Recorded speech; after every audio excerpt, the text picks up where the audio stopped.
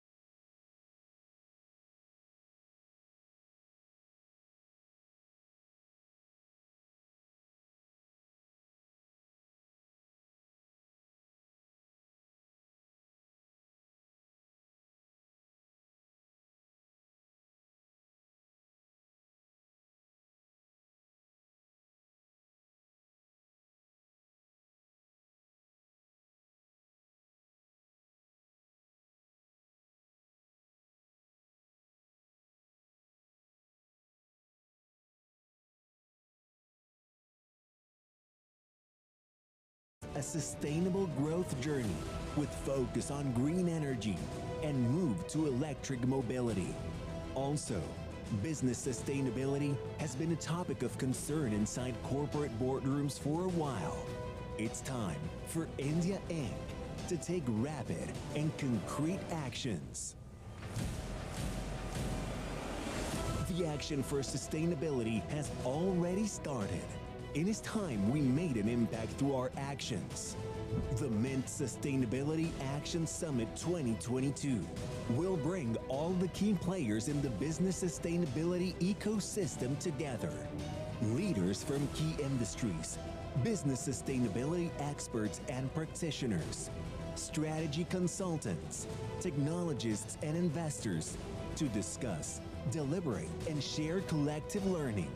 The session would see deliberations on future of sustainability, India's green energy transition, electric vehicle transition, as well as how of circular economy. Witness discussion of stalwarts from across industries.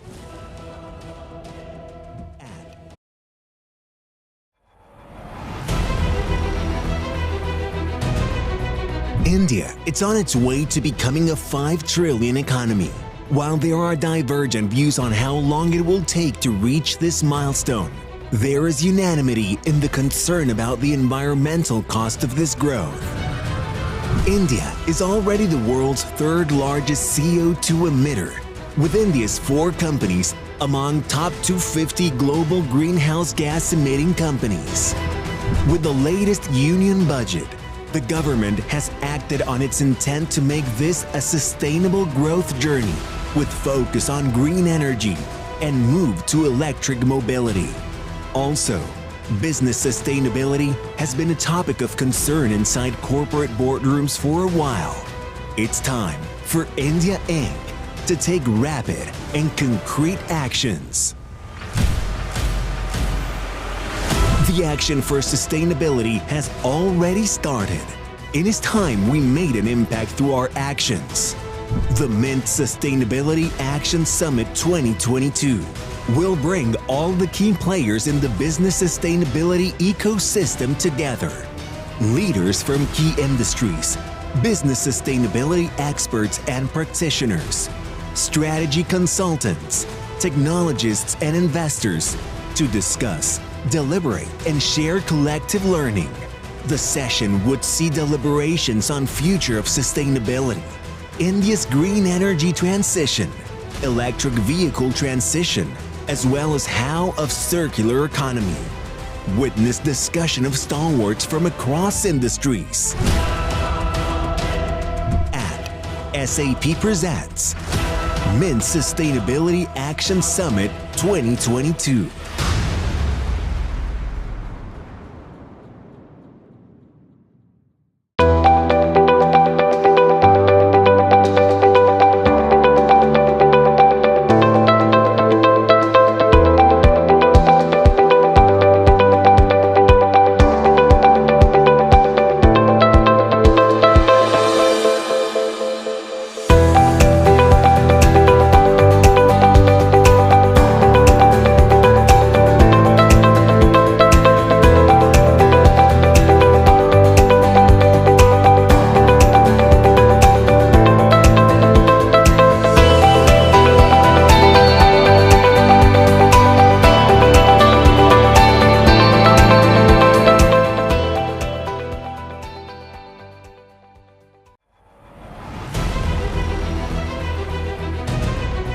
India, it's on its way to becoming a 5 trillion economy.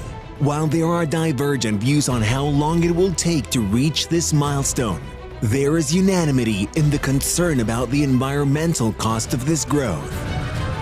India is already the world's 3rd largest CO2 emitter, with India's 4 companies among top 250 global greenhouse gas emitting companies.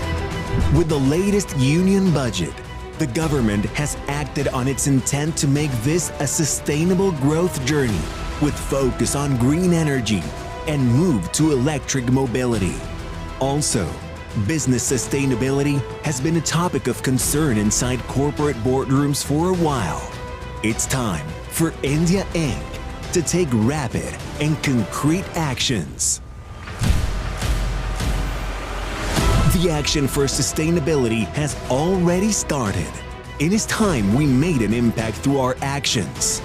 The Mint Sustainability Action Summit 2022 will bring all the key players in the business sustainability ecosystem together. Leaders from key industries, business sustainability experts and practitioners, strategy consultants, technologists and investors to discuss, deliberate and share collective learning. The session would see deliberations on future of sustainability, India's green energy transition, electric vehicle transition, as well as how of circular economy.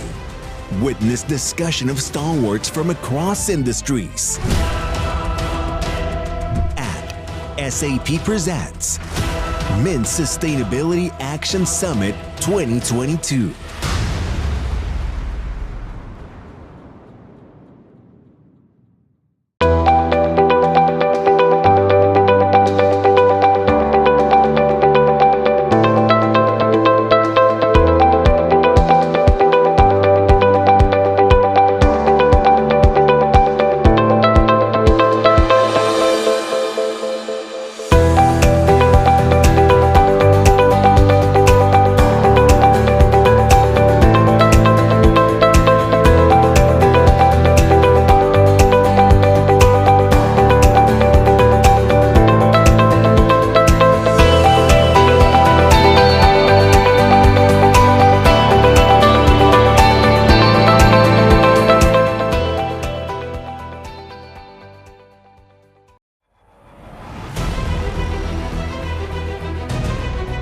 India, it's on its way to becoming a 5 trillion economy. While there are divergent views on how long it will take to reach this milestone, there is unanimity in the concern about the environmental cost of this growth. India is already the world's third largest CO2 emitter, with India's 4 companies among top 250 global greenhouse gas emitting companies. With the latest union budget, the government has acted on its intent to make this a sustainable growth journey with focus on green energy and move to electric mobility. Also, business sustainability has been a topic of concern inside corporate boardrooms for a while. It's time for India Inc. to take rapid and concrete actions. The action for sustainability has already started. It is time we made an impact through our actions. The Mint Sustainability Action Summit 2022 will bring all the key players in the business sustainability ecosystem together. Leaders from key industries, business sustainability experts and practitioners, strategy consultants, technologists and investors to discuss, deliberate and share collective learning. The session would see deliberations on future of sustainability, India's green energy transition, electric vehicle transition, as well as how of circular economy. Witness discussion of stalwarts from across industries. At SAP presents Mint Sustainability Action Summit 2022.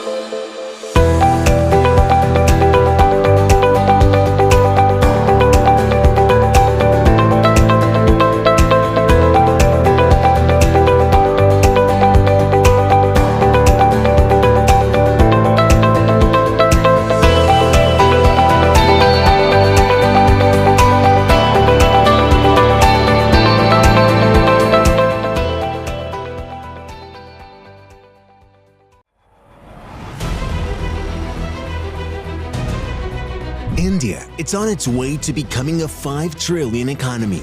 While there are divergent views on how long it will take to reach this milestone, there is unanimity in the concern about the environmental cost of this growth.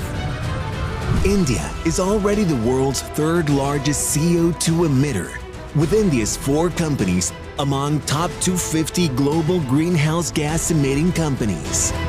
With the latest union budget, the government has acted on its intent to make this a sustainable growth journey with focus on green energy and move to electric mobility.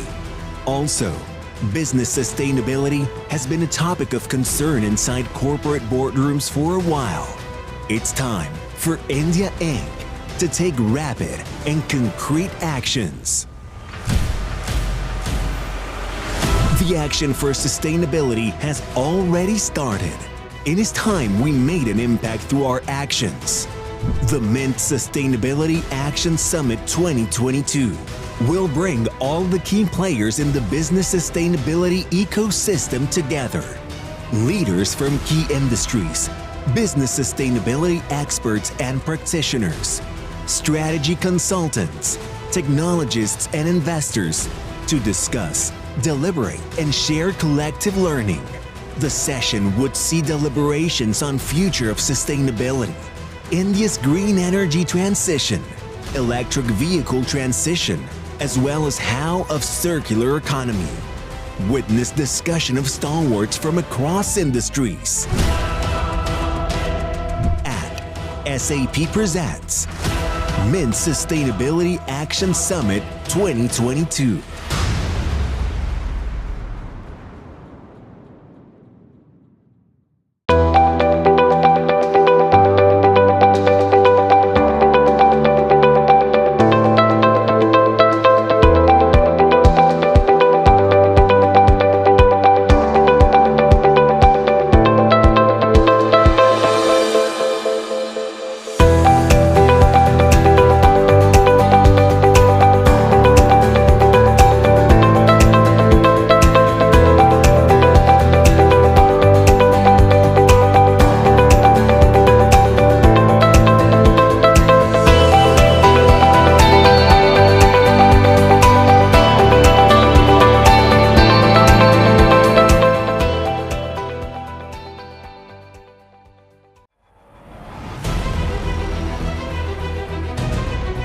India, it's on its way to becoming a 5 trillion economy. While there are divergent views on how long it will take to reach this milestone, there is unanimity in the concern about the environmental cost of this growth. India is already the world's 3rd largest CO2 emitter, with India's 4 companies among top 250 global greenhouse gas emitting companies. With the latest union budget, the government has acted on its intent to make this a sustainable growth journey with focus on green energy and move to electric mobility.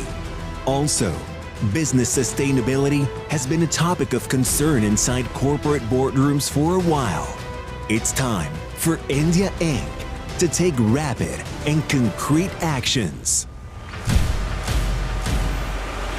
The action for sustainability has already started. It is time we made an impact through our actions. The Mint Sustainability Action Summit 2022 will bring all the key players in the business sustainability ecosystem together. Leaders from key industries, business sustainability experts and practitioners, strategy consultants, technologists and investors to discuss, deliberate and share collective learning. The session would see deliberations on future of sustainability, India's green energy transition, electric vehicle transition, as well as how of circular economy. Witness discussion of stalwarts from across industries.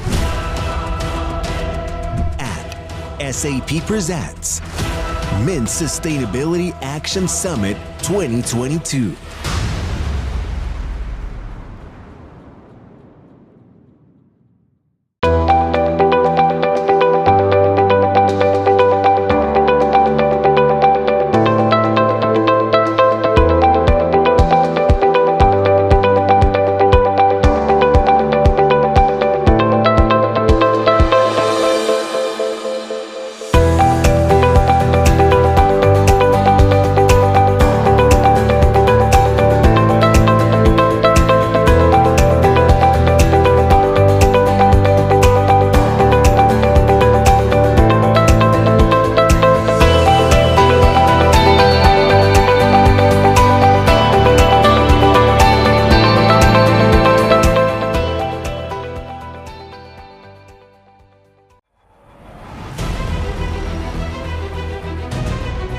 India, it's on its way to becoming a 5 trillion economy. While there are divergent views on how long it will take to reach this milestone, there is unanimity in the concern about the environmental cost of this growth. India is already the world's third largest CO2 emitter, with India's 4 companies among top 250 global greenhouse gas emitting companies. With the latest union budget, the government has acted on its intent to make this a sustainable growth journey with focus on green energy and move to electric mobility. Also, business sustainability has been a topic of concern inside corporate boardrooms for a while. It's time for India Inc. to take rapid and concrete actions. The action for sustainability has already started. It is time we made an impact through our actions. The Mint Sustainability Action Summit 2022 will bring all the key players in the business sustainability ecosystem together. Leaders from key industries, business sustainability experts and practitioners, strategy consultants, technologists and investors to discuss, deliberate and share collective learning.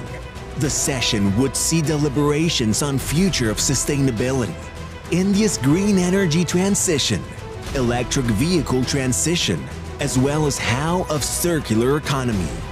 Witness discussion of stalwarts from across industries. At SAP presents Mint Sustainability Action Summit 2022.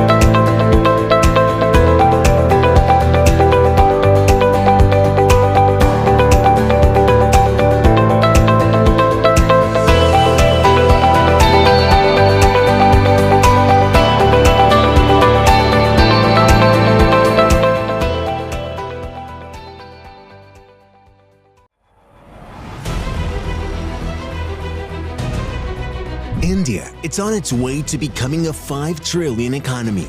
While there are divergent views on how long it will take to reach this milestone, there is unanimity in the concern about the environmental cost of this growth.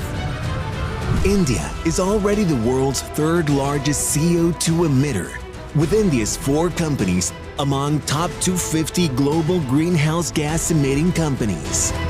With the latest union budget, the government has acted on its intent to make this a sustainable growth journey with focus on green energy and move to electric mobility.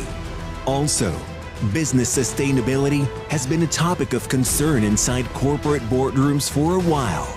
It's time for India Inc. to take rapid and concrete actions. The action for sustainability has already started. It is time we made an impact through our actions. The Mint Sustainability Action Summit 2022 will bring all the key players in the business sustainability ecosystem together. Leaders from key industries, business sustainability experts and practitioners, strategy consultants, technologists and investors to discuss, deliberate and share collective learning.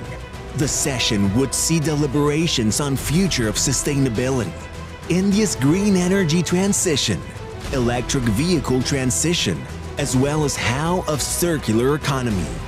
Witness discussion of stalwarts from across industries.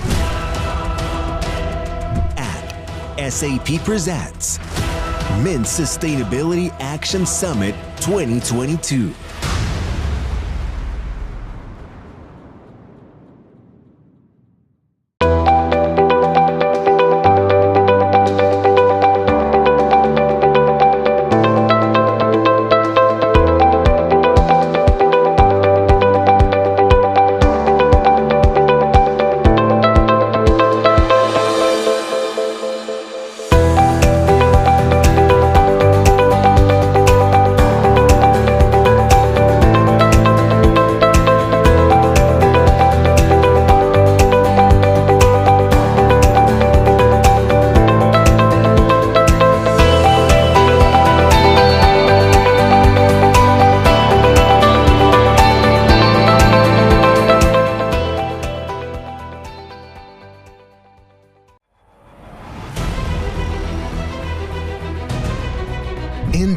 it's on its way to becoming a 5 trillion economy. While there are divergent views on how long it will take to reach this milestone, there is unanimity in the concern about the environmental cost of this growth. India is already the world's third largest CO2 emitter, with India's 4 companies among top 250 global greenhouse gas emitting companies. With the latest union budget, the government has acted on its intent to make this a sustainable growth journey with focus on green energy and move to electric mobility. Also, business sustainability has been a topic of concern inside corporate boardrooms for a while. It's time for India Inc. to take rapid and concrete actions. The action for sustainability has already started. It is time we made an impact through our actions. The Mint Sustainability Action Summit 2022 will bring all the key players in the business sustainability ecosystem together. Leaders from key industries, business sustainability experts and practitioners, strategy consultants, technologists and investors to discuss, deliberate and share collective learning. The session would see deliberations on future of sustainability, India's green energy transition, electric vehicle transition, as well as how of circular economy. Witness discussion of stalwarts from across industries. At SAP presents Mint Sustainability Action Summit 2022.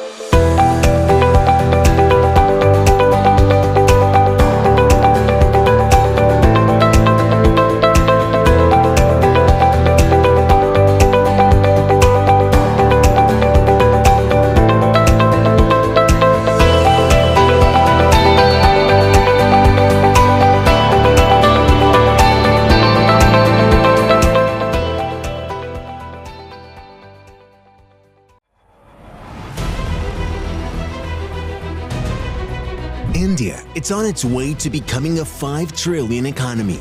While there are divergent views on how long it will take to reach this milestone, there is unanimity in the concern about the environmental cost of this growth. India is already the world's third largest CO2 emitter, with India's 4 companies among top 250 global greenhouse gas emitting companies. With the latest union budget, the government has acted on its intent to make this a sustainable growth journey with focus on green energy and move to electric mobility. Also, business sustainability has been a topic of concern inside corporate boardrooms for a while. It's time for India Inc. to take rapid and concrete actions. The action for sustainability has already started. It is time we made an impact through our actions. The Mint Sustainability Action Summit 2022 will bring all the key players in the business sustainability ecosystem together. Leaders from key industries, business sustainability experts and practitioners, strategy consultants, technologists and investors to discuss, deliberate and share collective learning. The session would see deliberations on future of sustainability, India's green energy transition, electric vehicle transition, as well as how of circular economy. Witness discussion of stalwarts from across industries. At SAP presents Mint Sustainability Action Summit 2022.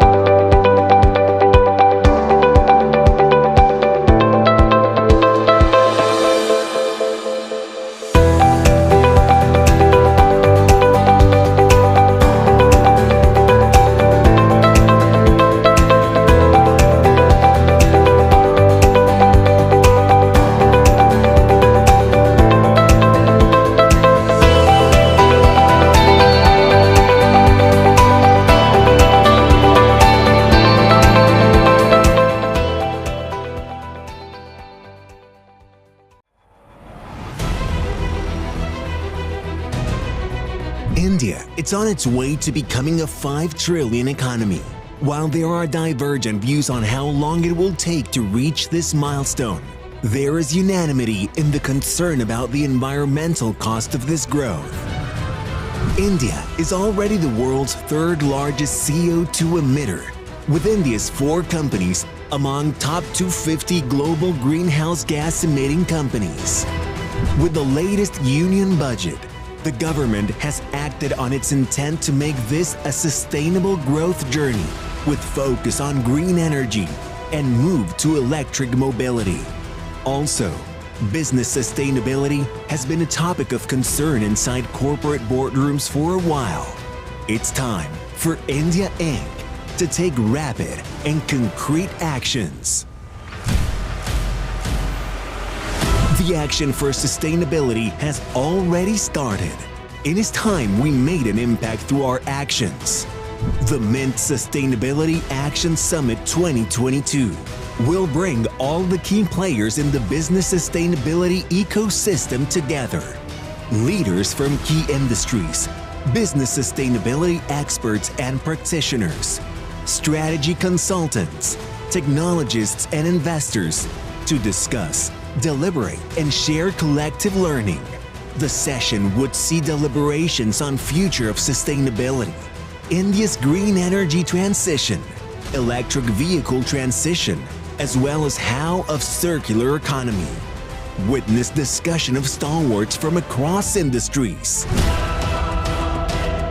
At SAP presents Mint Sustainability Action Summit 2022.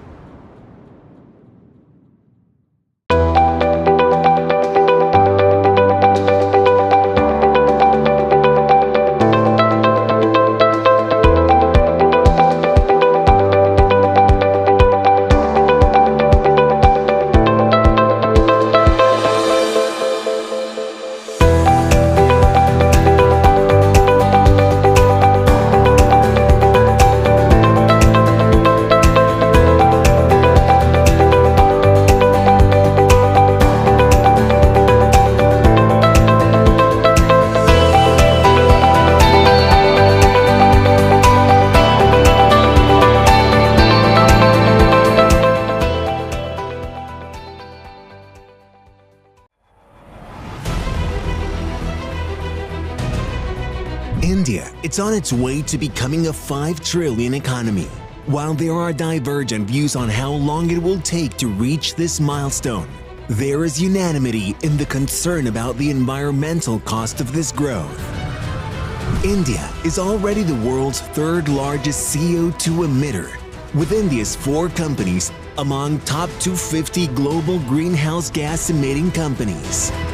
With the latest union budget, the government has acted on its intent to make this a sustainable growth journey with focus on green energy and move to electric mobility. Also, business sustainability has been a topic of concern inside corporate boardrooms for a while. It's time for India Inc.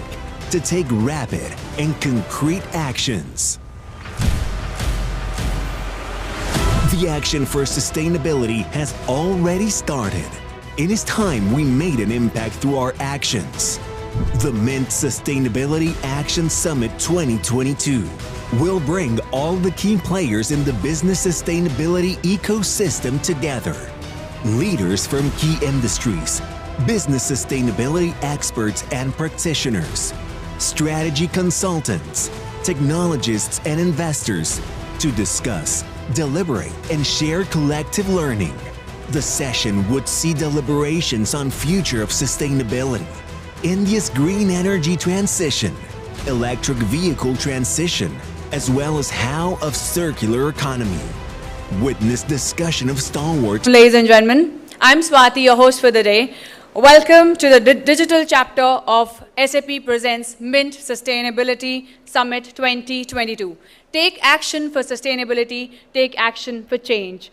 Well, ladies and gentlemen, it's a wonderful day, and before we begin, why don't we all join our hands and welcome each other? Let's begin this day with some positive energy, some positive vibes, and of course, your smiles, ladies and gentlemen. Thank you so much. Thank you. So while over time and especially in the course of the COVID-19 pandemic, sustainability has become a cornerstone where enterprises want to go. Through sustainability, there can be a long-term value with how companies operate in a social, environmental, and ecological manner that would foster the longevity of the organization. And so, with a more pronounced spotlight on transparency and CSR, the organizations have realized sustainability is no longer just rhetoric. Rather, it's a reality they need to be a part of. In fact, it can be a key to success in today's climate with ESG metrics to analyze the sustainable practices and ethical impact of an enterprise, including boardroom diversity, product carbon footprint, responsible sourcing, and community development. So talking about today, ladies and gentlemen, we have some interesting topics to focus. To name a few, India's EV transition, how technology is accelerating sustainability today, India's EV transition, portfolio of sustainability, how investors of tomorrow think, leading the way to net zero future, transforming sustainability with innovation, starting the cycle of a circular economy, just to name a few.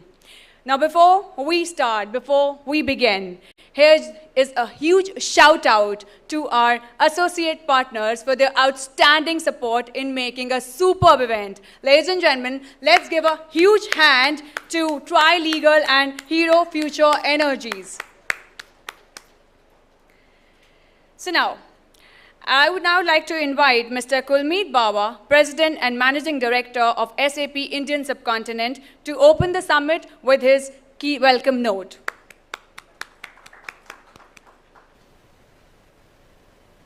Thank you. Am I audible? And I have no way of knowing whether I'm audible or not. Is it okay? You could raise your hand, Anchor, since you introduced us. Yeah? Okay. Thank you so much. Thank you so much. And look, a very good afternoon to all of you, and a very warm welcome, in fact, to all our delegates, both those attending in person as well as to those that have joined us online. It's a little surprising. We used to have the in-person events and then we moved to entirely virtual, and now we are trying out a hybrid event, which is what this is. But thank you for coming, and needless to say, I was very keen to attend the event in person for a variety of reasons. The first, of course, very clearly was to experience the joy of interacting with all of you face to face. Something that I absolutely adore, but I guess I seem to have forgotten the fun of it over the last 2 years. But more importantly, also because sustainability as a topic is very, very dear or very close to my heart, and I believe it is the single most important human mission for this century. I couldn't join you at the venue due to I had an upcoming overseas travel, but nevertheless, a very warm welcome to everyone, and thank you for being here.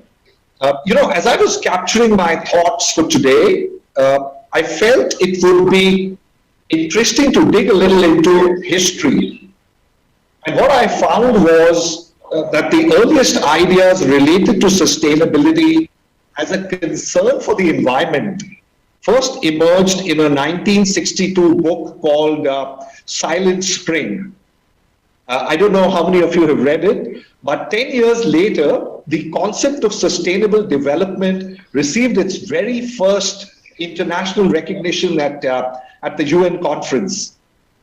At that time, the population of our world, and this was 1972, the population of our world was 3.8 billion.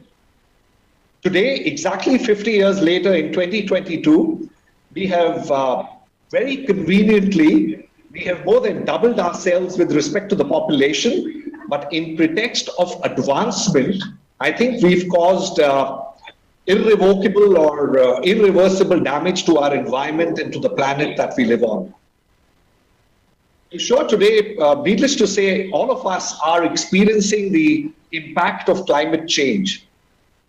I live in Delhi, NCR. For those of you who are in town, I'm guessing because you're in person, We can no longer ignore the extreme heat waves or the crazy summer temperatures that we've been seeing, the reducing air quality any given time of the year, the depleting the groundwater levels, or the severe flooding that we experience or read about. And in fact, and I'm sure you would know this, but today India has the world's highest social cost of carbon. And in a study published by the, I think it's called the Lancet Planetary Health Journal last month, researchers concluded that nearly 740,000 annual deaths, that 740,000 deaths in India can be attributed to these abnormal high lows in temperature. A report by another London-based think tank that I was going through said that India may lose between 3 to 10% of our GDP annually by the year 2100. And our poverty rate may rise by 3.5% in 2040, again due to climate change. Extremely scary statistics for sure. But I guess the question we should be asking ourselves is, how can we change? How do we get together and change some of these bleak and scary, gory predictions? We need to start by sensing the winds of change. I'm sure that at some stage, all of us have revered or respected companies like Nokia or Kodak or BlackBerry, Motorola, a whole plethora of them. Clearly some of the world's best companies. But let's face it, they were all a little late to adapt to changing consumer preferences.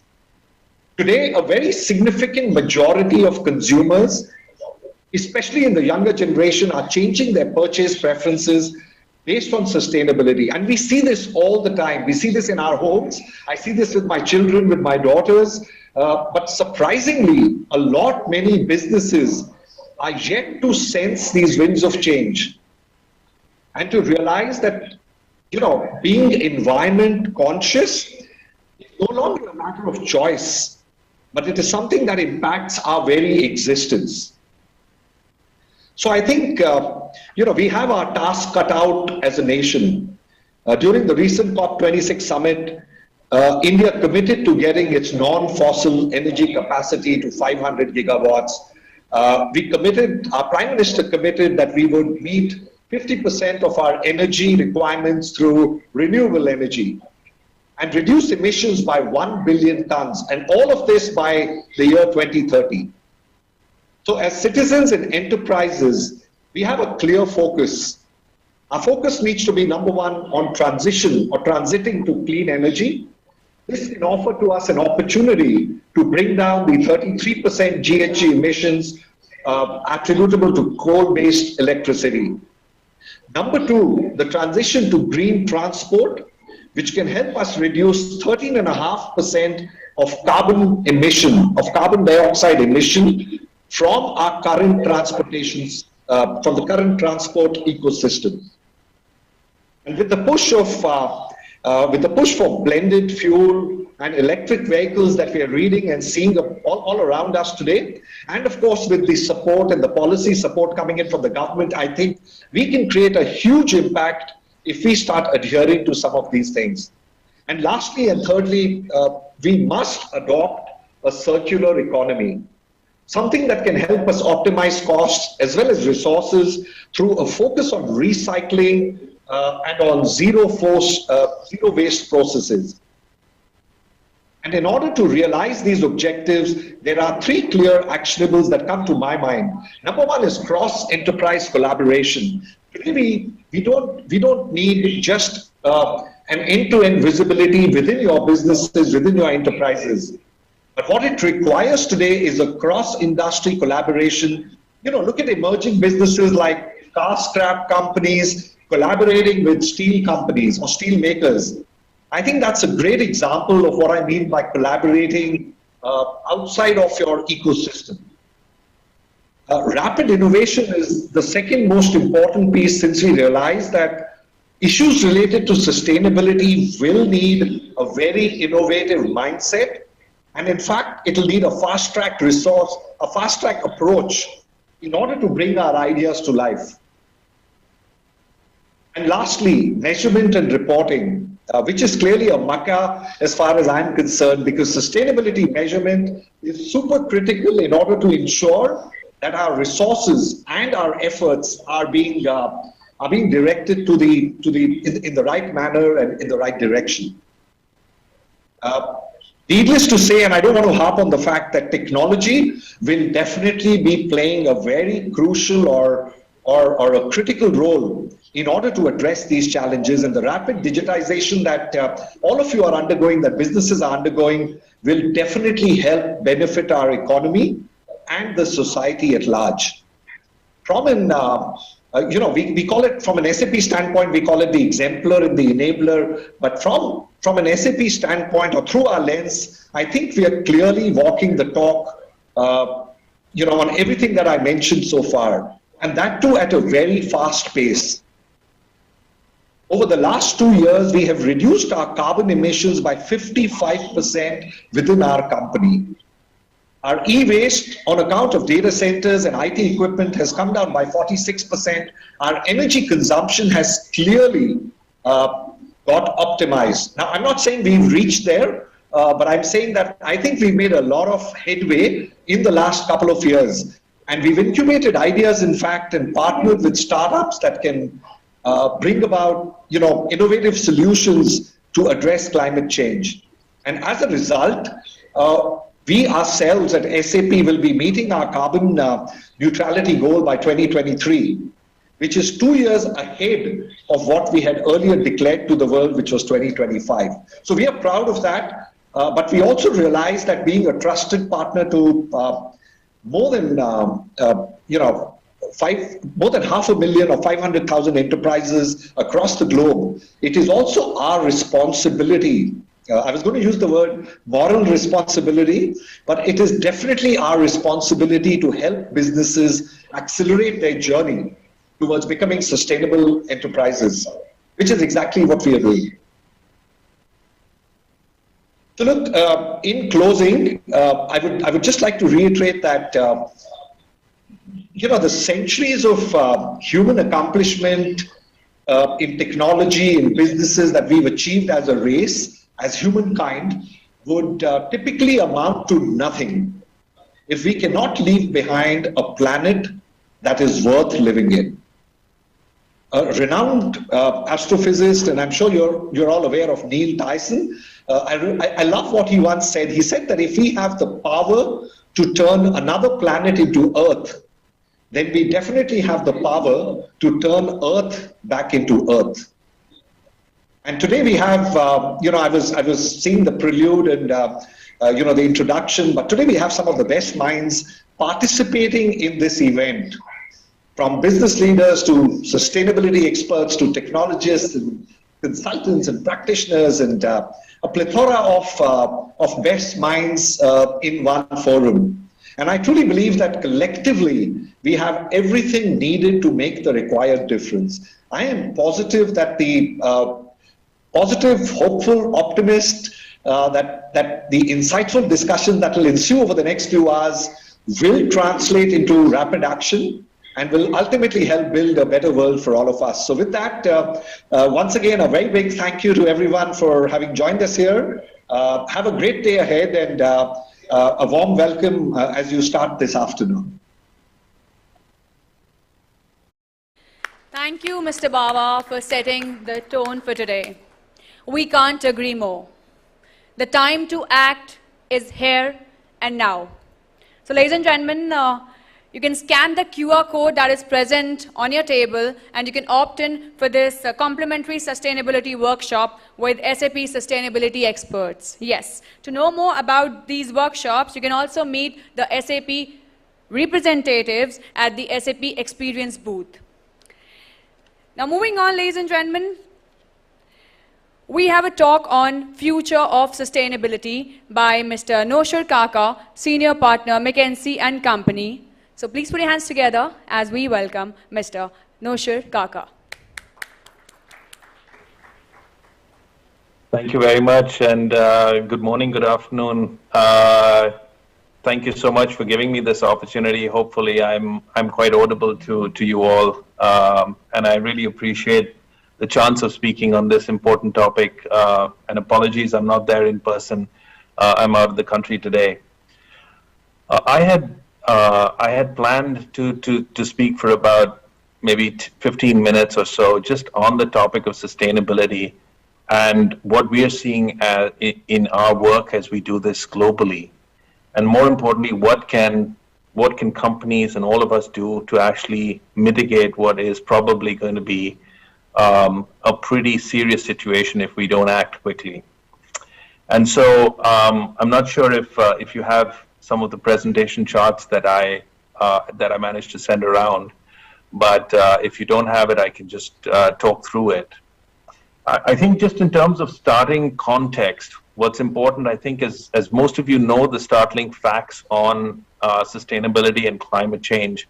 But just to give you a couple of headline points that I found quite shocking as you reflect. So if you look from the start of the industrial age to today, on average, global temperatures have risen by 1.1 degrees in total. So out of the so-called glide path to 1.5 degrees, we're already 2/3 of the way there. And we're adding about 0.2 degrees a decade. So in less than 20 years, if we don't do anything substantial, we will cross 1.5 degrees with the predicted climate change impacts thereafter. So that's just the sheer magnitude of the task that we have on hand, that we are seeing right in front of us. The challenge is, if you look at what is required to achieve that glide path in a sustainable manner, it's not easy. Every sector, every new technology, every change, for example, from ICT to electric, is going to require, in pretty much the next decade, an uplift of between 4 times at the low end to 45 to 50 times at the high end. Which means to say, if you look at solar capacity around the world, you look at electric cars, you look at production of hydrogen, you look at any form of these technologies that are either nascent or emerging or deployable, you are going to see, or you are going to require, a 4 to 45 to 50 times increase in the next decade if we are to limit climate change and the impact to 1.5 degrees.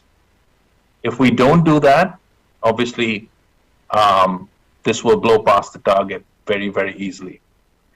And that's a staggering number. It's absolutely a staggering number, because in many ways, this is something that, despite, India has done a tremendous amount on this front. I mean, if you look at the targets that we have set on, solar capacity and so on, I think we're one of the few countries in the world that could actually say we set a very ambitious target, and we have actually been on track largely to actually achieve it. Having said that, we're going to have to the world is going to have to do 4 times at least better than what we've done in the previous 50 years and even in the previous 10 years. Between 4 to 50 times is what is required in front of us, across industries, across sectors, across geographies. If you look at countries, most countries, we think, have signed a pledge.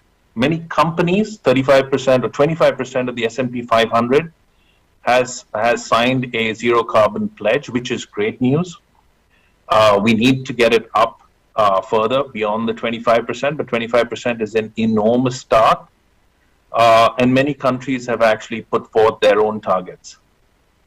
And we think that there are several powerful economic forces at work that currently make it attractive to certain segments and sectors and will make it increasingly far more attractive to other sectors and segments as they actually approach the entire decarbonization or sustainability or clean energy revolution. And I'll just give you a couple of them.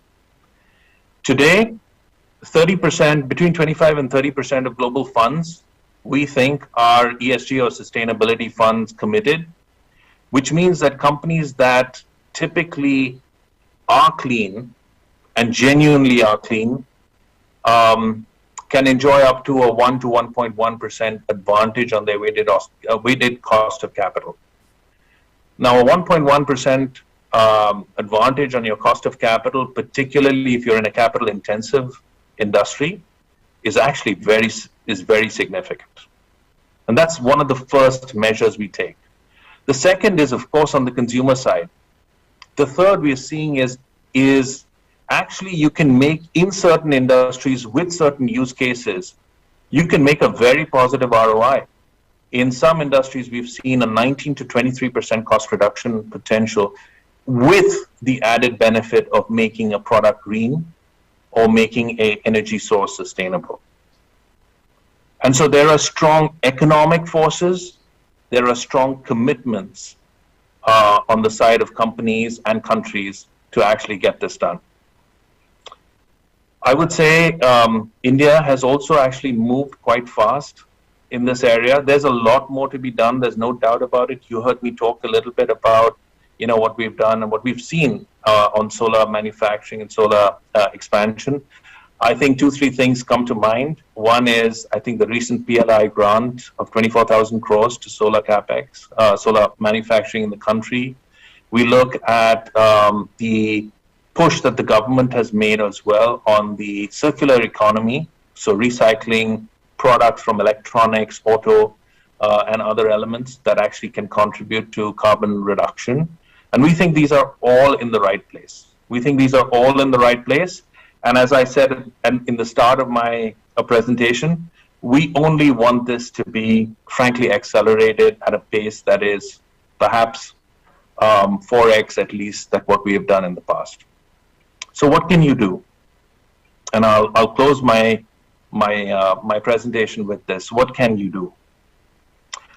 When we think about the opportunity in front of you on the whole topic of sustainability, leveraging technology, we think of it in 2 categories.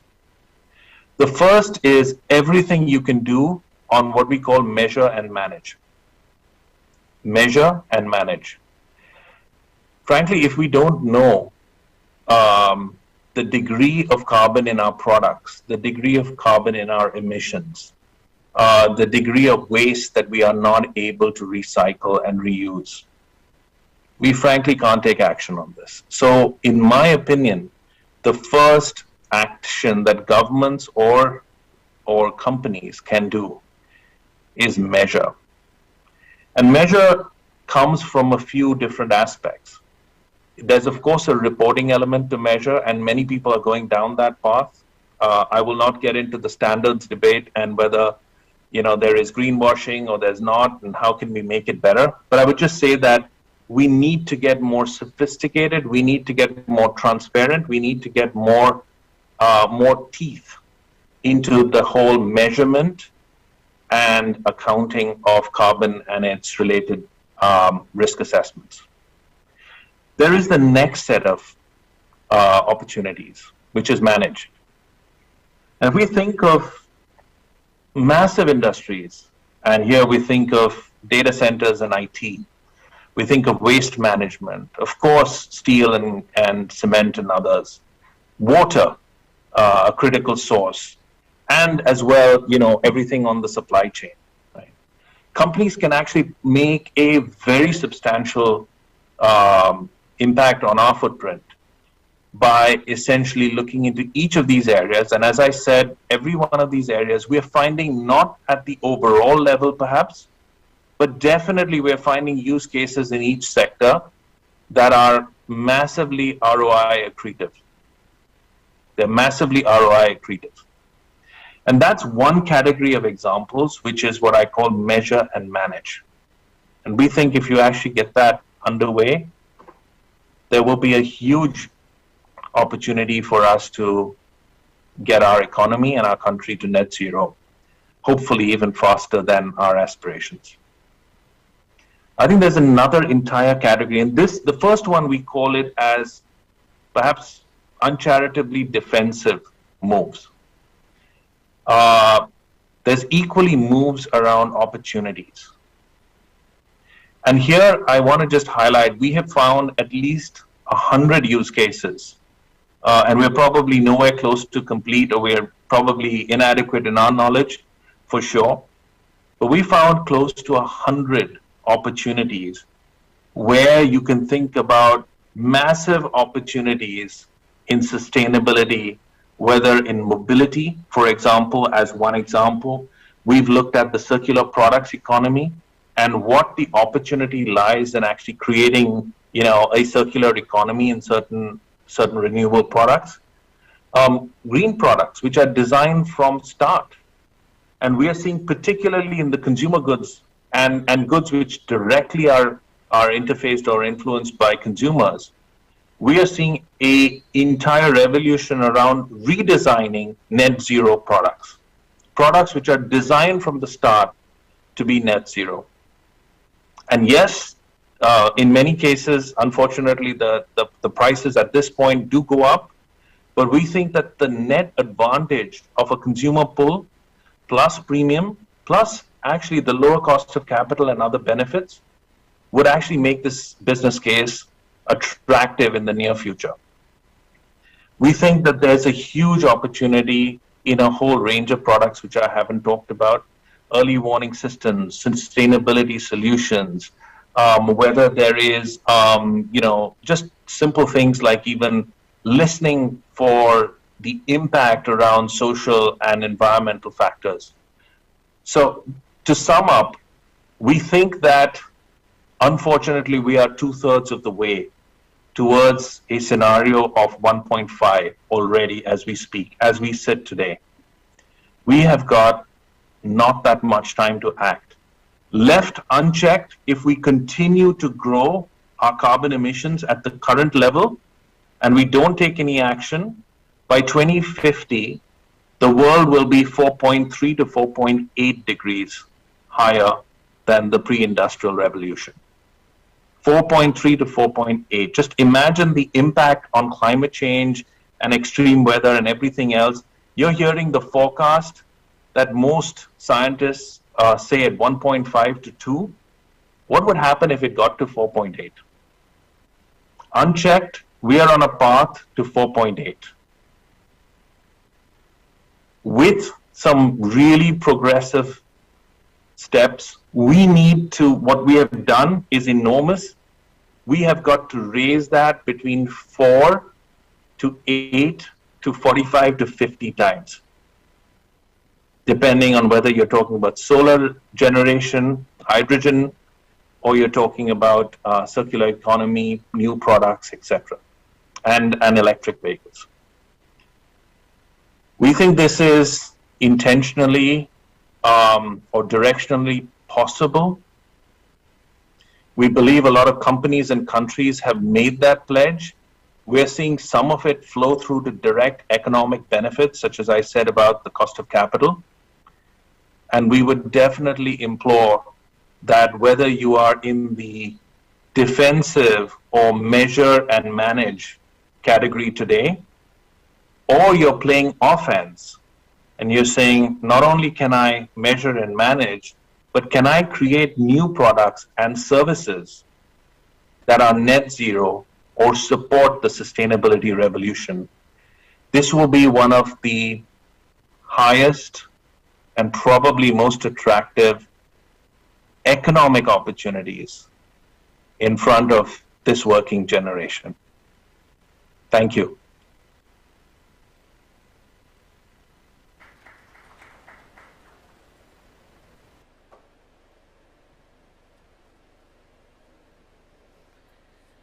Thank you so much, Mr. Kaka, for giving your views. And now, ladies and gentlemen, it's time to begin our first panel discussion. But before that, we have an interesting factoid for all of you. Can we please have the factoid? Let's have a look at that.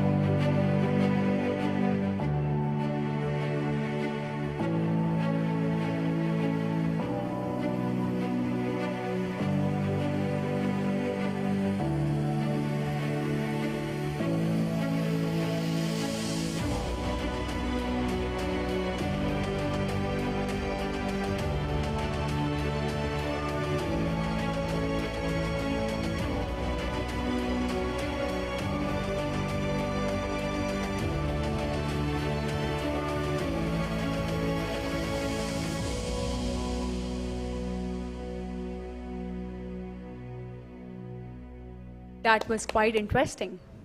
And now, ladies and gentlemen, it's time to move on to begin with our first panel discussion, that is on India's way to carbon neutrality, India's energy transition. Well, India's coal-based thermal power contributes to 33% of India's GHG emissions. This discussion gives an insight to 1. How new age green power companies are redefining the landscape. 2. How are legacy Indian power and fuel companies transitioning to become clean energy companies? 3. What are the challenges in this journey? And 4. How can these challenges be addressed? Now for this panel discussion, ladies and gentlemen, please put your hands together as we invite Mr. M. Prasanna Kumar, MD, Gujarat State Electricity Corporation Limited. Mr. Sri Watson Iyer, Global CEO, Hero Future Energies. Mr. Siddharth Malik, Head Energy Transition, Azure Power. Mr. Paravastu Rambabu, Chief Sustainability Officer, Greenco Group. Ms. Jyoti Kumar Bansal, Chief Sustainability, CSR, Branding and Communications, Tata Power. And our moderator for the discussion is Ms. Pooja Jain, Partner, McKinsey & Company.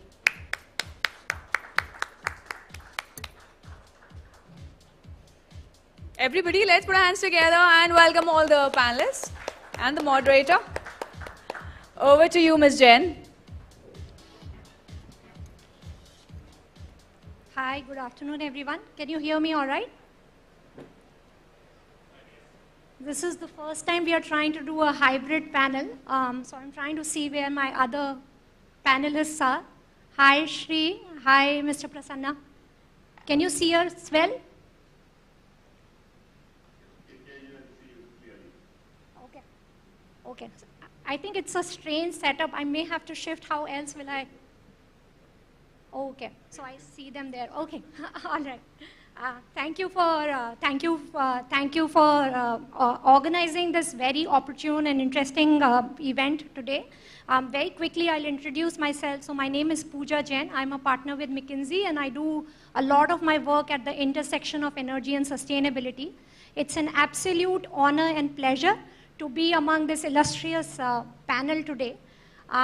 Without further ado, we wanted to kickstart. And maybe, Shri, just to bring you in the room, I think virtually, I'll start with you. What are your reflections as we, look at the past decade from an green energy transition standpoint? I know, there were very, very interesting, facts that were presented. But how do you see when you reflect, and what have been your learnings, as you look back? Yeah, thanks, Pooja. Again, wonderful to participate in this panel, in this discussion. If you look back the past decade, I think if you rewind almost to 2010, India was, other than hydro, I'd say really a non-play in the renewable energy segment.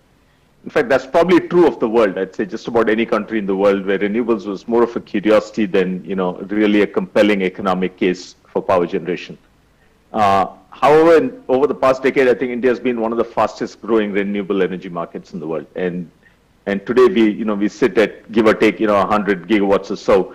And with the Prime Minister's, I'd say, ambition and aspiration for the country, we have to add another 400 gigawatts over the next 8 to 10 years. The speed at which India has adapted to this change, the speed at which India has gained the expertise and the knowledge and the capability of building large-scale projects, right? Projects like, I'd say, Badla, which is, I believe it's the single largest solar facility in the world, right? Among all the different IPPs that are put together. It's actually very, very impressive. And I'd say one thing that India has learned is in the conventional technologies, it's really up to par, I'd say, on par with anybody else in the world. It's the full value chain that India still has to learn to operate it.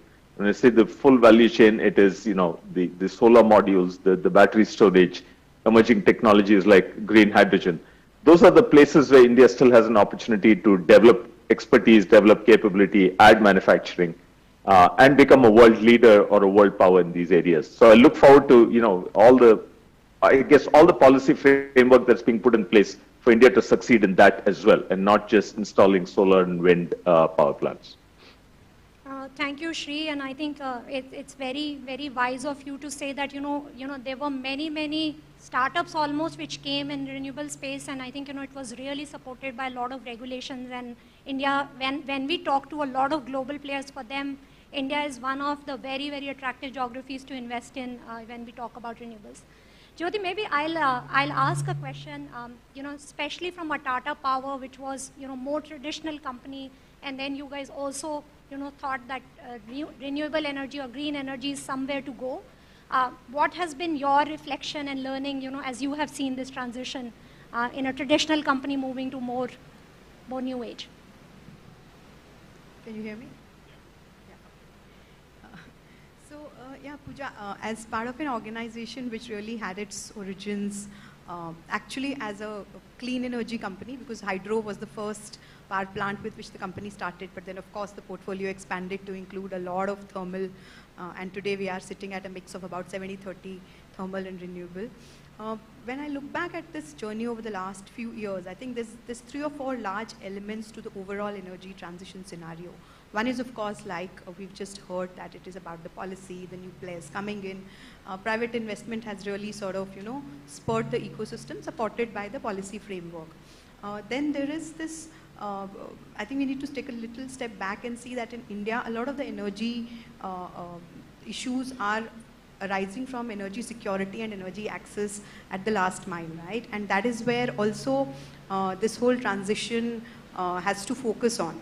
So at Tata Power, for example, while we are looking at the large-scale enterprise, and we have made a conscious shift to adding only renewable capacities from here on, this whole decentralized, distributed model of generation is something which is becoming a big focus area for us. So whether it is the work we are doing with microgrids or solar pumps in the rural areas. So that's the second part, I think, of this entire discussion that we are having today.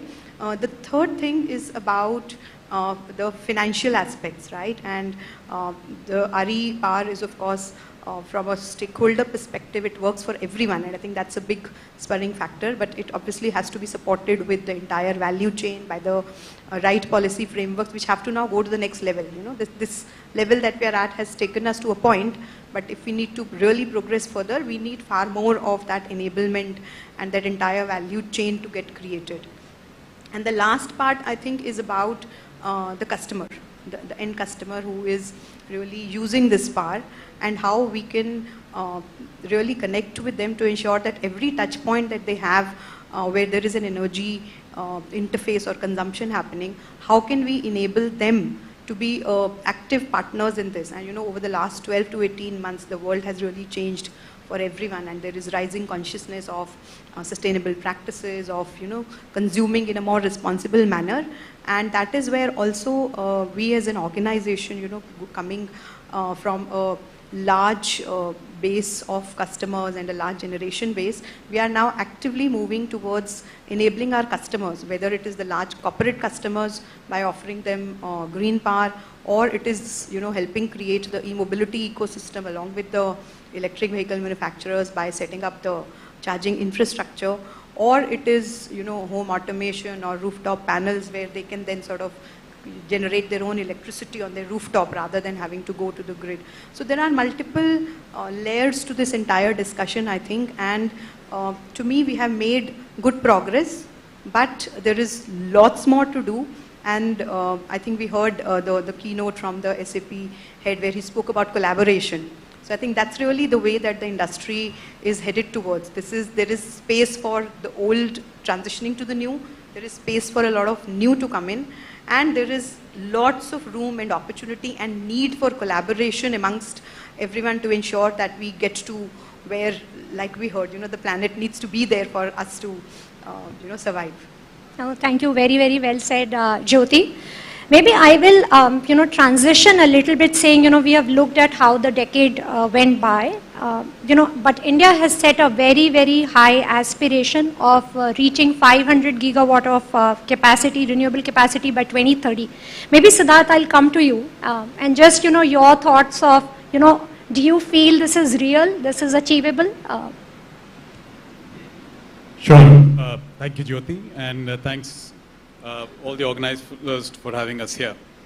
It's very, very real, and I'll tell you why it's real. If you look back 2021, we as a nation were roughly about just under 1,300 billion units of energy consumption on an annual basis, right? Let's ignore the little dip that we saw during the COVID period.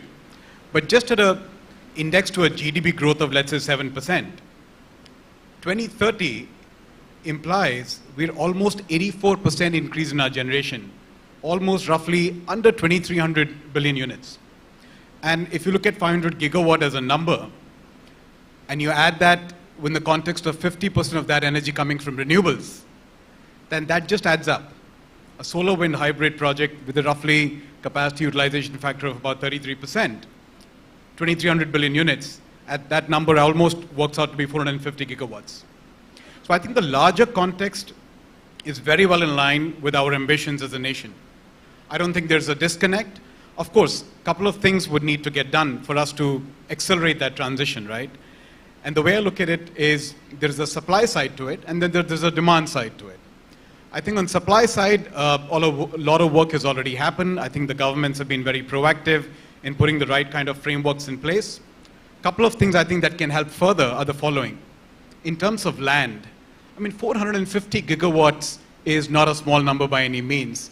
And the kind of wasteland we're looking to put that solar and wind capacity together is in millions of hectares. I think governments can play an active role, if not to develop, but at least to just identify where that wasteland is. How can it be, so to speak, developed for land, for putting together renewable energy projects? The other aspect is transmission. Once we have this massive capacity in place, that power needs to be wheeled from one part of the country to the load centers, right? And I think that's where transmission and evacuation capacity and all that goes around there kind of comes into picture. I think POSCO, PGCIL, CEA, CRC, all the right stakeholders have been doing tremendous amount of work in straightening that out, and as evident from GNA rules that we expect to come around. What can I think further strengthen that is just a very interesting clarity on demand, right? Who's consuming, which state, how much, and there's a demand planning aspect to the whole thing that I think can help the transmission planning aspect a little better. On the demand side, I think Jyoti already mentioned, there's a tremendous amount of focus on delivering renewable energy power to commercial and industrial customers, since they form a key part of the complete stakeholders, right? Energy transition by means of round-the-clock renewable power, peak power, green hydrogen, green fuels, ammonia, methanol, I think they have a tremendous role to play. We haven't even scratched the surface yet in completing that transition. So to summarize, I think to answer your question, the goal is very realistic. Certain things need to happen, and I'm sure by means of such events, the right things will happen. Thank you very much. Thank you very much, Siddharth. And I think, that's the optimism and, the entire regulatory framework that has brought us here. And, I share the emotion very much. Maybe, Ram Babu, from you, I think, from your vantage point, how do you see this coming, as a reality? It's a big number, right? I think, over last decade, we have got 200. Now we are saying, we do it 5 more times faster. Yeah. Thanks, Pooja. Yeah, the energy transition for us at Greenco, and like many others too, it's about generating affordable power and delivering that, and providing energy security, and then decarbonization. So these are the 3 simultaneous and synergistic aspects, okay, that contribute to this energy transition. India's NDCs, if you really see, you have the first 3 NDCs of the Panchamrit, which the Prime Minister mentioned at COP26. Okay, the first one is 500 gigawatt of non-fossil generation capacity. The second talks about 50% RE. Then the third talks about 1 billion tons of carbon dioxide emission reductions from the business as usual. If you really see all these three can be achieved by getting to that 500 gigawatt of non-fossil based power. So that single one can get you there. That is the reason why Pooja questioned that, is this an ambitious one or is it a real one? Okay. Again, coming from the demand side, if you really look at, what will be the demand like in 2030, so you would really see that, 500 gigawatt number is somewhere nearer to the kind of peak load capacities that are being predicted at 2030, something like 300 gigawatt. Okay, so you have 500 gigawatt of non-fossil based generation, and looking at the PLFs, etc., you will end up with something like, I was just doing a math at the back of the envelope, you will end up at around 100 gigawatt of additional demand to be generated to be able to provide a market for this 500 gigawatt of non-fossil based generation capacity. And suddenly I find in the hydrogen policy a few days ago, exactly that 100 gigawatt number dropping in there, right? 5 million tons of hydrogen, green hydrogen generation requires around 100 gigawatt plus actually of the hydrogen. And then looking into the electric vehicles, etc., I see that from demand side you will not have much challenge in terms of providing demand enough for the 500 gigawatt of generation capacity. But the challenge possibly you will face on the supply side, and the supply side challenges are also not very difficult to overcome. The major challenge you would face is that, see, India's grid, all of you know, is the most inflexible grid in the world. It's a grid of coal and a grid of renewable energy capacity.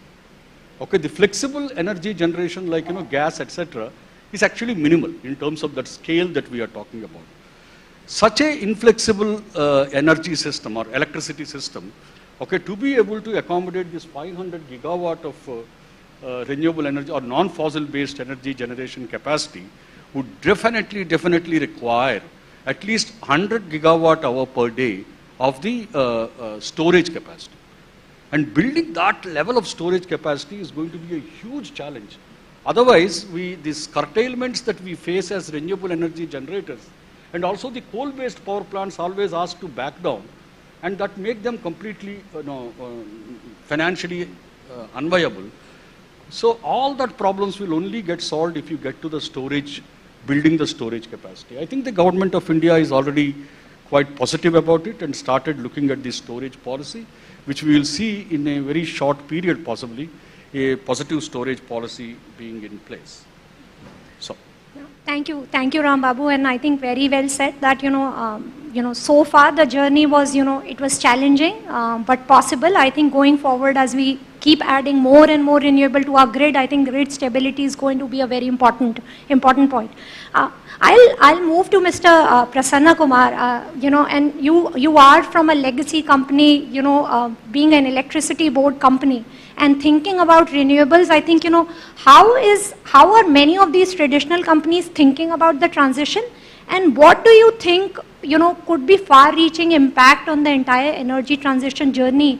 When some of the traditional companies, we heard NTPC saying, we want to get into this business. So what could be some of the far-reaching impacts that we can expect going forward? Mr. Prasanna, over to you. Thank you, Pooja. And at the outset, I thank SAP and Mint for giving me this opportunity. You are right, madam. Traditionally, the power generating companies are coal-centric. And in Gujarat also, Gujarat State Electricity Board, most of its generation comes from conventional sources, coal, lignite, gas, hydro. So when this process started, actually the roots of development of RE started from Gujarat way back almost 8 to 9 years back. And now the Gujarat State Electricity Board is having generating capacity of around 7,000 megawatt. And we started planning for addition of RE long back. and we are having a target of adding 7,000 megawatt in next 5 years in renewable energy. So after 5 years, we are planning for capacity of almost 50% from renewable energy sources, mainly solar. But there are many challenges to this activity. Like the target set by Honorable Prime Minister is 500 gigawatt, and by 2030, and when this 500 gigawatt RE capacity is installed, just imagine a situation: the 500 gigawatt generating RE plant generation is zero, because it depends on the time and the wind pattern. So suddenly there are many occasions when this generation from this 500 gigawatt is zero. So our grid should be made in such a way that sufficient storage system is available to take care of these fluctuations. That is the most important challenge for this RE integration. Taking a step forward in this direction, Gujarat State Electricity Board is the first generating company in the country to award a pilot project of 55 megawatt hour at our Kutch Lignite Thermal Power Station, and we are trying to complete that project at the earliest, and to install some more projects of battery installation at other places. And one more important point is, even in 2030, the almost 40% of our capacity, our generation comes from the conventional sources, coal sources. So the flexible operation of these units, when RE integration is taking place, the coal-based power plants need to be operated in flexible manner, for which they are not designed for. So we are also addressing that issue of flexible operation of coal-based thermal power stations to match with the requirements of grid. And one more important point is, if we are thinking about storage for RE integration, if only battery storage is not sufficient, we have to go for pump storage in large quantities. Like as on date, in the entire world, around 190 gigawatt storage capacity is available, out of which 95% is pump storage only. So we have to explore all the possibilities of installing pump storage stations, plants across the country wherever it is feasible, so that the grid stability can be maintained. Thank you, Mr. Prasanna. I think you touched upon a very important point around, what are the different technology options to make this real. Maybe Jyoti, I just wanted to come back to you. Especially, we know that, the tariffs have been falling, and therefore the sector itself has not, the return profiles is changing. And what do you see, in terms of, companies like NTPC or big boys like Adani coming in this sector? What is your, take on what will happen to the returns? Will the viability of the sector come into question? Siddharth would also love to hear your thoughts on the same. I really think, what I said earlier, that there is enough space for everyone. Yes, the sector needs, certain measures to be taken to ensure that the financial health of players across the value chain is maintained. Otherwise, obviously, it becomes difficult to operate. But with the right frameworks and with things going the way they are, frankly, we really think that it is technology which is going to, enable that shift. And a combination of technology and the right financial support is what will take us to where we need to be. Very well said. Thanks. Siddharth? I think I echo Jyoti's point that the industry is such that there's room for everyone, right? And look, the way I look at it is, if electricity prices are falling for an end consumer, I think it's better for us as a nation. We're able to be more competitive on a global scale. Our production, our exports will be more competitive on a global scale. So I think falling energy prices is not something that one needs to shy away from. I think it's just reorientation of certain business models, looking at technologies, adopting them. Pumped hydro and other interesting energy storage technology will certainly play a role. So I think there's room for everyone. Thank you. I'm also seeing there's time's up, but I do want to touch upon, I think, one of the most intriguing and interesting topics, which is of green hydrogen. Shri, you guys were in the news for doing a partnership, and very recently government also made some announcements on, what is the regulatory support.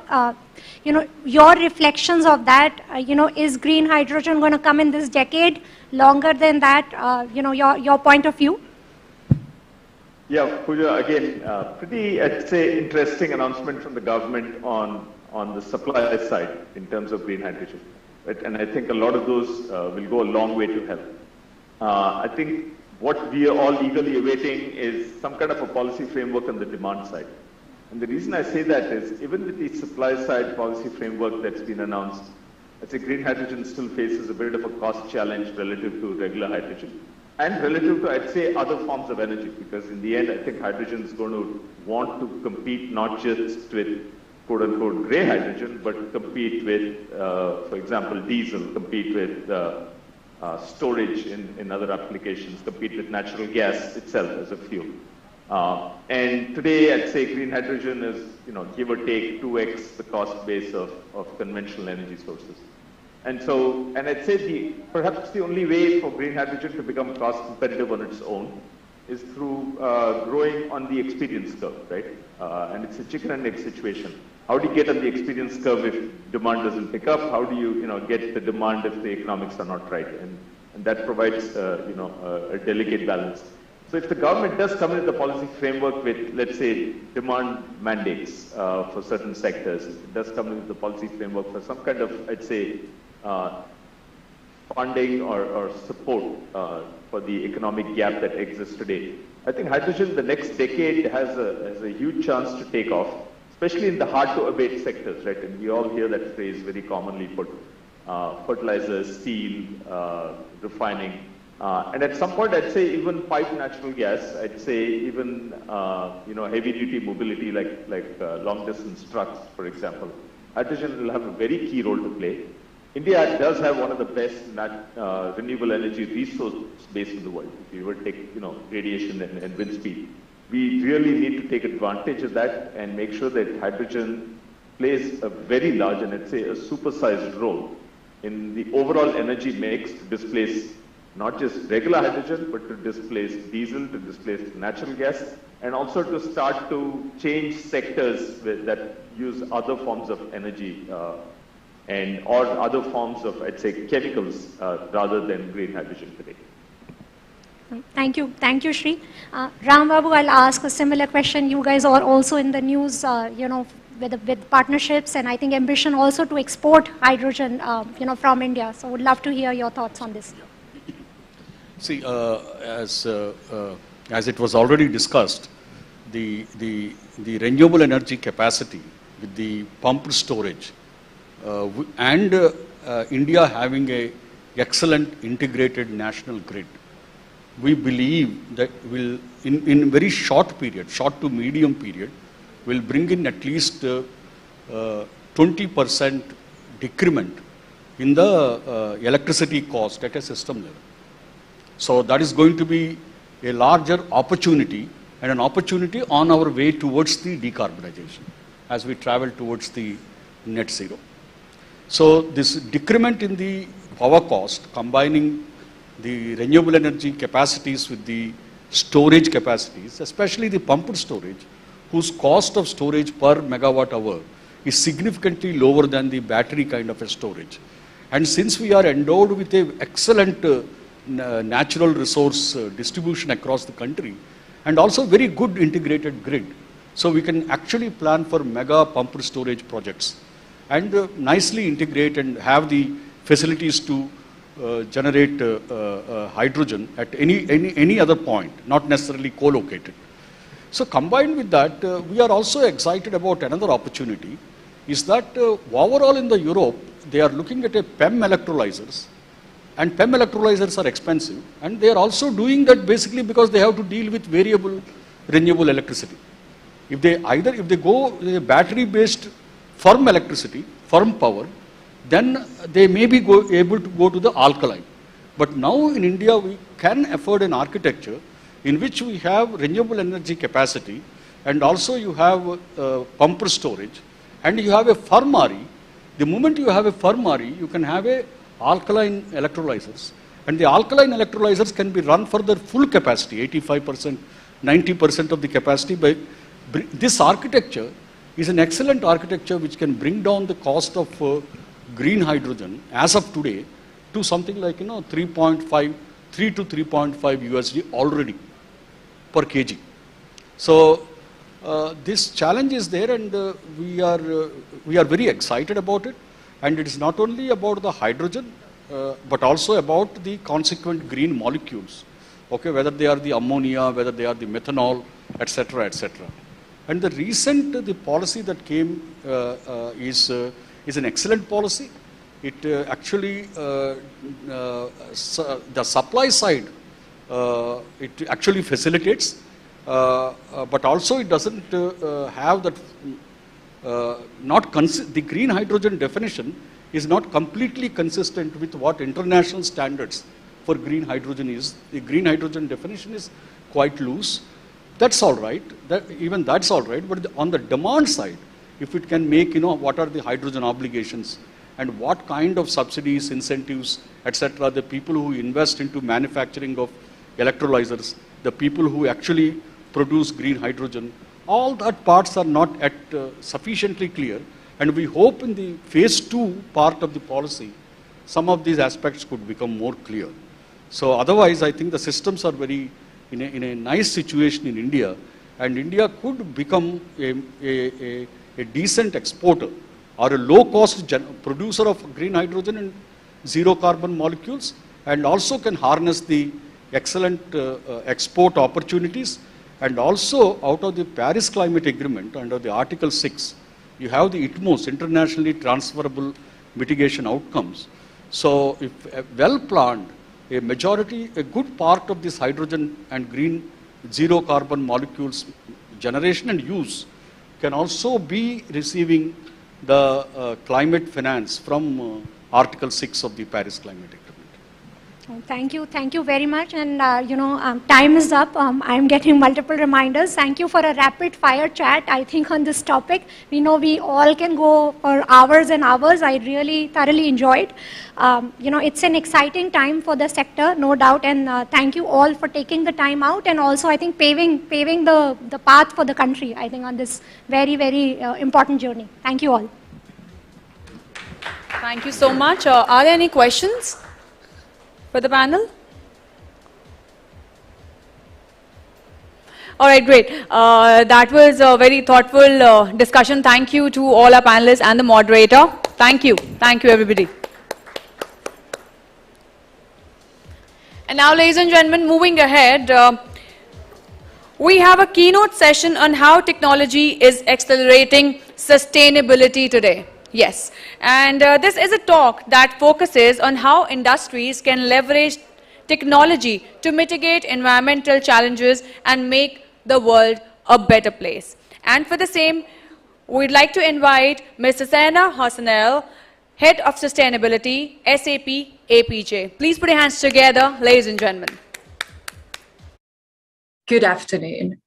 I'm Susanna Hassanel. I'm Head of Sustainability in Asia Pacific and Japan at SAP, and I'm honored to speak to you all today. Unfortunately, I can't be there in Delhi or wherever you are today to get to know you better in person. Instead, I'm here in the SAP offices in Singapore. I'd like to share a couple of things about me. As you might guess, I'm not from Singapore originally. I was born and grew up in Finland. A few years ago, I was visiting my hometown, Kangasala, which is located by this beautiful lake in Finland. It was a beautiful summer day, and I was sitting on a pier, watching my daughter and her cousin splash in the water. It was all very serene, a beautiful summer day. But somehow, I started to get the feeling that something was terribly wrong. Nothing happened there and then. And the next day, it was our time to return to Singapore. Landing in Singapore, I got this picture from my parents. Landing in Singapore, the beautiful lake had turned into this green mush.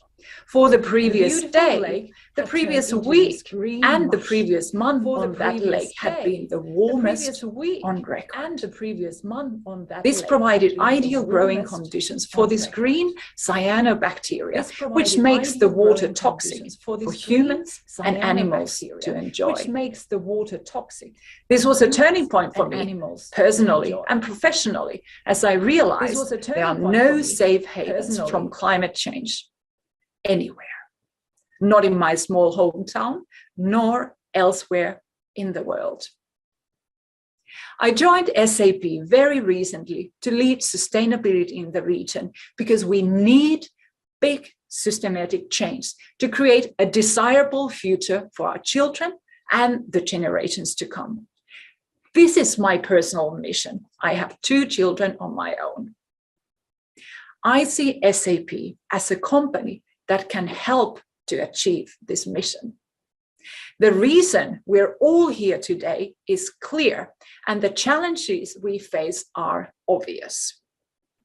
A recent survey showed 80% of people have already experienced climate change through extreme weather events. That includes your employees, your customers, and your partners. They have all been affected. Yet, our own SAP research found that 6 in 10 businesses think sustainability will only become financially relevant in more than 5 years from now. That is simply not reflecting the reality. That is too far down the road. There is a direct link between the health of our environment, the health of our society, and the health of our economy. That is particularly true in India. India's impressive growth depends not only on investment and people, but on nature. A study by World Economic Forum and PwC shows that 1/3 of India's economy is highly dependent on nature, and another 30% is intermittently nature dependent. Just think about water. Water shortages and drought in Delhi, Jaipur, or Chennai. Climate change has led to a rapid melting of the Hindu Kush and Himalayas, affecting Ganges and the 600 million people depending on it. As we have heard, India is on the path to become a $5 trillion powerhouse. We've already witnessed unprecedented growth in the Indian economy. But this growth must not come at the cost of sustainability, our abilities to sustain ourselves and the people who depend on us. The challenge for businesses is to make sustainability profitable and profitability sustainable. It can be done. Accenture research shows that companies with high environmental, social, and governance performance outperform their peers by more than 3.7 times over 7 years. How does that sound to you?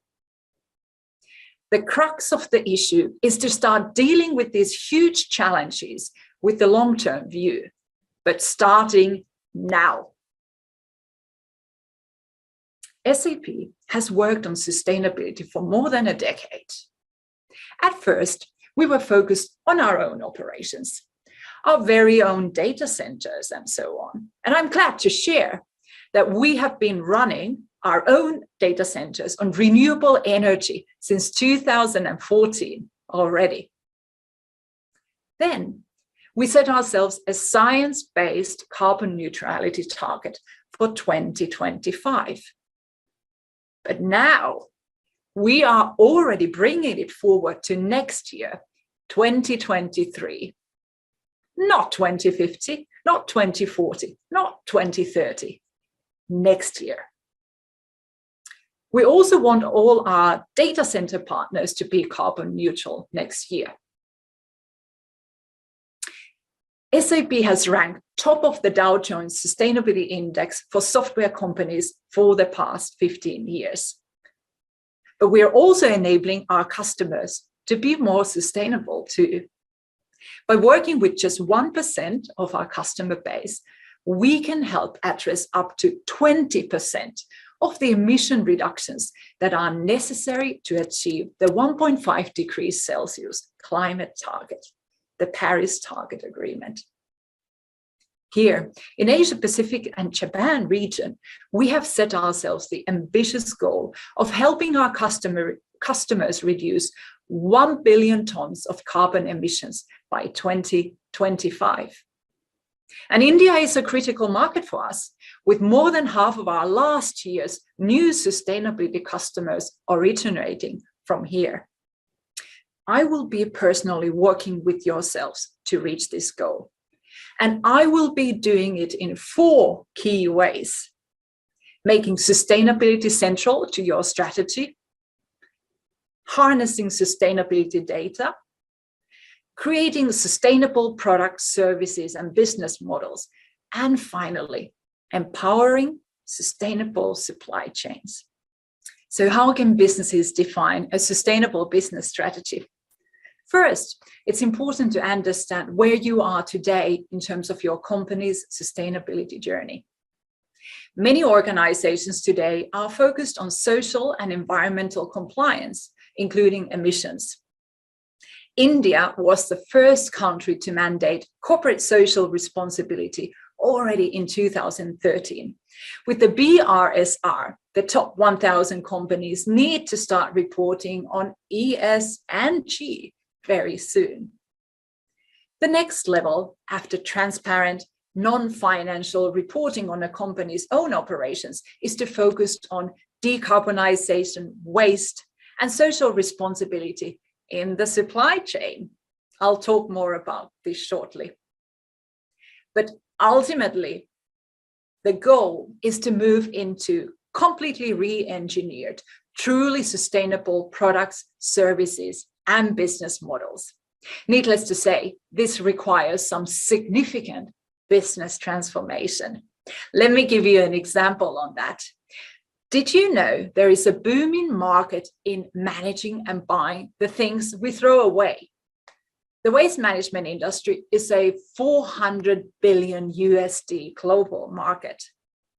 Topolytics, a Scottish company, realized that information about waste is complex and opaque, and that they could do something about it, changing their business model at the same time.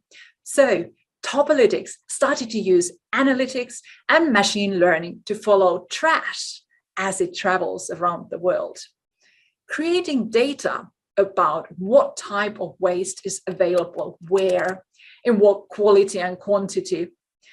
With this data, companies can buy or manage waste much more effectively and do something valuable with it.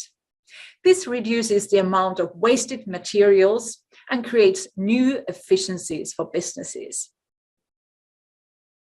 Sustainability demands we all ask ourselves some hard questions.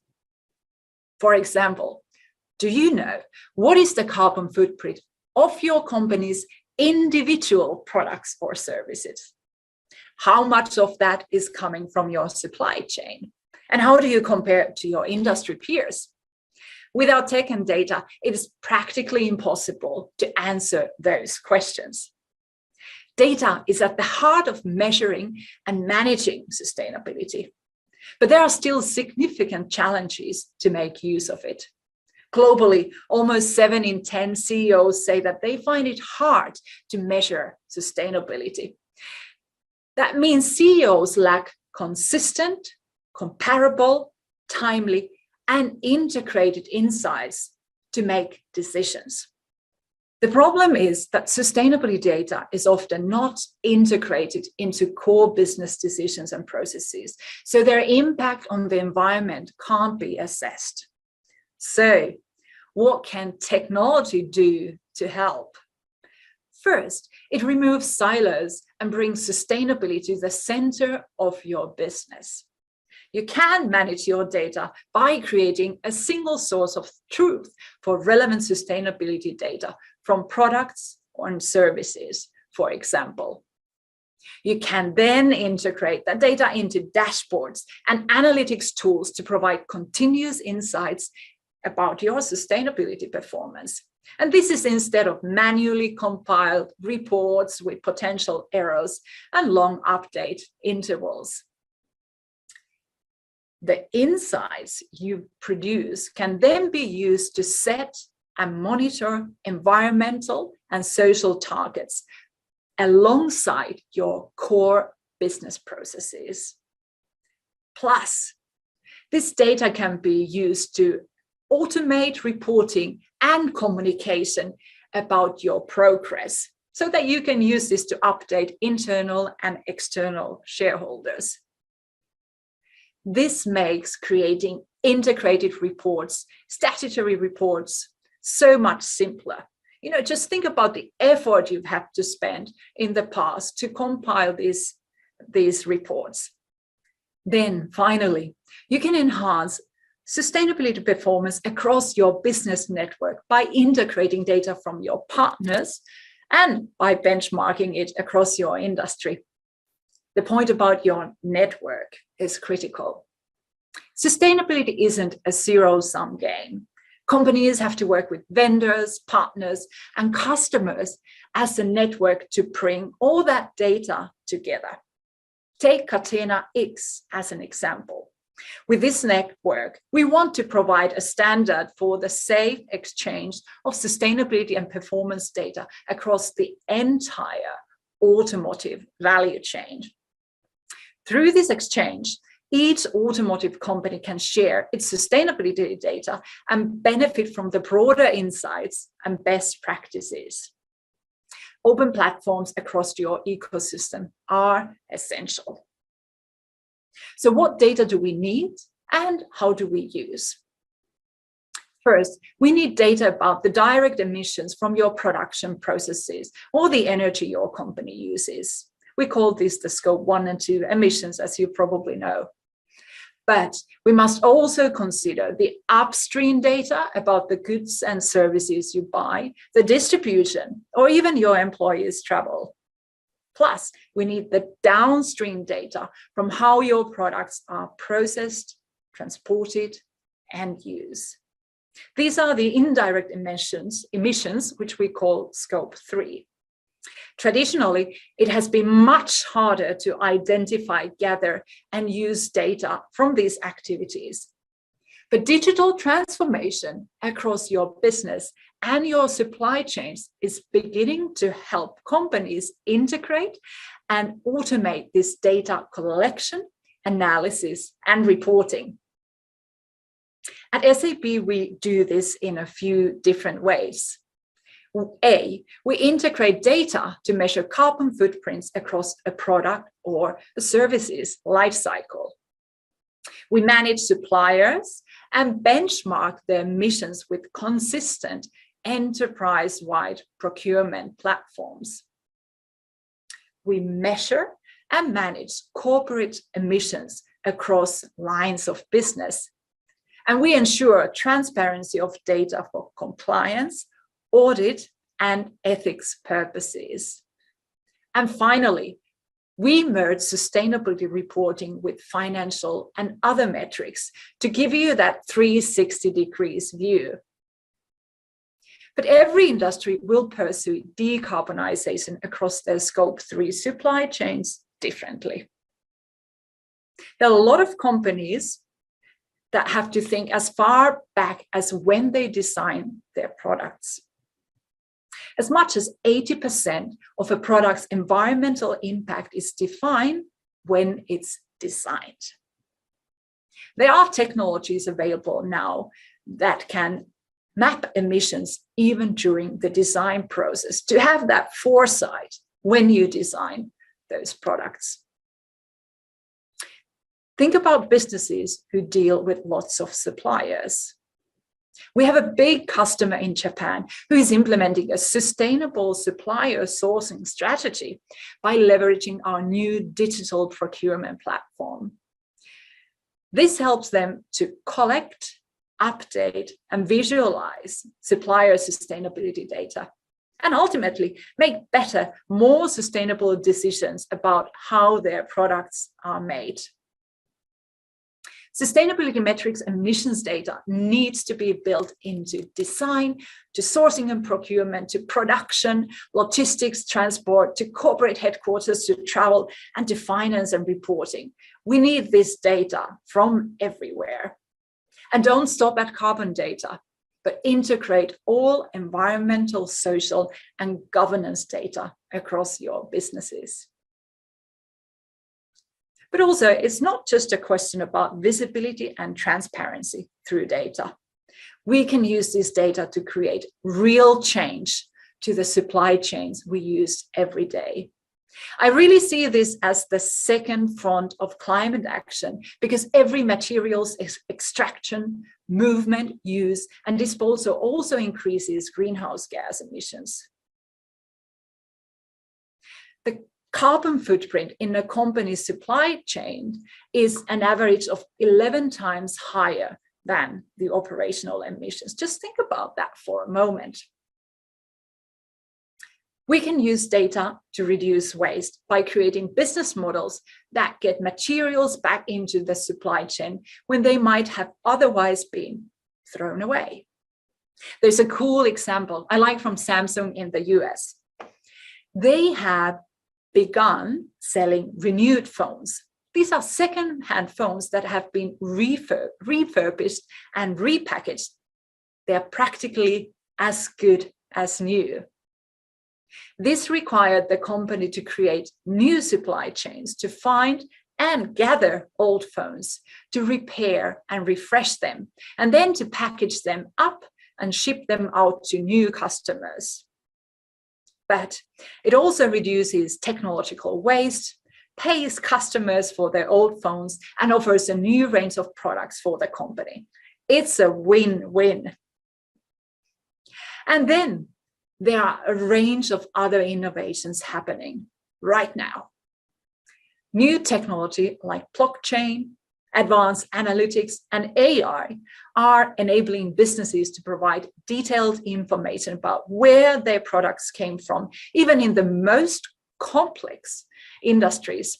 For almost 100 years, our customer Eastman has created and sold chemicals. These chemicals are made from a range of different materials and need to be handled and disposed of in very specific ways. Understandingly, their customers began asking them where their products came from, what they were made with, and how sustainable they are. So they implemented a blockchain and AI solution called Green Token, which could track the raw chemicals in their products and provide information on their provenance and how they are disposed of. For Eastman, who has pioneered molecular recycling, it means they can reliably prove their products have been made responsibly. What we can take from this is that your supply chain should be looked at as an opportunity for new innovation and for sustainable change. But all of these innovations need to be supported with commitments and action today. We are approaching treacherous tipping points for our natural ecosystems as we speak and attend this event today. Last year was the warmest year ever. And every year we lose 1.2 trillion tons of ice. How much of that is from the Himalayas? And in the last 150 years, sea levels have risen by over 20 centimeters. What's the impact of that on India's coastal cities, people, infrastructure, and trade? Each day without an action is a day wasted. In just a few years, global warming could be irreversible. SAP is all in. I am all in. At SAP, our purpose is clear: to help the world run better and to improve people's lives. We look forward to working alongside you, working for our children, for our planet, and for the humanity. Change starts from the top, which each of you here listening today. Let's create a desirable future for our children and the generations to come. Let's do this together.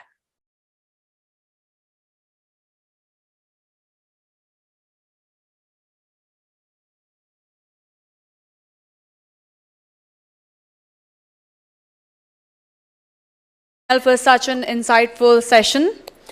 And now, ladies and gentlemen, moving on to our next panel discussion, which is on India's way to carbon neutrality, India's EV transition. Before that, we have another knowledgeable factoid that we want all of you to see. Can we have the factoid, please?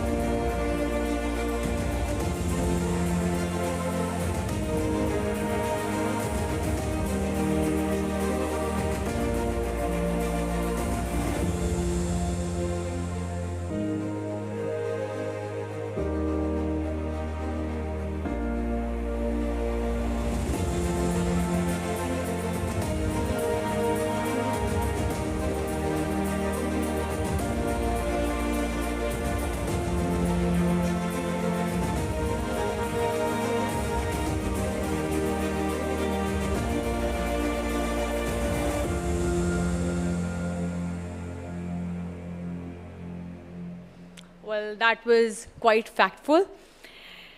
Ladies and gentlemen, the Indian transport sector is responsible for 13.5% of India's energy-related CO2 emissions, with road transport accounting for 90% of the sector's total final energy consumption. Do commercial EVs have the potential to bring this down substantially? Is battery manufacturing going to nullify the impact? Do we have the necessary infrastructure to support EV vehicles? Do we need a battery disposal policy even as we start? So this discussion focuses on the merits and demerits of commercial EV vehicles. And let me introduce the panelists of this panel discussion to all of you. Please put your hands together as we welcome Mr. Amit Sinha, President Group Strategy, Mahindra and Mahindra. Mr. Varun Agni, Co-founder and CTO, Bounce. Mr. Satyakam Arya, Managing Director and CEO, Daimler India Commercial Vehicles Private Limited. Mr. Kuti, Chief Sustainability Officer, Tata Motors. And Mr. Sandeep Sangwan, Managing Director, Castrol India Limited. And our moderator for the panel discussion is Mr. Deepak Jain, Ben and Company.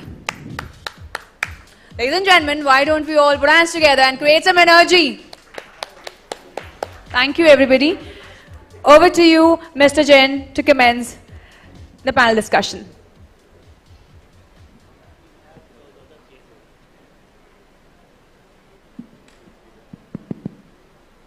Good afternoon, everyone. As you just heard, my name is Deepak Jain. I'm a partner at Bain & Company. I'll be the moderator of this session. I do a lot of work in EVs and sustainability, so hopefully with this discussion we'll be able to bring some of those aspects to life. Let me start by thanking Mint for organizing this summit on sustainability and including EV as a topic, which I believe is a very, very important topic as it will contribute significantly to our carbon neutrality goals. We have an elite set of panelists today.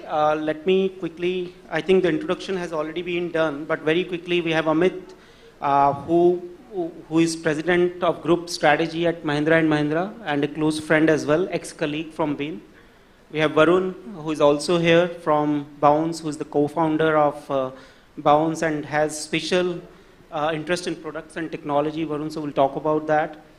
We have Mr. Satyakam Arya, Mr. Kuti, and Mr. Sandeep on VC. Hope all three of you can hear us. Wonderful. Wonderful. So, welcome everyone, and before we start, I just want to throw a few facts related to EVs, and then we will use them to spin and conduct the discussion for today.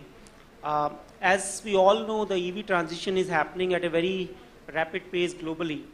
By 2040, 75% of the vehicles, new vehicles which will be sold in the world will be EVs. And if you take India also, within next few years itself, at least two-wheeler and three-wheeler segments will have a penetration level which is more than 25%. Even four-wheelers will be more than 10-15%. The CV is one area which we'll talk about more, where because of total cost of ownership parity issues, which will happen only by 2035, it may take a little bit of time. And as you heard, the transportation sector is contributing almost 14% of all the CO2 emissions, energy-related CO2 emissions in the country. And for us as a country, road transport is a significant part of the transportation. So whether CVs can achieve EV transition at a faster clip or not, that will be a key factor to determine whether we are able to achieve our carbon neutrality goals or not. So that will be one area I would like to cover.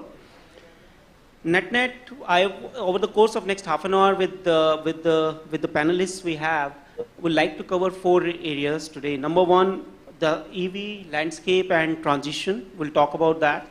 Number two, how EV can contribute to carbon neutrality. Number three, what are the new opportunities and business models which are getting created in this space because of EV transition. And number four, as I said, what happens to commercial vehicles and whether EVs can penetrate into that segment or not. So with that, let me just come to the first part. And Amit, if you don't mind, I'll start with you. My first question for today is, do you think we are reaching the inflection point for the EVs in the country? And what role will EVs play in bringing down emissions? Thanks, DJ. So two questions. Let me address them quickly. The first part is, are we reaching an inflection point in the EV? Well, as Mahindra, we've been waiting for 12 years. We acquired a company called Reva in 2010, and we hope that the ecosystem, custom preferences, the cost curves will become favorable. So we've been waiting for that, but lately we see a big inflection point coming. And I think inflection point in automobile is actually step by step. So step one of inflection is where you start to create enough interest from the customers and consumers. I think that's already happening, especially on the four-wheeler side. Last year was, I think, penetration-wise, as you shared some of the data, 0.1%. It's 1% in the current financial year, and so you have reached 10 times the previous year. If you look at China, it's 15%, Europe is at 20%, US is close to 6-7%. So I think as you see, India is starting to see the customer preferences, all the concern about range and anxiety, the charging infrastructure will slowly get addressed.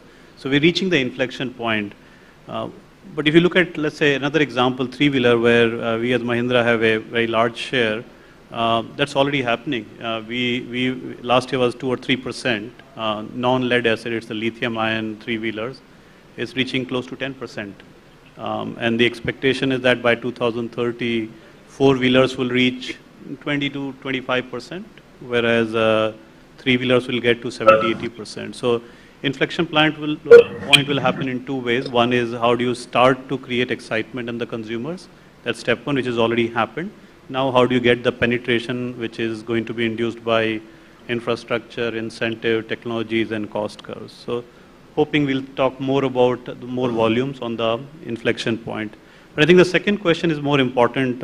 You said, is EV really, from an emission point of view, effective? And I get asked this question quite a lot. And just to put some facts on the table here, An average car during the life cycle produces 35 tons of CO2 equivalent. The other gases also they emit 35 tons. So if you have a Desire or Ertiga, one of the mainstream cars that you see, a hatchback, 150 to 160,000 kilometers of life over 10 to 15 years, will produce 35 tons of CO2. Today, an EV, which will have, let's say, an e-Verito or an Exxon, will produce 25 to 30% less emission. 25 to 30%. So you are talking about 35 going down to, let's say, 25 tons of CO2 for similarly long life cycle. And it's not a big difference. You may say, hey, on absolute basis, we are reduced only 25, 30%. But because the grid, which is charging these batteries that are used in these BEVs, is powered by fossil fuel. India is primarily fossil fuel. 75% of our generation is coal generated. So even though you move to a battery technology, but the charging is still fossil fuel driven. So it's still 25%. If you go with Prime Minister Modi's targets for 2030, we'll get to 50% renewable, half of our generation. We'll still bring it down to 18, 19. From 35, we'll make it half. But the real potential exists long term. When can our grid be 100% renewable, at least theoretically?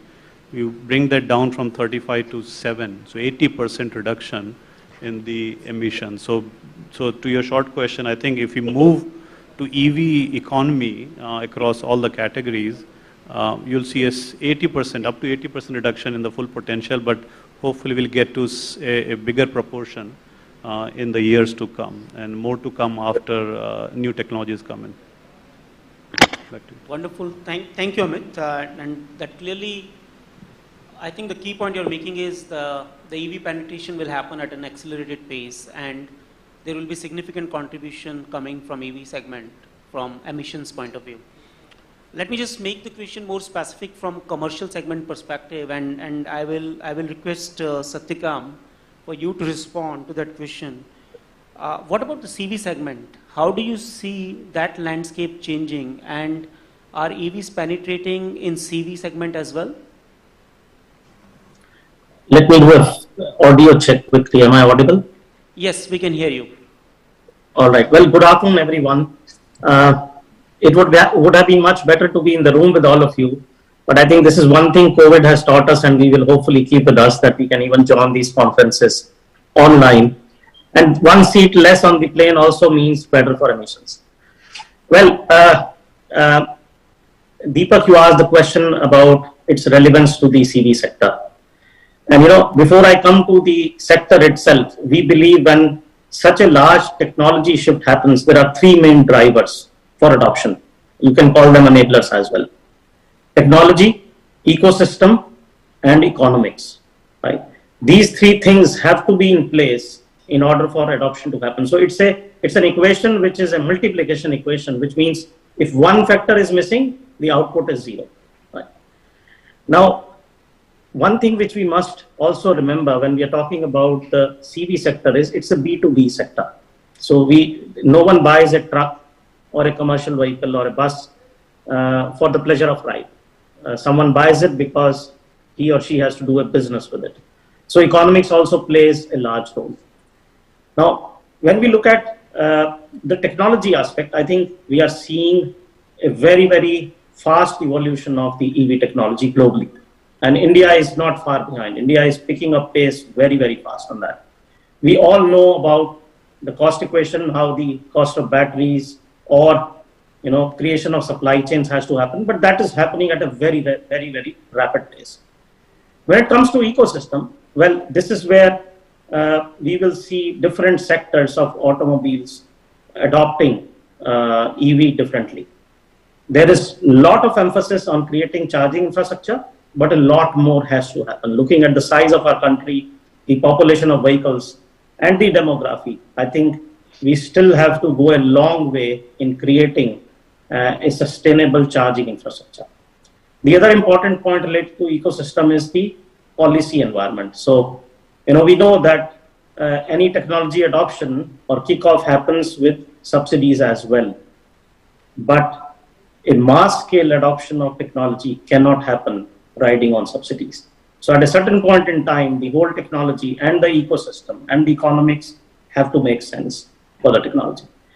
So when you look at the CV sector as compared to other sectors, we believe it will happen in a certain sequence. My colleague Amit just talked about three-wheelers, and this is where we see the maximum penetration happening right now. Right? We believe three-wheelers will be followed by two-wheelers, buses, cars, and then comes the other CV segments like medium or heavy-duty trucks. Right? And it's purely driven by the nature of business. It's purely driven by the three enablers which I talked about. Right? So this is how it is going to happen. It is going to take time, but we see all indications that we are absolutely headed in that direction. The other difference which the CV has as compared to other segments of automotive industry is EV the only option? Well, for a CV, each use case is different. And therefore, the kilometers you drive in a day could vary a lot. And therefore, we believe, looking at the technology and how it is evolving today, only EV may not be the solution for the entire CV industry. For example, for the heavy-duty trucks, like Daimler is working in Europe, we are launching hydrogen or fuel cell trucks, which we believe are the solutions to cover the entire CV landscape. Right. We are seeing one more thing which is important for the CV sector, which is happening along with adoption of EV. We are seeing some structural change in the industry. So India, with its frugal innovation and sensitivity to cost, is migrating towards developing low voltage EV systems, which are more suitable for three-wheelers. And therefore, some shift of industry will happen so that more cost competitive solutions can be found as compared to the current diesel technology. Very helpful, Satyakam. I think you brought in an interesting angle about CVs, which is alternate options versus EVs, and fuel cell will be one big area. Let me just bring Mr. Kuti into the discussion. Amit already touched upon briefly what role EVs can play from emissions perspective. But Mr. Kuti, you drive sustainability at Tata Motors. I'm sure you're looking at not just EV but other options like renewables and many others which can bring emissions down. So in your mind, what is the relative weightage of contribution coming from EV versus some of the other initiatives? Yeah, thank you, Deepak ji. I hope you're able to hear me.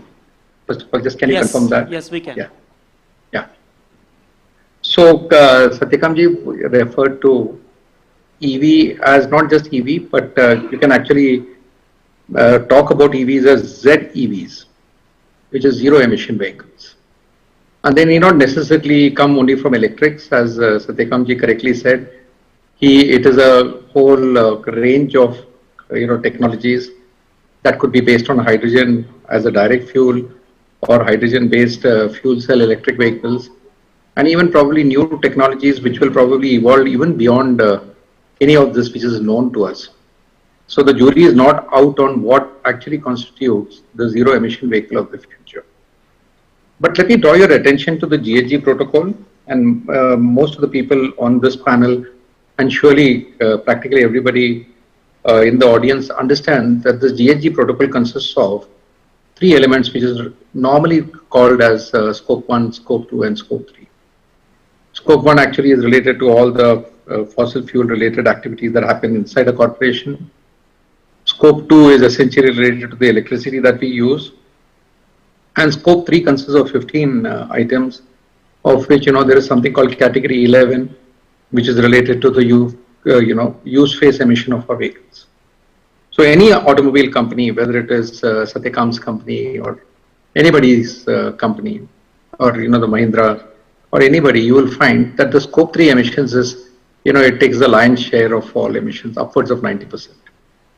And within that, if you see at category 11, that contributes to probably again, 95% of all emissions. So really, the elephant in the room is actually the scope 3 category 11 emissions, essentially because it's all about how tailpipe emissions are understood. And these tailpipe emission contributes to the bulk of any automobile company's emissions.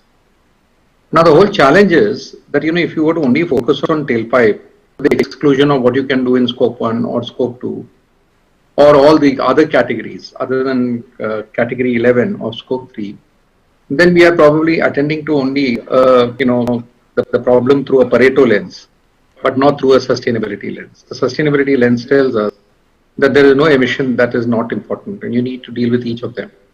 So whether it is greening of operations, greening of the supply chain, greening of the channel partners, investments, including the machines and the products that we buy, including upwards, upstream and downstream transportation, logistics, and then of course scope 1 and scope 2. And then you realize, that unless this whole thing is integrated, we are not solving the problem. Second, let's assume that, we have a set of things which is generating a lot of emission inside the plant.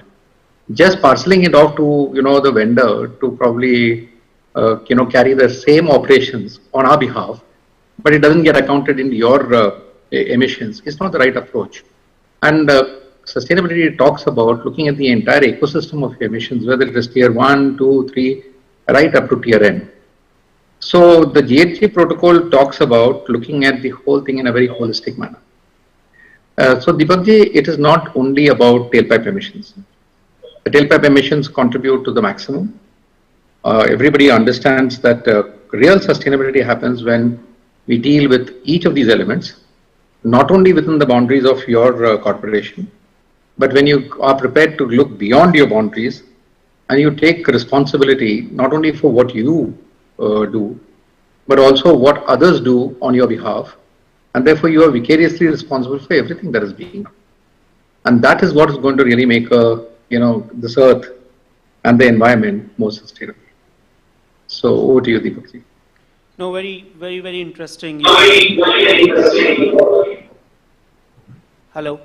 Yeah. Very interesting, and thanks for that perspective, Mr. Kuti. You talking about looking at sustainability and emission control in a more holistic manner rather than just focusing on one aspect.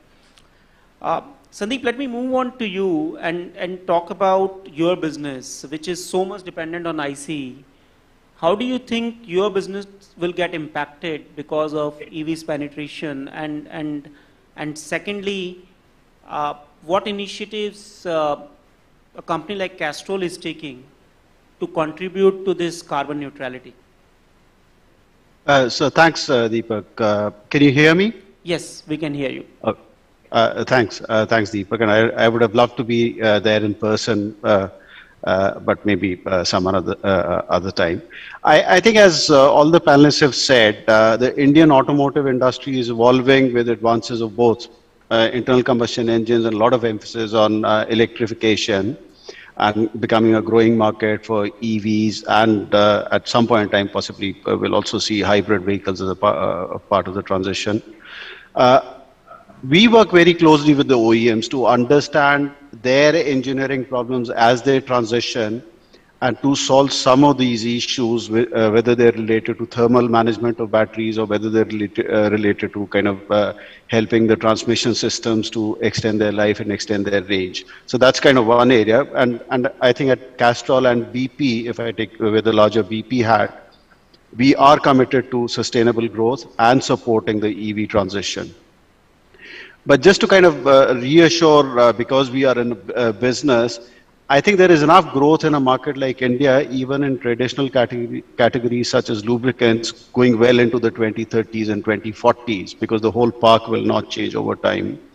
And I think there is enough growth in traditional businesses also while we transition.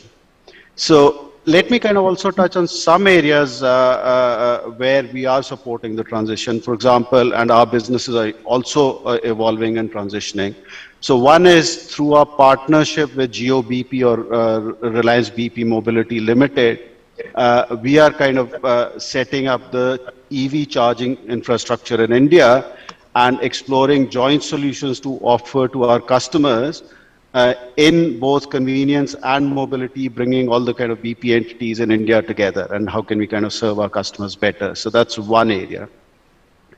The second is at Castrol, we've developed an advanced range of EV fluids across transmission fluids, greases, coolants. While the EVs may not need engine oils per se, but there's a whole lot of other fluids that go into an EV for thermal management of batteries, for transmissions, and in fact, we work with almost about 50% of global OEMs and supply them EV fluids for their first fill for their passenger vehicles. And I think these technologies, talking from a commercial vehicle perspective, can be easily adapted to suit the needs of commercial vehicles as the world transitions. The second is, I think, as Satyakam also said, there could be transition technologies. Okay, for example, CNG is a good low carbon alternative to fossil, to traditional high-speed diesel or petrol, where kind of we work with our partners to offer low carbon solutions, whether through lower carbon products or solutions for different kind of vehicles apart from EVs. The third area is, I think, the whole service and maintenance sector, because as Castrol, we work very closely with almost over 30,000 workshops. So how do we make that service and maintenance system EV ready for the future? And I think we play a role in bringing that infrastructure of service and maintenance, and also trying to understand future customers' needs from an EV ecosystem perspective, and what are the adjacencies that a brand like Castrol, which is trusted by consumers and customers, how can that play into adjacency? So those are kind of some of the areas we are working on to support the EV transition. Very helpful, Sandeep, and it's amazing to see how even companies and businesses which are so much dependent on ICE are taking these kind of initiatives and contributing to the overall objective here. I think one of the things that we are seeing in the market is that because of this EV transition, a lot of new business models and opportunities are emerging and creating new kind of profit pools. And bounce is, of course, an outcome of that. So let me just invite Varun and bring a different perspective, Varun, versus the traditional business perspective. So over to you. How are you guys looking at this transition? Where does companies like Bounce fit into it, and what kind of innovations are happening? Thanks, Deepak. Thanks for having me over. I think what we are seeing now is, again, as Amit mentioned, there's an inflection point happening now. Of course, the incentives and subsidies that the government is providing is helping a lot in transitioning this. But there is also an internal, technological advancements which are bringing the costs down. And currently, what we are seeing is that in two-wheelers especially, it is more cost-effective, both in upfront and running, to own an EV as opposed to a regular ICE engine vehicle. And what we are seeing is that there's a very good use case for transitioning, but there's also a lot of challenges inherent to EVs which needed to be addressed. So Bounce, really, when we started up, adopting EV in 2018, we had the problem of charging them in our fleet, and we are a dockless mobility solution provider, and we couldn't potentially bring all our vehicles to a charging station and then charge them and put them back on the road. So we experimented with the battery swapping technology, which has matured to what it is today, where we are doing about 1 million swaps. We've done 1 million swaps cumulatively, and we've done more than 20 million kilometers on the road with EVs. And those learnings have really, led to the creation of Bounce Infinity as a consumer brand, where we are launching EVs to consumers, and also opening up the battery swapping infrastructure that we have built for ourselves to more OEMs and more business use cases as well, where various fleet service providers, like people who are delivering food packages, could potentially take advantage of the EV cost effectiveness and really reduce their both operational and upfront costs. So we are looking at retrofitting their existing ICE engine vehicles with EV and bringing them onto our battery swapping network, and really giving them that benefit that everybody deserves. So really, I mean, like, the current technological advancements and the incentives from the government are really helping transition us from the carbon-based economy. Interesting. I'll come back to you in a few minutes, Varun, and talk about if you see players like Bounce having a role in the CV side. But before that, I have one question for Amit, you. Now, there's a flip side of EV penetration. I think all of us are, vehemently agreeing that EVs are going to take off in a big way. But the flip side of it is we'll have many more batteries coming out, and many of them will need to be discharged, and creating another kind of environmental problem and emission problem. What do you think about that, and how should it be tackled? No, it's a great question, Deepak, and I think we are looking at if we don't plan and solve for it now, we'll have a huge problem in a few years, because EVs are just entering the fleet today, the park today. And in a few years, they'll become huge, and the battery life cycle will be over, and they will require recycling. And if there is no recycling or disposal policy, it's going to be a tough environmental challenge. At Mahindra, we have a business called Cero, which does vehicle scrappage, recycling. We find it very difficult to run that operation smoothly, because the kind of vehicles that come for scrappage is very difficult to extract various material, because it all mixed, the plastics and the steel and the paint and all kinds of impurities. It makes it very difficult economically. And we see that the vehicle scrappage policy is coming through, but still not there even now. So as we think about battery, we are looking at a major problem. And just to give you some idea about how big this problem could be, we talked about great amount of EV penetration by, let's say, 2030. The inflection point too, as I was trying to explain, let's say 30% four-wheeler, 70-80% on three-wheeler, and then buses and two-wheeler. You're looking at various estimates of, let's say, 100 gigawatt hour of battery being consumed, lithium-ion battery. This decade belongs to lithium-ion. 100 gigawatt hour annually consumed. 1 gigawatt hour by weight is 5,000 tons. 1 gigawatt hour is 5,000 tons.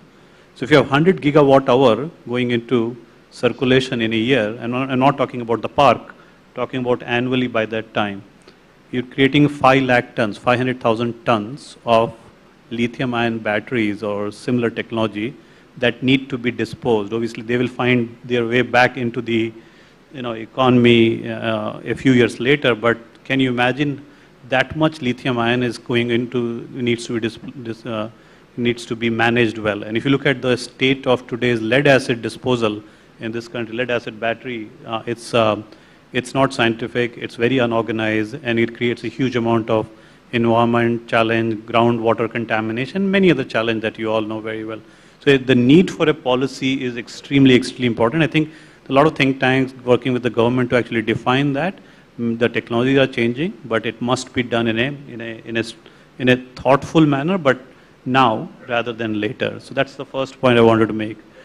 The second quick point I wanted to make was about the battery recycling is actually has economic impact.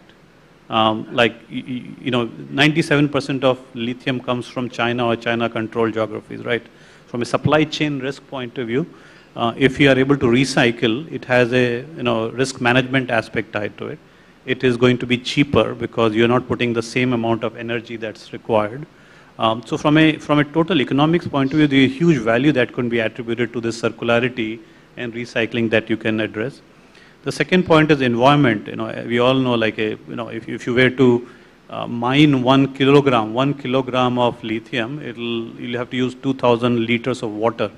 It requires a lot of water to process lithium, the virgin lithium that goes into batteries. So a huge amount of environmental impact can be reduced if you're able to create the circularity.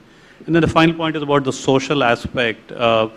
We all know about the recycling industry, from rag pickers to how the unorganized sector works. If you're able to create a policy which brings more organized players with right kind of capital expenditure, with right kind of returns, and the right economics for the OEMs and the consumers, you'll be able to create jobs, you'll be able to move many things that are done in unorganized sector and do away with those things and do it in the right way in the organized sector. And then finally, the point is about once we have that clarity, we as auto OEMs can design better vehicles. Like we can design vehicles, We're already doing some of it, which can have higher yield. Like, we export many vehicles to Europe, and 95% of the material is recyclable. It's much lower in Indian context because of other challenges that we face. A battery, if it is, if there is a clear policy, we are able to design batteries and associated energy management system, we can recover 90-95% of material that goes in. So that design aspect can also be improved. So huge problem in terms of 5 lakh tons of batteries. There is economic, environment and social impact, and as well as the new product development that can be brought to bear if you think about the battery issue. Thank you, Amit. Definitely something that I know government is already thinking about it, as you rightly said, and hopefully there will be a policy on this soon. Let me just use the last 10 minutes or so in going a little bit deeper into commercial vehicles. We talked about it briefly, and in the beginning we said that transportation sector is contributing 14% of all the emissions. Let me come back to Satyakam and Mr. Kuti and just ask them, within the CV, both of you already talked about that there are alternate options like fuel cell or hydrogen coming, and Sandeep, you also mentioned Mr. Kuti, you also mentioned the zero emission vehicles. If you take the different subsegments within CVs, do you see a pattern emerging in terms of EV penetration? And in that context, how are you thinking about your future portfolio? Maybe I will ask Satyakam to go first. Sure. Well, thank you, Deepak, for that question. Very relevant for all of us here. And I will answer this in 2 parts. First of all, the technology migration, and then, of course, the segment-wise, sub-segment-wise migration.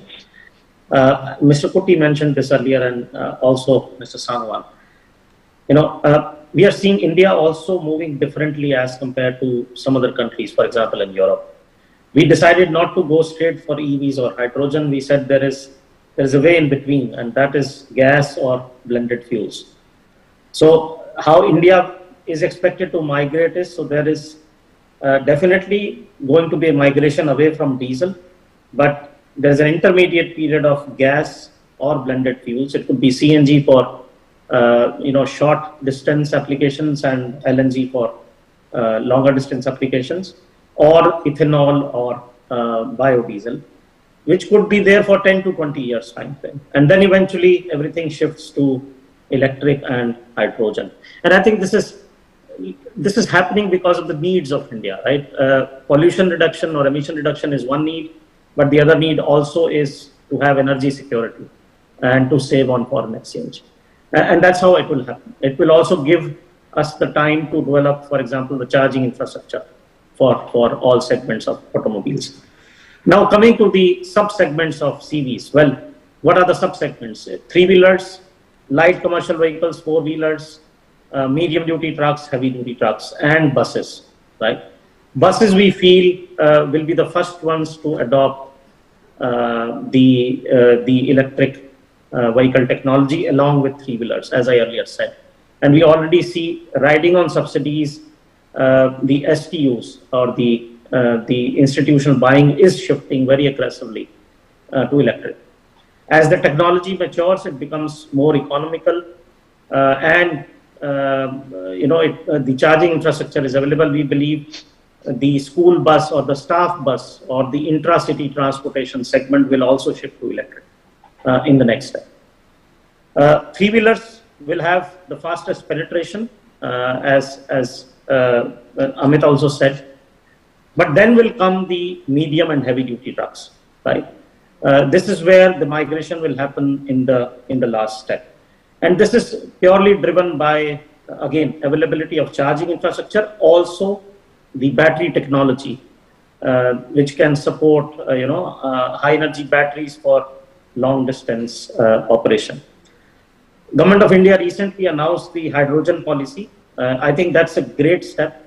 We have taken a target of 5 million tons of hydrogen production by 2030, which is 50% of what Europe is targeting for. And I think that will be a game changer once electric matures and hydrogen comes in the long haul segments, whether it's trucks or buses. So I believe that's how it's going to happen. Great. Thank you. Mr. Kuti, your thoughts? So I just wanted to say, normally I think it was Winston Churchill who said this, that we normally tend to underestimate very much what we would do in the long term. And we probably overestimate what we can probably do in the short term. So, if you were to actually project a time frame of 20 to 30 years, and the operative word in all these conversations is the word transition. The word transition means, you are not suddenly waking up one fine day or one fine year and then say, now everything is green and now it's all battery technology or ZEV. It's, the human race is transitioning in a very mature, in a scientific and in a calibrated way from where we are today to where we need to be. So, where Sandeep ji and Mr. Arya referred to, right? And the thing is, all these technologies have to cohabit and coexist simultaneously as the curve moves from a very high carbon economy as it decarbonizes potentially over the period of 25 to 30 years. So even if you say that, we are at 100% today and you have to actually come down to 0 in 25 years and keeping the mathematics aside and just dividing it, we are talking about a reduction of 4% year on year. This by itself is not a very huge challenge. However, it has to be done in a very calibrated manner, using interim technologies of gas, using interim technologies of plant-based fuels, blended fuels, etc. And also seeing that you don't shock the system, because anything that shocks the system creates a huge backlash, not just for an automotive industry, because we are talking about an economy of 1.4 billion people. And a large portion of this population comes from, the marginalized and the poor. And the impact of the transport sector going, becoming very expensive is not something that any economy can sustain. So it has to be done in a very calibrated manner. And both the companies, corporations and the government is approaching it in a very systematic way. Of course, there is no harm in being as ambitious as we can be. If 4 can become 8, and in the beginning it will be 4, and then slowly it becomes 8, and then that becomes 12, then the number of years on the x-axis that you have significantly reduces. But most important is, this gives us a transition period, gives India as a nation and all the automobile manufacturers, along with the entire ecosystem, a great chance to probably lead the agenda on greening and becoming a world leader in this particular area, whether it is through the green mission or through hydrogen and supplying hydrogen to the rest of the world, and several ideas. That said, we also should not underestimate emergence of absolutely new technologies that we are not even aware of today. Given 10 and 15 years, if you look at the medical science industry, or even if you look at our cell phone industry, what we saw about 5 or 10 years ago is probably unrecognizable from what we use on our daily basis. The same thing is happening in the automobile space. And I think we should all be very hopeful and should be very, very thankful that we are actually riding and being part of this transition and helping this transition. So that's what I felt, Deepakji. Yeah, sorry. I just wanted to, with your permission, a quick point. I think as you talk about commercial vehicle, tractor is a forgotten segment typically because it's half commercial, half agri. And it's as big as commercial vehicle, at least MHCV. It's a big, and India is the largest tractor market in the world, and it's very price sensitive. The charging infrastructure can report, so hydrogen and other ZEVs will make a place there, and they are huge contributors to Scope 3 emissions, right? As one of you mentioned, one of my co-panelists mentioned. So, as you think about policies and the shift in the commercial vehicle, we have to keep, we can't forget the tractor segment as well. So I just wanted to put it on the table. No, very valid point, Amit. Yeah. Very valid point. Okay, let me just quickly cover 2 more questions I have in mind, and then I will probably ask the audience also if they want to ask our panelists anything. Let me come to Varun. Varun, you talked about Bounce, the new business models. Is Bounce doing anything in CVs or even thinking about that as a segment? Is there a role for new age companies to play in CV segment more broadly? So from Bounce's perspective, one of the biggest advantage that the battery swapping technology brings is it takes out the range anxiety, and CVs are extremely dependent on being operational 24, or throughout the working time to recover their capital cost. And what we are planning on doing is offering the battery swapping infrastructure that we're building to CV manufacturers and integrate our form factor with them and provide that infinite range to the CVs, autos, two-wheelers, and four-wheeler is a little bit of a bigger challenge to tackle, but the two-wheeler and three-wheeler is a prime fit for the swapping infrastructure that we're building. And we believe that it really addresses the prime problem statements that plagues the adoption of EV for this segment. And like that, you expect some of your peers from the digital world or the new age companies innovate new business models to serve this segment? Yeah, I think one of the biggest advancements in this segment is going to be how ownership is being looked at. So especially in CV, I think there are various ways of how you own the commercial vehicle that you're depending on making an earning. And there are various models. So what we are planning on doing is like really making sure that we break down the cost of the vehicle itself and because in EV, battery constitutes a larger portion of the cost. We are innovating around, and a lot of people are innovating around how we can break down the cost of the vehicle and battery separately and have this battery being operationalized across the life of the vehicle. Interesting. Very good to see that even the new age companies are thinking about this problem, especially in CV segment. Let me ask my last question for today, and Sandeep, I will invite you to answer this. As Mr. Kuti and Satyakam mentioned, when we think about CVs, it's more about coexistence of multiple technologies. How does a company like Castrol think about it? You already talked about charging infrastructure and a new and a few other initiatives that you guys are taking. But in the context of CVs specifically, how do you think about it? So I think our intention is so the one thing I tell everyone is this transition and electrification is going to be an age of partnerships. I think nobody has the capacity or the capability to do everything by themselves. So I think one area where we look at is to partner with OEMs or even intermediary players to understand what they need from a technology perspective to make these vehicles more efficient. Okay, and I touched upon some of them.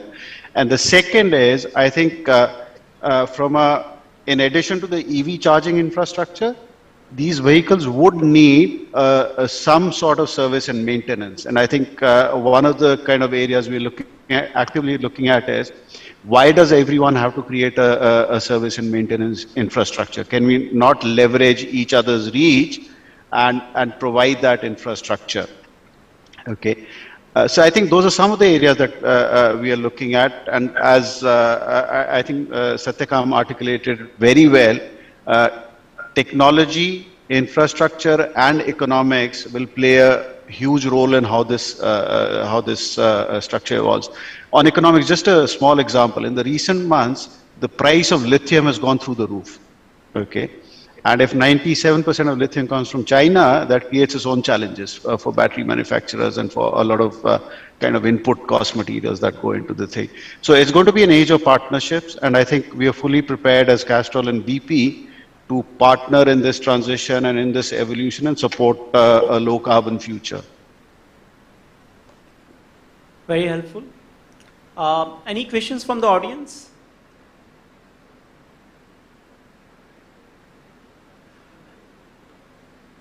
I guess we have answered all the questions.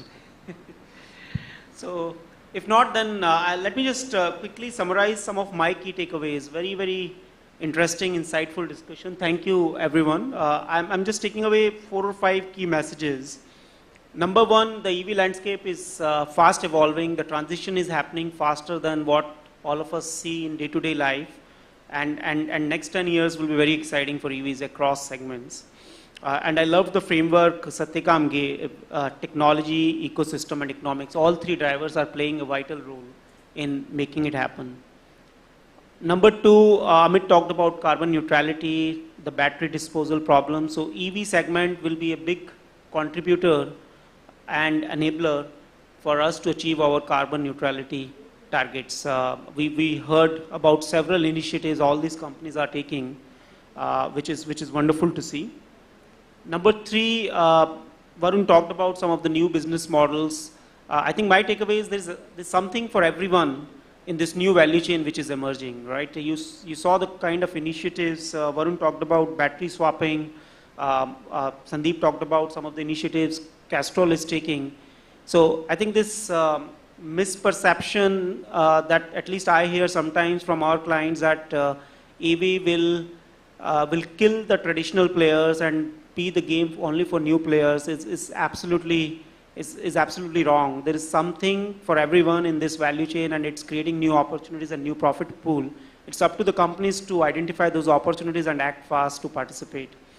And fourth and last, from a CV's perspective, there's clearly a lot happening. I love the theme, which at least personally it was a new theme for me, the coexistence of several technologies. It's not just about EVs. Of course, EV is happening there as well in a gradient manner, first in three-wheelers, then in buses and LCVs and so on, as one of the panelists explained. But the game in CVs is much bigger beyond EVs, be it fuel cell or other technologies that we talked about. So those are the four takeaways from my side. But anything else to add from any of the panelists to wrap up the discussion for today? Great. So with that, I thank you once again for taking time out. Very insightful discussion. And thank you, audience. Thank you, Mint, for having us here. Very, very useful session. Thank you. Thank you so much, gentlemen, for such an interesting panel discussion. Thank you so much. Thank you. Thank you. Thank you. All right, ladies and gentlemen, I am sure that you all are taking already some action by scanning the QR code that is there on your table for a sustainability workshop with SAP, sustainability experts. Do take time out and meet SAP representatives at the SAP Experience booth. And now it's time for a quick tea break. We are going to meet back here in 15 minutes, ladies and gentlemen. See you back in 15 minutes. Thank you.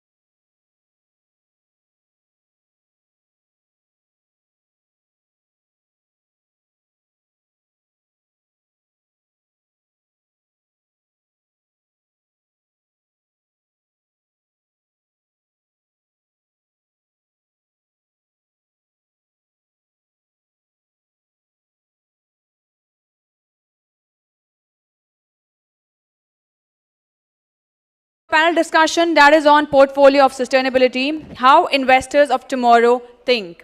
So while it seems like responsible investment has reached a tipping point with institutional investors worried about sustainability challenges, how are they finding reassurances from enterprises that their non-financial performances and robust business strategies are parallelly successful?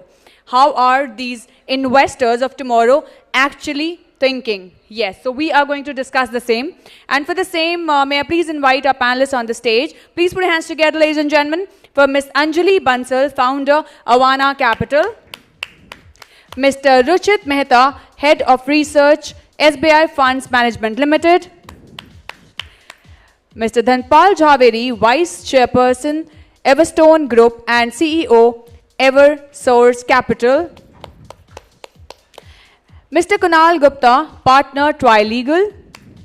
And our moderator, Ms. Shrija Agarwal, Executive Editor, HT Ideas, HT Digital. Over to you, Ms. Shrija.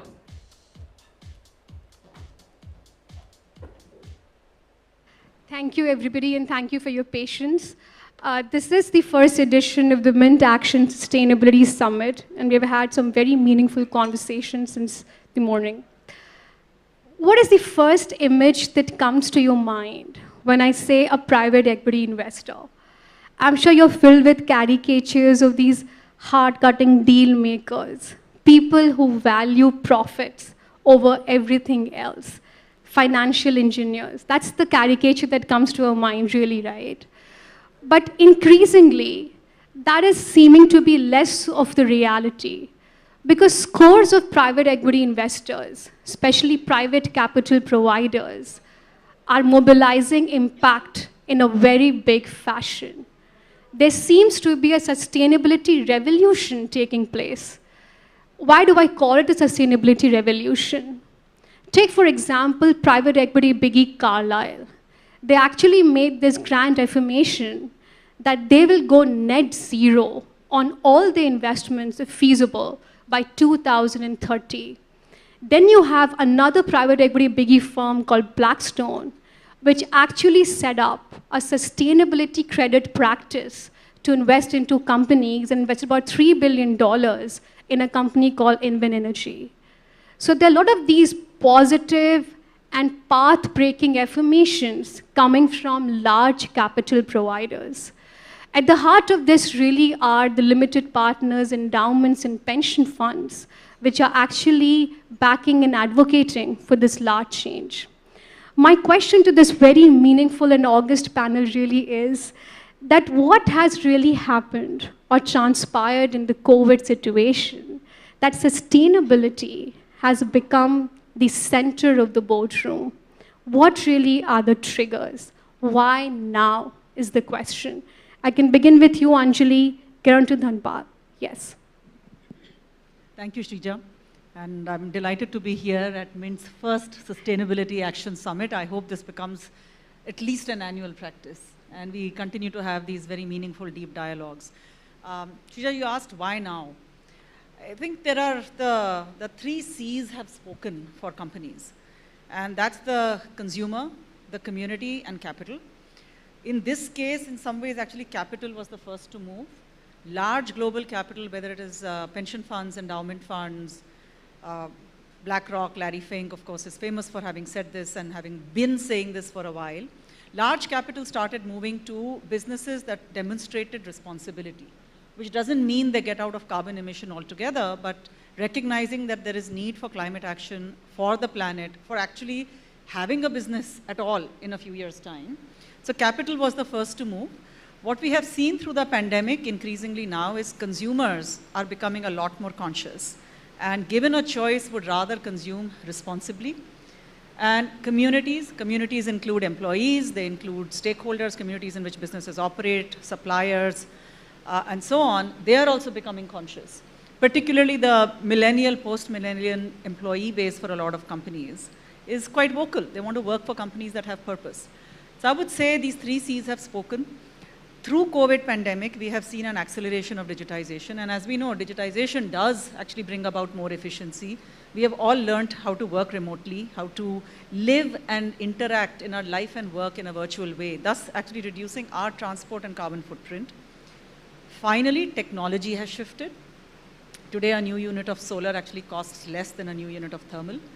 Cost of sensors, for example, has declined so rapidly that you can actually put sensors into smallholder farms in countries like India, which was not possible a few years ago, and thus use the power of big data and technology to make better informed decisions and more sustainable practices.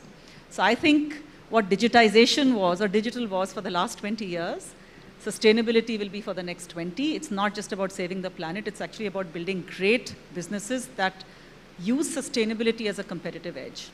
Thanks for that, Anjali. I get on to you, Dhanpal. I think just taking it further from what Anjali mentioned, that 3 Cs have spoken.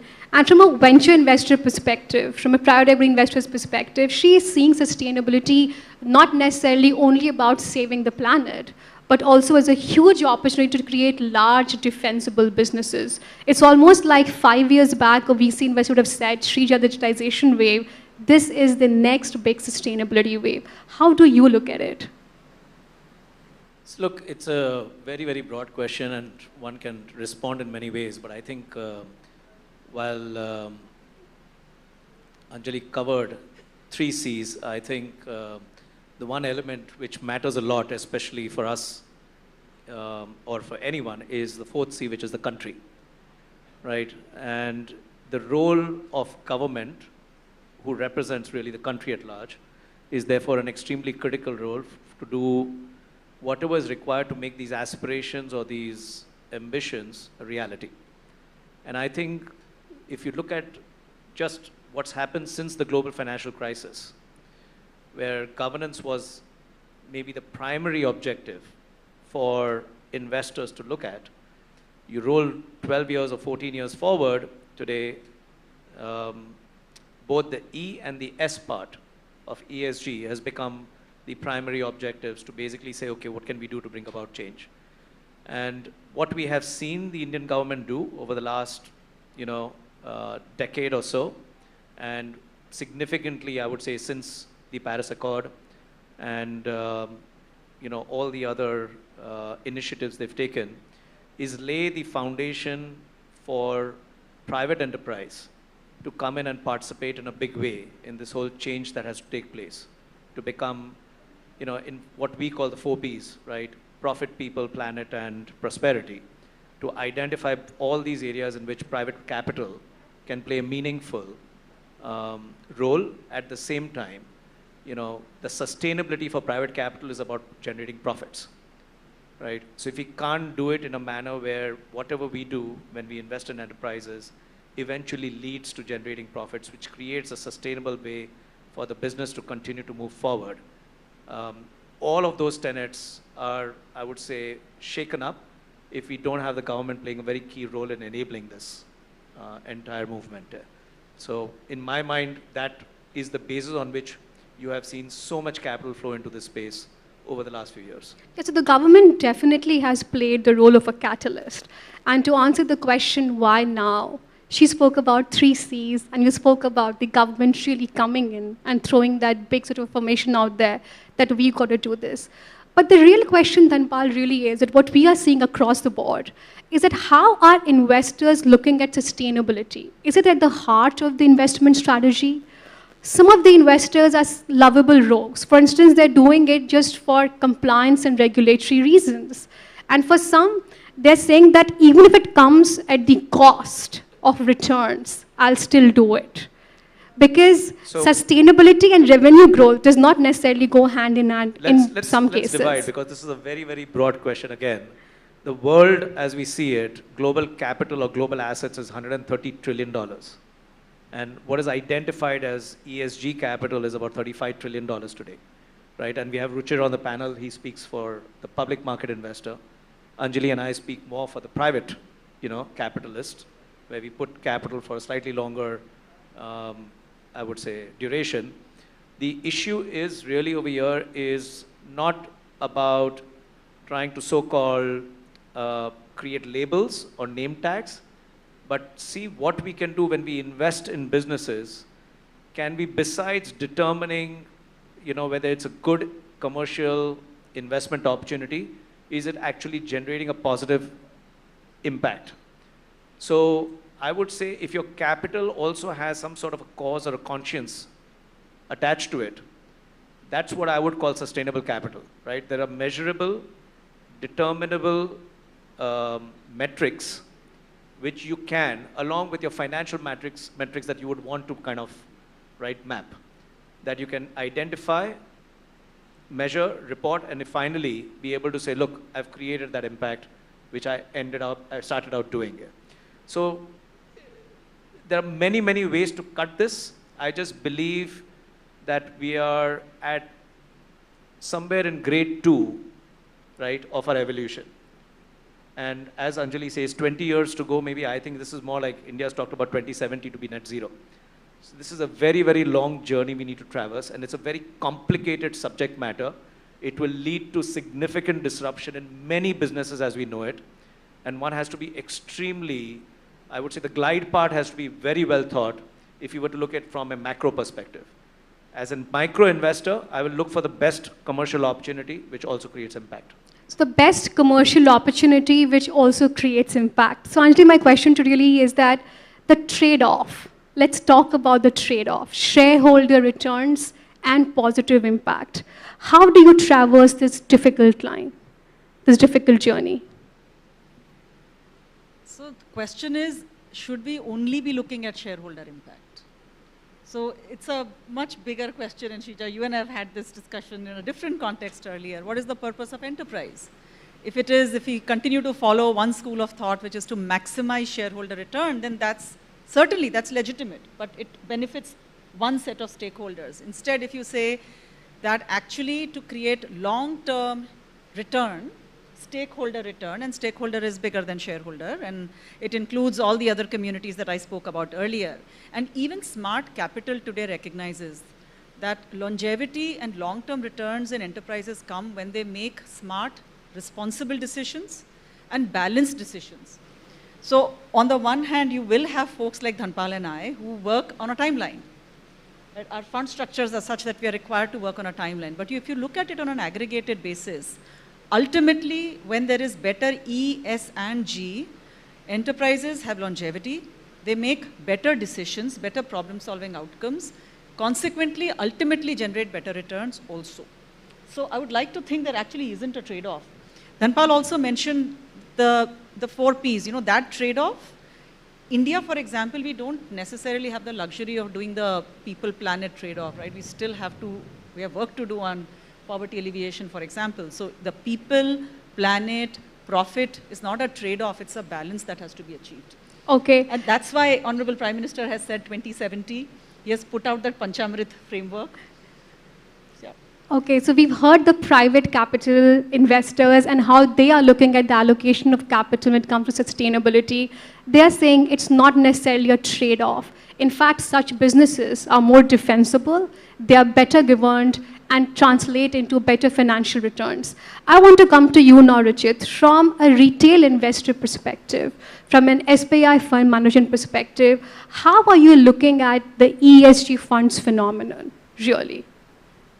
Well, thank you so much for having me. And this is an interesting digital format. I'm here in Bombay, but thanks for this. So from a public market perspective, right, one thing that we've noticed is a greater appreciation of the need to be sustainable, right? And to just kind of, pull the thread from what's been discussed so far, there is truly another element which actually plays a lot out, which is cost of doing business itself, right?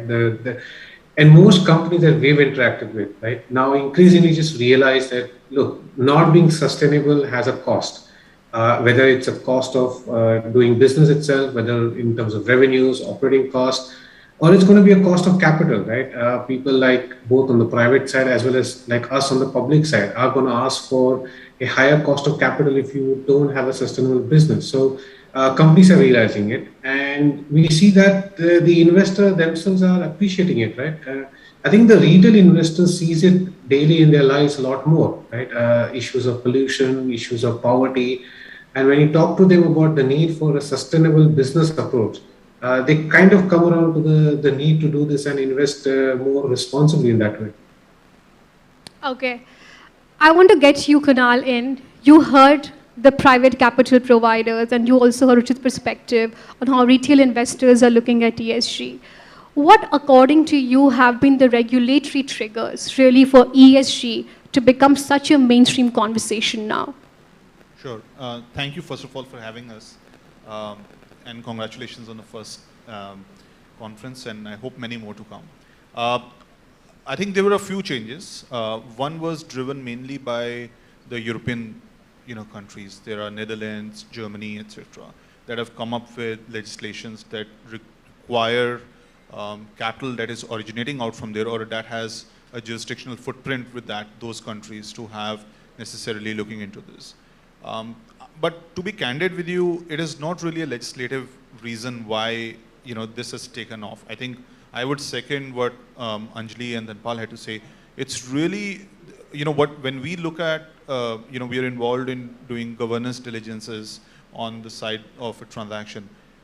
Reality is, good companies, well-run companies with sustainable profits actually have spent time in thinking about how can they make it long-term and sustainable. And that reflects when we do that kind of a diligence, right? I mean, for example, when we look at, like I do white-collar investigations and I do these governance reviews, I ask them, do you have a delegation of authority? Basic stuff, right? Do you have a plan in place where you actually vet and look into every transaction that is happening? Basic governance part, right? This is not really mandated by legislation. But what that does is, that tells you how evolved, how mature are they on the spectrum. And Shrija, the reality is, good, well-run companies which are there for a long period of time, which hopefully will be there for a long period of time, but I'm not a businessman, I'm just a plain, simple lawyer. My guess is that those, and my experience is that the correlation definitely exists. Companies that are well-run, have thought of well, whether they are age-old generation transcending businesses or startups, and have generated consistent returns, they have actually done very well on ESG framework. So I think it is not really legislative. The legislative is one part which the LPs have certain obligations depending on the countries they have domiciled in, etc. But I think it's mainly the capital and finding the correlation, and I think that does exist. That's just my 2 cents on this. I want to sort of also get you, Dhanpal, in here to sort of taking it further from what Kunal just mentioned. He said that the correlation definitely exists in terms of having a proper ESG framework built into your businesses. I want to ask you this entire idea of greenwashing. How many companies really come to you and label themselves as green when they're not actually that green?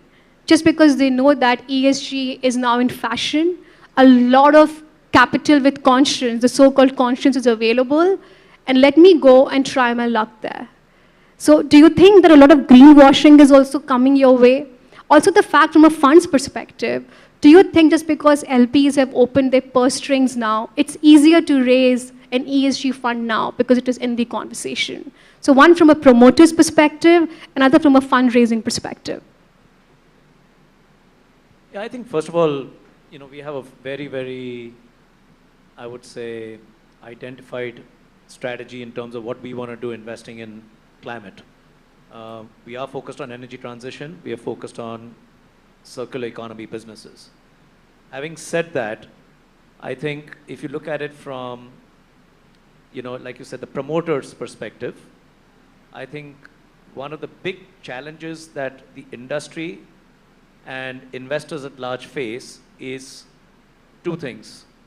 Taxonomy, what are the kind of common standards which one can apply when one identifies what is a green business or a green activity? And 2 is the right way to measure that such that when you compare it across a universe of businesses, you can try and determine who's doing a better or not as good a job, right? Again, I think all of this is work in progress today as we speak about it. But when I look at it from our own perspective, it's pretty clear we don't invest in any business which generates, you know, I would say a carbon footprint, right? Or vice versa, we would invest in businesses which are climate positive, right? Where we know for sure that the business is essentially reducing the entire amount of carbon emission. That means it's abating it, or it's figuring out a way not to generate it at all, right? And from that perspective, it becomes fairly, I would say, a simple decision of yes, no. A lot of, in my mind, ESG investing is also about that. Is taking the negative out, and then as long as that negative is out, you then basically, so for example, fossil fuel-based businesses, a lot of ESG funds will never invest in that because they've clearly said that's not something we want to put money to work. So that is where we've got to, but I think the taxonomy around developing a much more sophisticated benchmark frameworks, and metrics is yet evolving and becoming standardized such that one can then apply it, in a far more rigorous manner. But ESG capital is definitely a subset of the larger private equity universe that we are talking about. So if you're talking about mainstreaming of greening of private equity, why can't we just say that all investments have to be ESG compliant if that is the way to go?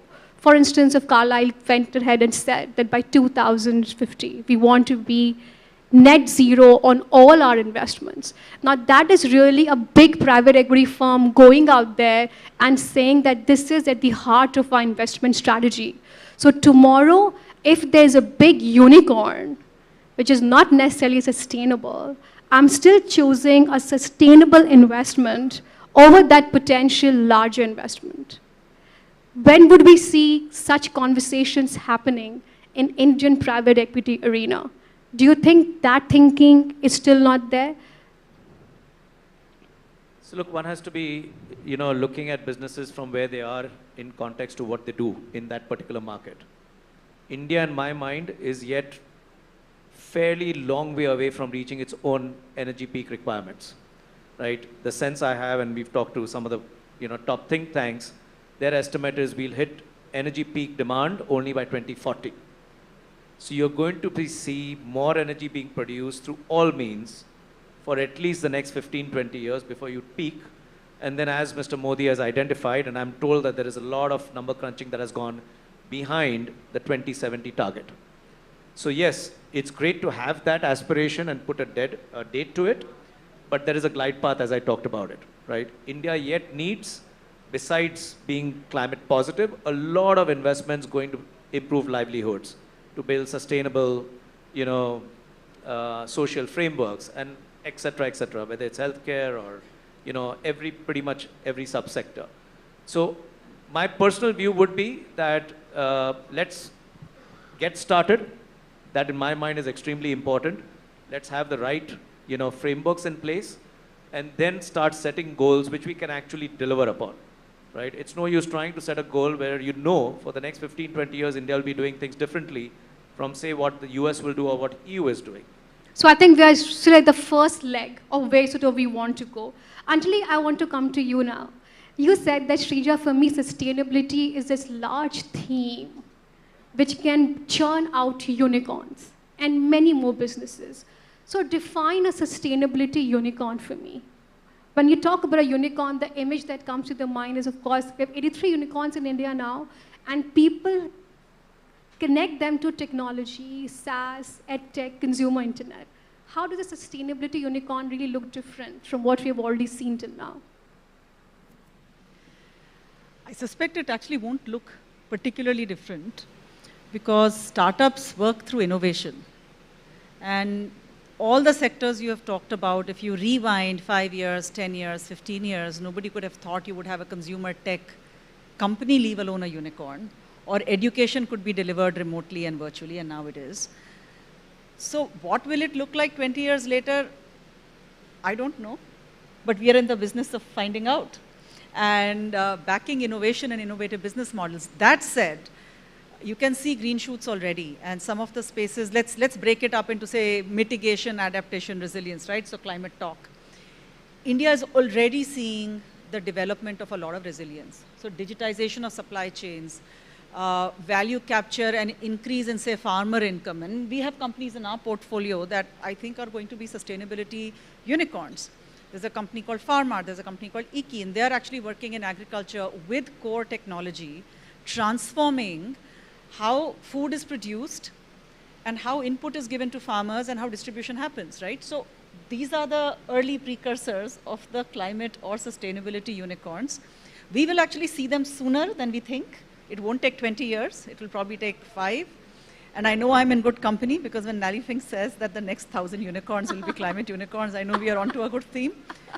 And frankly, again, rewind 20 years. 20 years ago, there was no digital. Most companies didn't have a CTO. Right? So technology was not considered core to enterprise. At most, there was some ERP. Today, there is not a single business function that does not have digital at its core. Digital is a horizontal, it's not a vertical.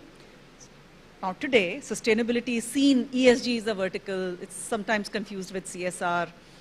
But sustainability has to get embedded across the value chain, whether it is in product development, it's supply chain, it's manufacturing, it's distribution, everything.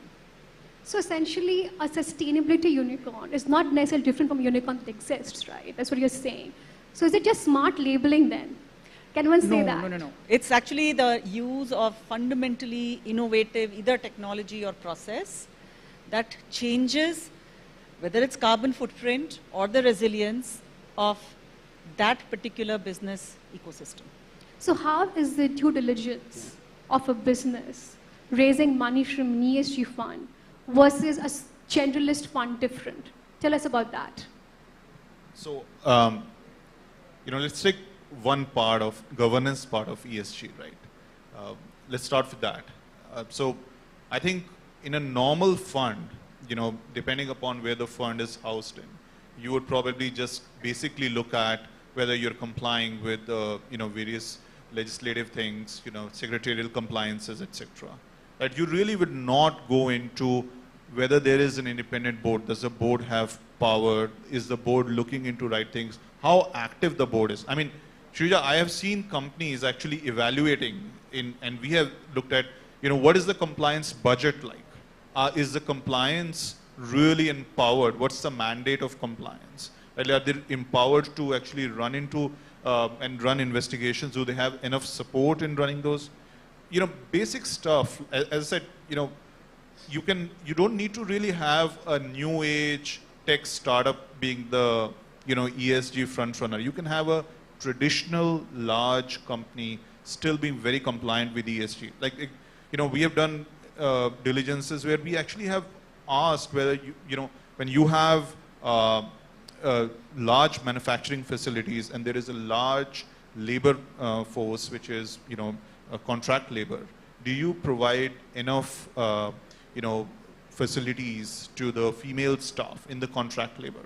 And that, that goes to the S part of ESG. Now, the regulations may not really require you to do that. The state regulations or the, various labor regulations. And that's what the traditional fund would look at. But an ESG fund would actually go down into the details and hopefully that capital will actually evaluate. And that would go into the mix whenever they go before the investment committee. So Dhanpal, I would sort of come to you. You said that, Shrija, we are very focused on, say, energy transmission, which entails purchasing of land or leasing of land. It's CapEx business. So what have been the potential red flags that have come to you at the diligent stage where you have stepped back and said, no, we can't do this? Which vis-a-vis in a generalist traditional fund would not necessarily have come to the scanner so much? Look, a great question, because I think, like I said, the focus really is about creating positive impact, right? But at the same time, the activities the business is doing is not creating a negative impact on whether it's environment, society, or, governance and policies, right? And each of these areas are, in my mind, potential flashpoints. You talk about land. I think one of the biggest challenges with land and land acquisition in India, right, is just the process, right? The governance part of it, right? Are there issues with regards to the way the land has been acquired? Has there been fair compensation been provided? Second is the environmental part of it, right? What has been the land use prior to the acquisition, right? Is it fallow land? Is it fertile land? Is it land which has been used by industry and potentially has created some sort of a legacy, soil issues, right? The society part of it, right? Clearly, is this land abutting, any kind of habitat, right? Is it going to create an issue with that? And therefore, how do you basically ensure that the community is not affected adversely? So it's just one topic, but if you can go into each aspect of the business activity and then peel the layers to figure out, right, what are we doing here? And is this net causing the right kind of incentives to do business in that particular area or in that particular type of activity? So we clearly, as Kunal's mentioned, take this extremely seriously. One, because of the color of our money. We have global pension funds, investment funds, development financial institutions who have within their mandate and the charter are very clear that these policies, frameworks need to be in place before we can even invest capital in the business. And two, once we make that investment, ensuring that those standards are maintained and there is a reporting and a kind of a, feedback mechanism which is in place, which ensures that we are actually doing what we are supposed to do out there. So in many ways, what we have seen is that there's a cost to doing all of that, but as Ruchir mentioned, there is a long-term value that you're creating by doing that, because in many ways, you're becoming resilient and you're becoming more sustainable. That is basically the energy transmission side. What about you, Anjali? What are the potential red flags for you that really have been when you have been screening through investments from an ESG perspective? I think we are an early stage technology VC, right? So at the early stage, there is not as much history that you can review. What you can certainly evaluate is intentionality and the nature of business itself. But I'm going to put my large company hat, because I also sit on a couple of large company boards. There are industries, and Ruchir will resonate with this, I'm sure, that are just in hard to abate spaces. You have cement, you have power, you have mining. Now, the world still needs all of this. We need cement, we need power, which is largely thermal. You need to mine. So it's not that those are bad businesses. The question is, how are those businesses abating and compensating for both the environment and society? And governance, one assumes now, as hygiene. So governance is a gate. It's either Absolutely. Yes or no, right? So there are no shades of gray there. You can remediate, but you cannot necessarily say, okay, I will take a 5 on 10 on governance. No, governance has to be 10 on 10. E and S, we want to see intentionality. And are they making the right moves on that for large companies? Now, coming back to startups, I think startups, we really back smart entrepreneurs with business models that are addressing either a problem that can be solved or something that can be adapted or mitigated, or resilience is built. And I mentioned a couple of examples earlier. We are seeing this a lot in agriculture. So food systems, we are seeing this in supply chains, which are getting digitized. We're also seeing this increasingly now in the use of new financial and digital tools, where large data sets can be used for better decision making. And there are examples for all of these, but I'm conscious of the clock. Okay. Now my question to the investors here on this panel, say Dhanpal and Anjali, and I'll go on to you, Ruchir, also. When you speak to an investor and ask him that, okay, you are investing in SaaS, and that person can typically sort of answer, Shrija, we'll have 50 unicorns in the SaaS space, 100 unicorns in the SaaS space. When you look at ESG, how are you looking at the deal pipeline and potential there? What really are the quality of businesses that are coming to the fore? Are these like really new, innovative, defensible ideas, or just a repackaging of the so-called traditional businesses coming and saying, okay, we are green? What really is the mix like that is coming to the table for you all? Anjali, maybe you can go first, then I'll take Dhanpal. Yeah. We are seeing some absolutely amazing business models and entrepreneurs. So the quality of entrepreneurs in any case in India is absolutely amazing right now. So I think we are in for a golden decade for startups in any space. If you're talking ESG and sustainability and what the spaces we look at, sort of climate action and sustainability, the quality of entrepreneurs, again, that we are seeing who are coming out of, and I'm just taking this as an example, right? 2 young men coming out of IIT Bombay who are saying, I won't go take a job in a tech company or a startup, but I will start working on creating a patented hydroponic, growing chamber and growing solution, which will give me 300% more yield, 80% less water usage, and be able to grow tomatoes at 8 rupees a kilo, which you can sell in the mandi at mandi prices. That is actually innovation using technology, lower carbon footprint, very sustainable, massive resilience in incomes at the farmer level. And so it not just checks all the boxes, it's actually just a fundamentally different business model. And if you can grow tomatoes in Kota, then you can do it anywhere. What about you, Dhanpal? You don't look at tomatoes in Kota business, right? No, look, agriculture is a opportunity, and I think it's from a climate perspective, it's possibly one of the biggest contributors to global warming, and therefore from a business model perspective, I think it's ripe for disruption. And everything Anjali said, I wholeheartedly agree. Two other industries where I think there's going to be a massive tectonic shift. One is on energy itself, the way it is generated, transmitted, and consumed. Second is in mobility itself, right? The whole transportation industry, I think, is going to be seeing some very big tectonic shifts in terms of what's happening. And we are already playing both these through some very interesting, innovative businesses. We talk about technology, and I think the role of technology in infrastructure today is becoming greater than it ever was in the past, largely because, one, I think there's so much innovation happening at scale that every piece of the value chain is now being kind of opened up, and people are saying, okay, what can I do differently over here? Energy markets are changing. I think you're going to see significant amount of shift in the way people buy and consume power.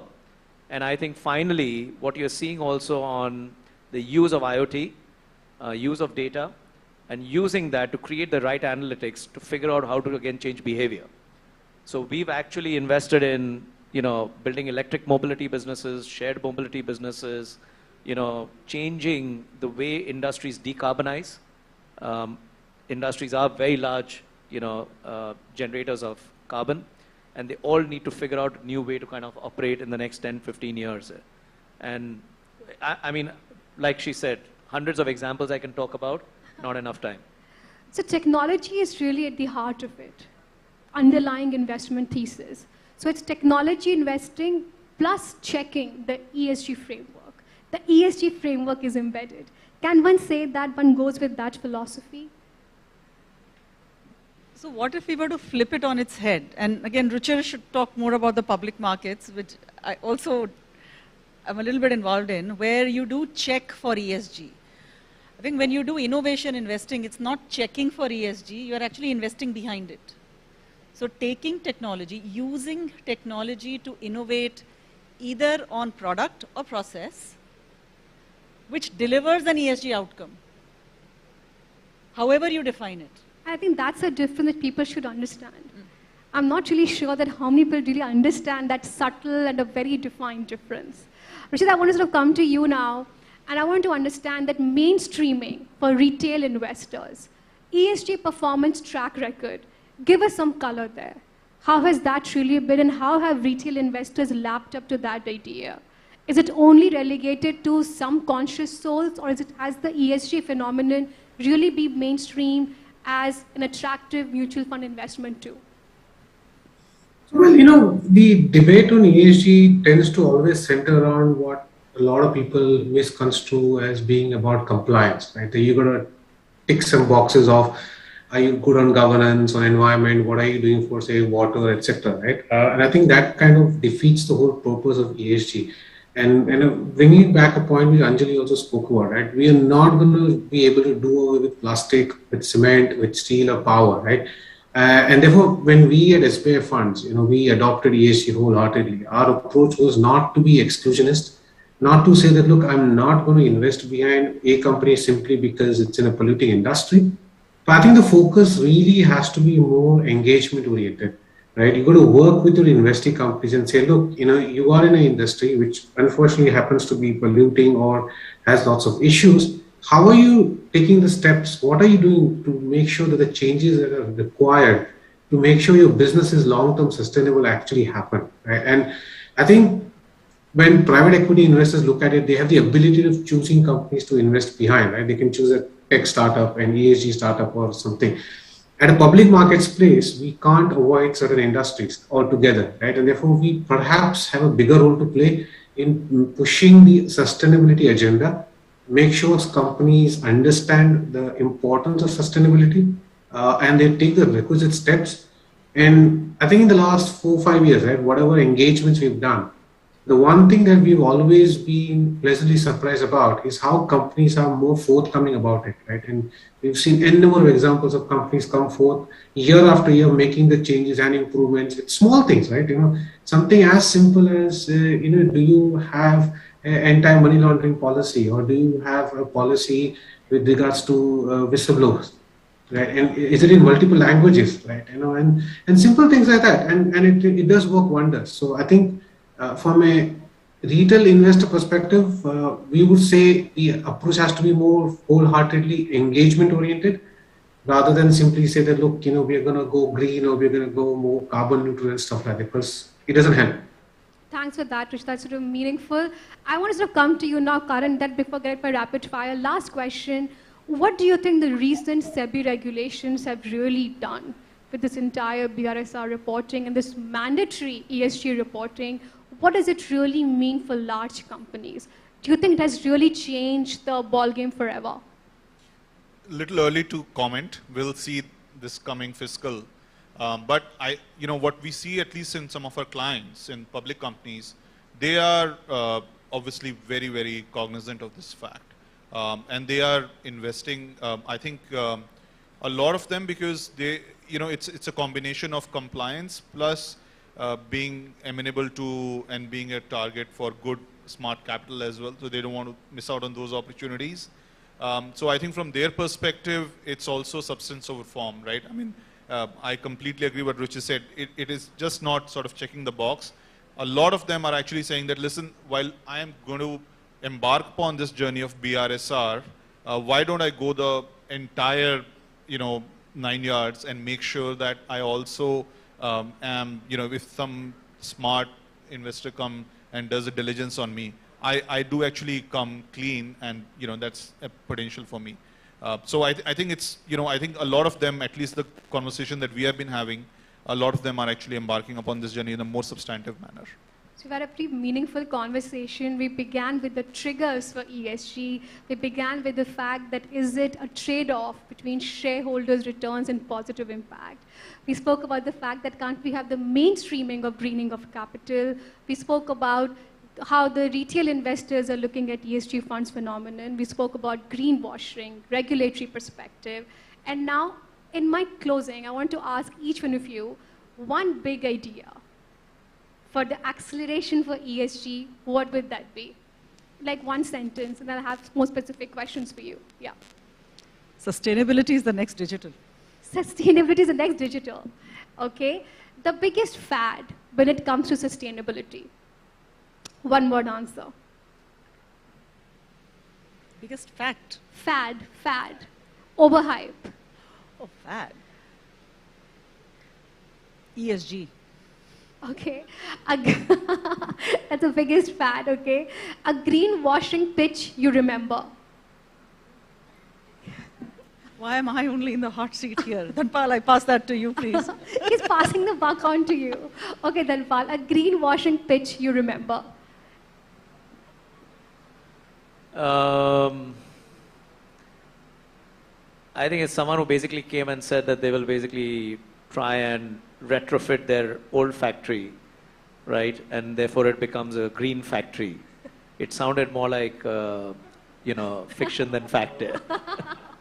Okay. The most impactful pitch that you've heard, which something to really blown your mind in this climate change area. I think it's about, this was on waste, and someone who basically wanted to deal with, the way in which we dispose of waste, and using technology to create a platform to aggregate all the bulk generators, retail generators, segregation, and then finally, hopefully, being able to dispose of it with a zero landfill situation. Very utopian, but very ambitious, and I think there's a lot that one can do in that space. So we actually saw some like 3 business opportunities coming out of that. Okay, I must say that the private equity industry itself is going through a huge disruption. There's so much capital being flown around. People are actually saying that, is it just another high margin capital available? When you have such conversations going around, how do you look at sustainability? What is your response to the large Sequoias or Carlyles of the world? Can this be the competitive advantage for firms like yours? Dhanpal, how to respond to that? I think there's, it's a huge ocean and lots to do for everyone. So when at least we look at it, we really don't see it as competition. We have a certain strategy, we have a certain style, and we want to stay true to our strategy and style because that's what we've told our investors, that what we'll do. I think the market is very, very large, and we're seeing that every year India has the ability to absorb a lot more capital than it did the previous year.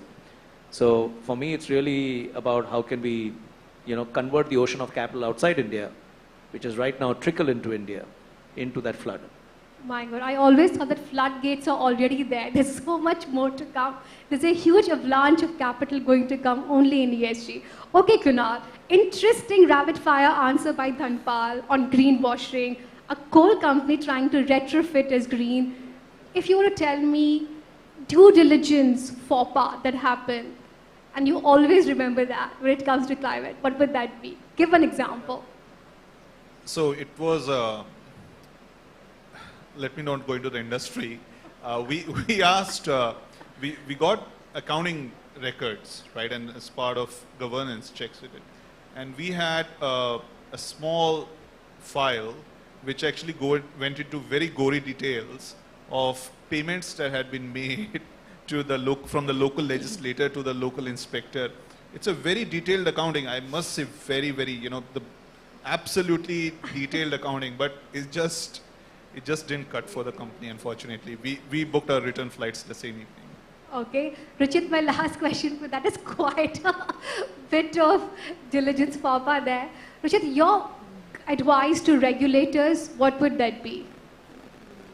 Oh, work on better quality of information, right? One of the things that actually companies can use to greenwash is to disclose data the way they want to disclose it, right? So having solid standards which focus more on quality of the data and not just the data disclosed itself, but the quality of the data would be a lot more useful for investors. And have the data audited, right? I mean, we've had a lot of examples of companies come and tell us that, look, I have become carbon neutral, right? But they talk of carbon neutral at their corporate office, but not at their plant, right? So yeah, data is a lot more important. So regulators could work a lot on that.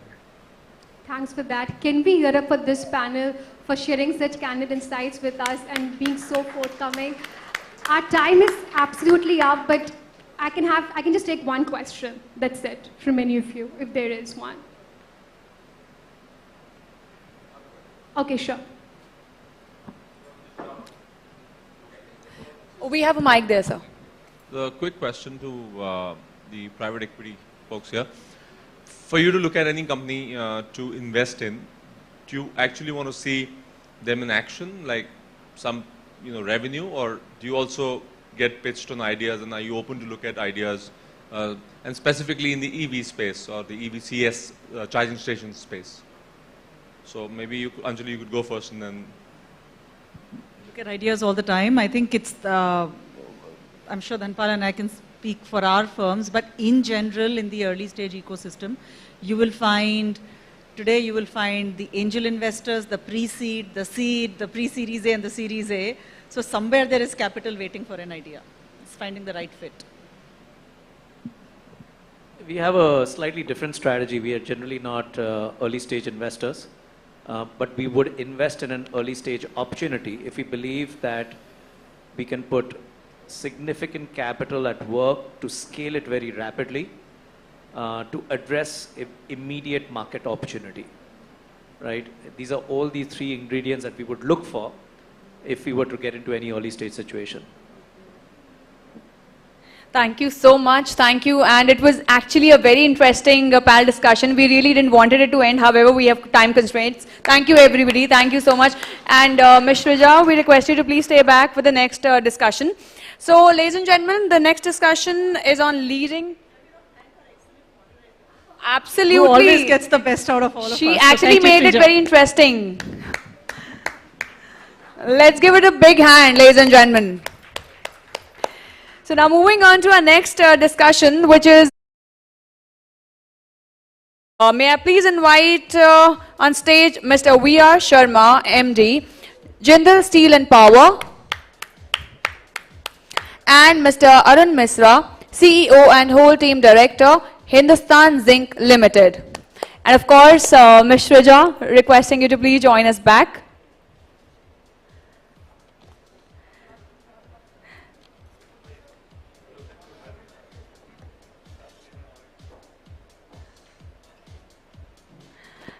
And ladies and gentlemen, why don't we just put our hands and welcome the panelists on the stage? Thank you.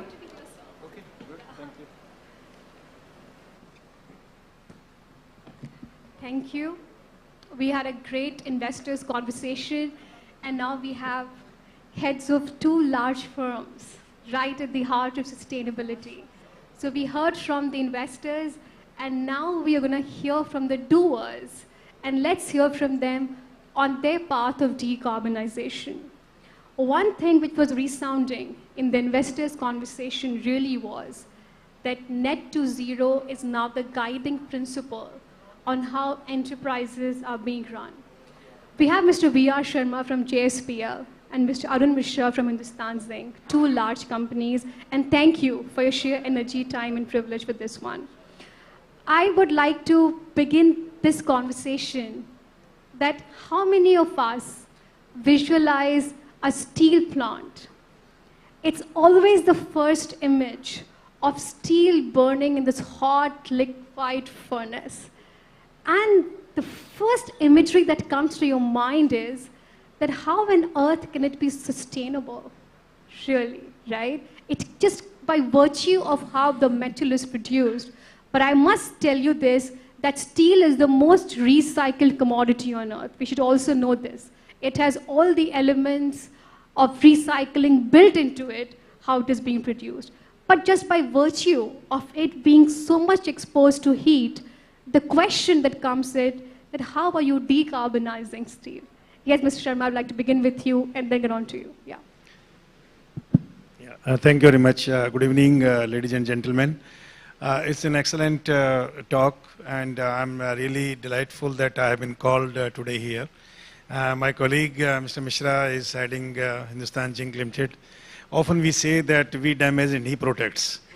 So because steel, you know, when we do the overall erosion is very high, the rust formation is very high, and zinc is a very wonderful product which goes hand in hand very cohesively, and it protects the environment, it protects steel from the erosion and rust formation. Now coming back on the steel, I'll give a little background. We produce about 1.9 billion ton steel in the world, and out of that 1 billion ton steel is produced by China. China is not too big a population when we compare with the Indian population. It is only 15 crore difference. And today we have to see that India is at just 118 million ton, and India wants to reach to about 300 million ton by 2030. So today we are just, I would say, 10% or 11% of China, and we want to reach to 300 million ton. You know, the entire universe is going to a big change. The first and foremost thing is we have to see that whether so much of consumption today is correct. This is to be pondered upon. When we see the sustainability, whole world, more than $17 trillion are being spent in next 2 years' time by different governments in the world on stimulus packages. This has given an impetus, and this has increased the consumption of each and everything in the universe. This is a big problem for all of us. So what should we do? I think the first and foremost thing is, before I jump on the what steel industry is doing, that is, we should consume less.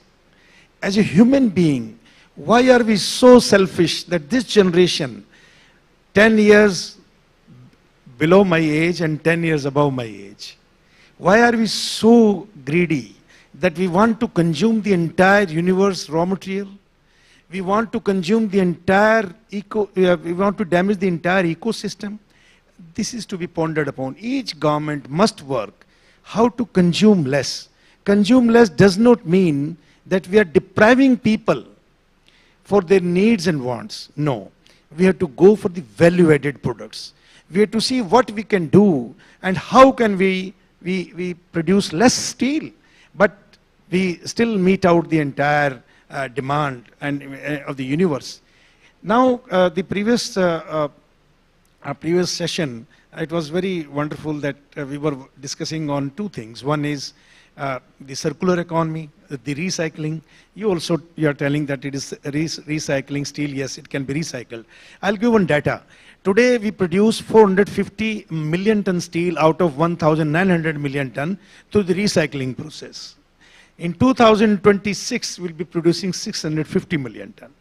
In 2030, we'll be producing 850 to 900 million ton steel through the recycling. So this is how the change will be.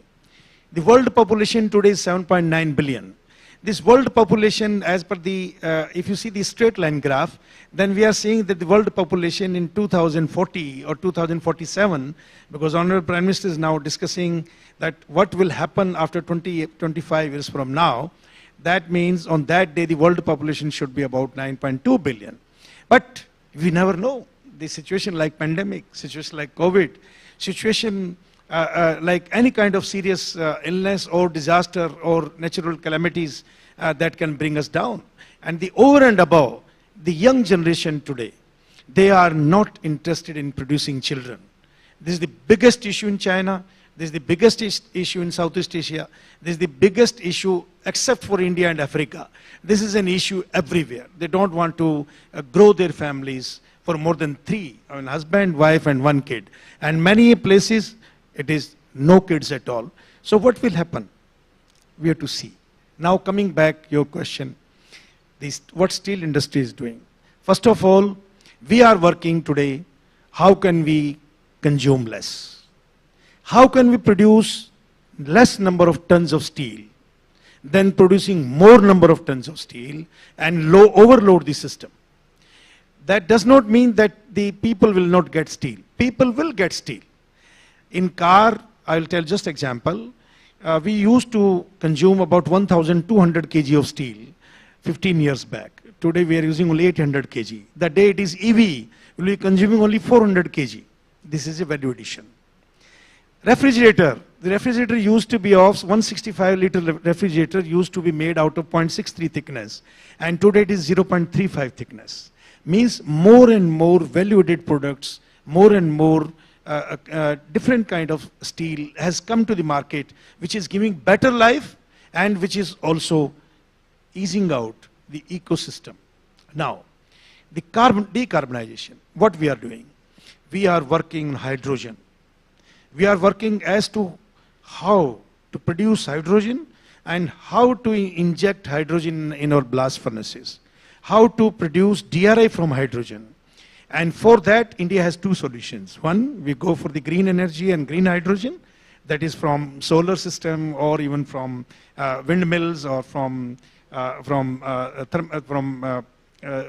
the hydro dams. The other is the coal. Coal is always treated as a villain. Coal is treated as a very bad product, but rightly said by, I would say, depicted and rightly articulated by Honorable Prime Minister in America 5 years back, that coal is not unfriendly. Usage of coal is unfriendly. So if we go to coal gasification and then we produce power, we produce steel, we produce ethanol, we produce methanol, we produce fuel like HSD, petrol, naphtha, benzene, then we reduce our dependence. So this is what we are working now. How to produce coal to hydrogen, how to produce green hydrogen and use in our blast furnaces. This is the point we are doing. Thank you, you. I've taken a little longer time, but it was necessary to explain everything to the great audience. Thank you, Mr. Sharma. But Mr. Sharma really answered my question in a convoluted fashion. He said that the onus lies on the consumer. So consume less, that is the answer to the question. So instead of answering the decarbonization, which you also answered, that you're going from coal to green and sort of investing in hydrogen, now I come to you, Mr. Mishra. We heard Mr. Sharma's stance on this entire idea of decarbonization of steel. He said the alternative could be less consumption and perhaps more value-added products, which consume less of steel. I want to understand from you, in your journey, how are you going on this path of decarbonization? So let me start by addressing less consumption first. To reduce steel consumption, zinc is the biggest enabler. The more zinc coating you do, the lesser steel you consume, because in India, if you look at railway lines, every year about 15% of the total railway lines need to get replaced just because of corrosion. If you have galvanized railway lines, which Government of India is now looking at, JSPL is looking at making galvanized railway lines, that 15% consumption straightway gets reduced. Now coming to, at the end of the day, how do I reduce my own carbon footprint in production? I know for most of the people, difficult to visualize what is there in a steel plant. Even in what is there in a zinc making plant is even more difficult. So its zinc plant is not straight as a steel plant of molten blast furnaces and all that. It's most of the processes are electrowinning process. That is electrolysis process through which you take out zinc as an element. The moment you say electrolysis process, it is highly energy intensive, electricity consuming. And our current about 500 megawatt of electricity that we use for our operations are all coal based. So easiest way, it is easiest way for us, also difficult way for us, that simply replace coal with renewable sources of power 24/7, a combination of renewable solar, wind, and as well as hydro. And that is the only combination that we work. We have finalizing power purchase agreement in another 2 weeks' time, where we will have 50% of our thermal power plant shut down by 2024. We are going for a 300 megawatt connection of 24/7 renewable power. So cut down CO2 emissions by half just by doing that.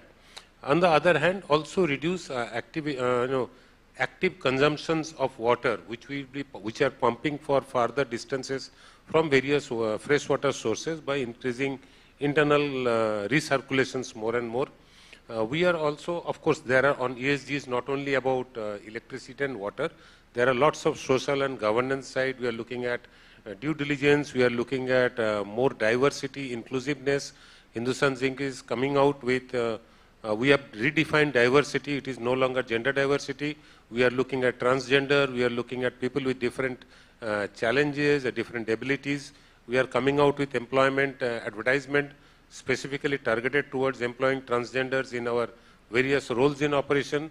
We have gone to underground mines where even women mining engineers, women geologists, women operators are working. So we are on the governance part also we are working out. Also equally important is EV journey in the mining. Entire mining fleet in the underground, we have currently about 700 odd equipment which run in the underground, about 900 meters below ground, which are all fossil fuel based. So my target is, which I have announced, that next 5 years, about $1 billion I will be spending on CapEx, which will be only for promoting use of EV in the underground mines. This year we are starting with 2 different fleets, one for production, one for utility, completely EV with charging stations underground. And this EV has to be backed up by renewable power, so that it's not that we produce thermal power and then make EV vehicles. So it has to be the full assessment of that CO2 neutral it has to become. And in next 5 years times, I can see Hindustan Zinc will be perhaps 100%, if not close to 100% EV based mining, more than 60% of its power consumption through renewable sources. In 10 years time, it will be 100% renewable sources. I see the future in 5 years time, perhaps even the current petrol pumps will be a thing of the past. Wow. So you spoke about quite a few things, $1 billion capex, EV journey in the mining and women mine. That's a pretty interesting initiatives coming to the fore. So what I understand from this panel is that you make and he cleans. Is that what the partnership is going to look like? Yes, he protects. We damage and he I would say protects. I am the sunscreen lotion for him. You're right. Is this how you guys talk with each other when you Actually, meet this offline? is, because zinc and steel, they get together always, and we travel together. The point here is, you have some other question, then I'll reply you. No, so I think I want to understand that what really is the future of the steel industry than you think. For instance, he mentioned that Shrija, we are going to invest $1 billion capex. So I want to sort of come to that. And first I want to hear from you is the alternative to steel, the future of the steel industry. How do you see where it is headed? What we have suggested to Government of India, first of all, because we are now talking sustainability, we are talking on environment, climate change. So our suggestion to Government of India is, let us first lay down the norms that what a steel industry across India should do in times to come. What kind of overall CO2 emission, what kind of pollutants, and what quantity of pollutants one can afford or the country can afford. So this is the first request we have made. And I think Ministry of Environment is working now very seriously that yes, they will redraft the norms.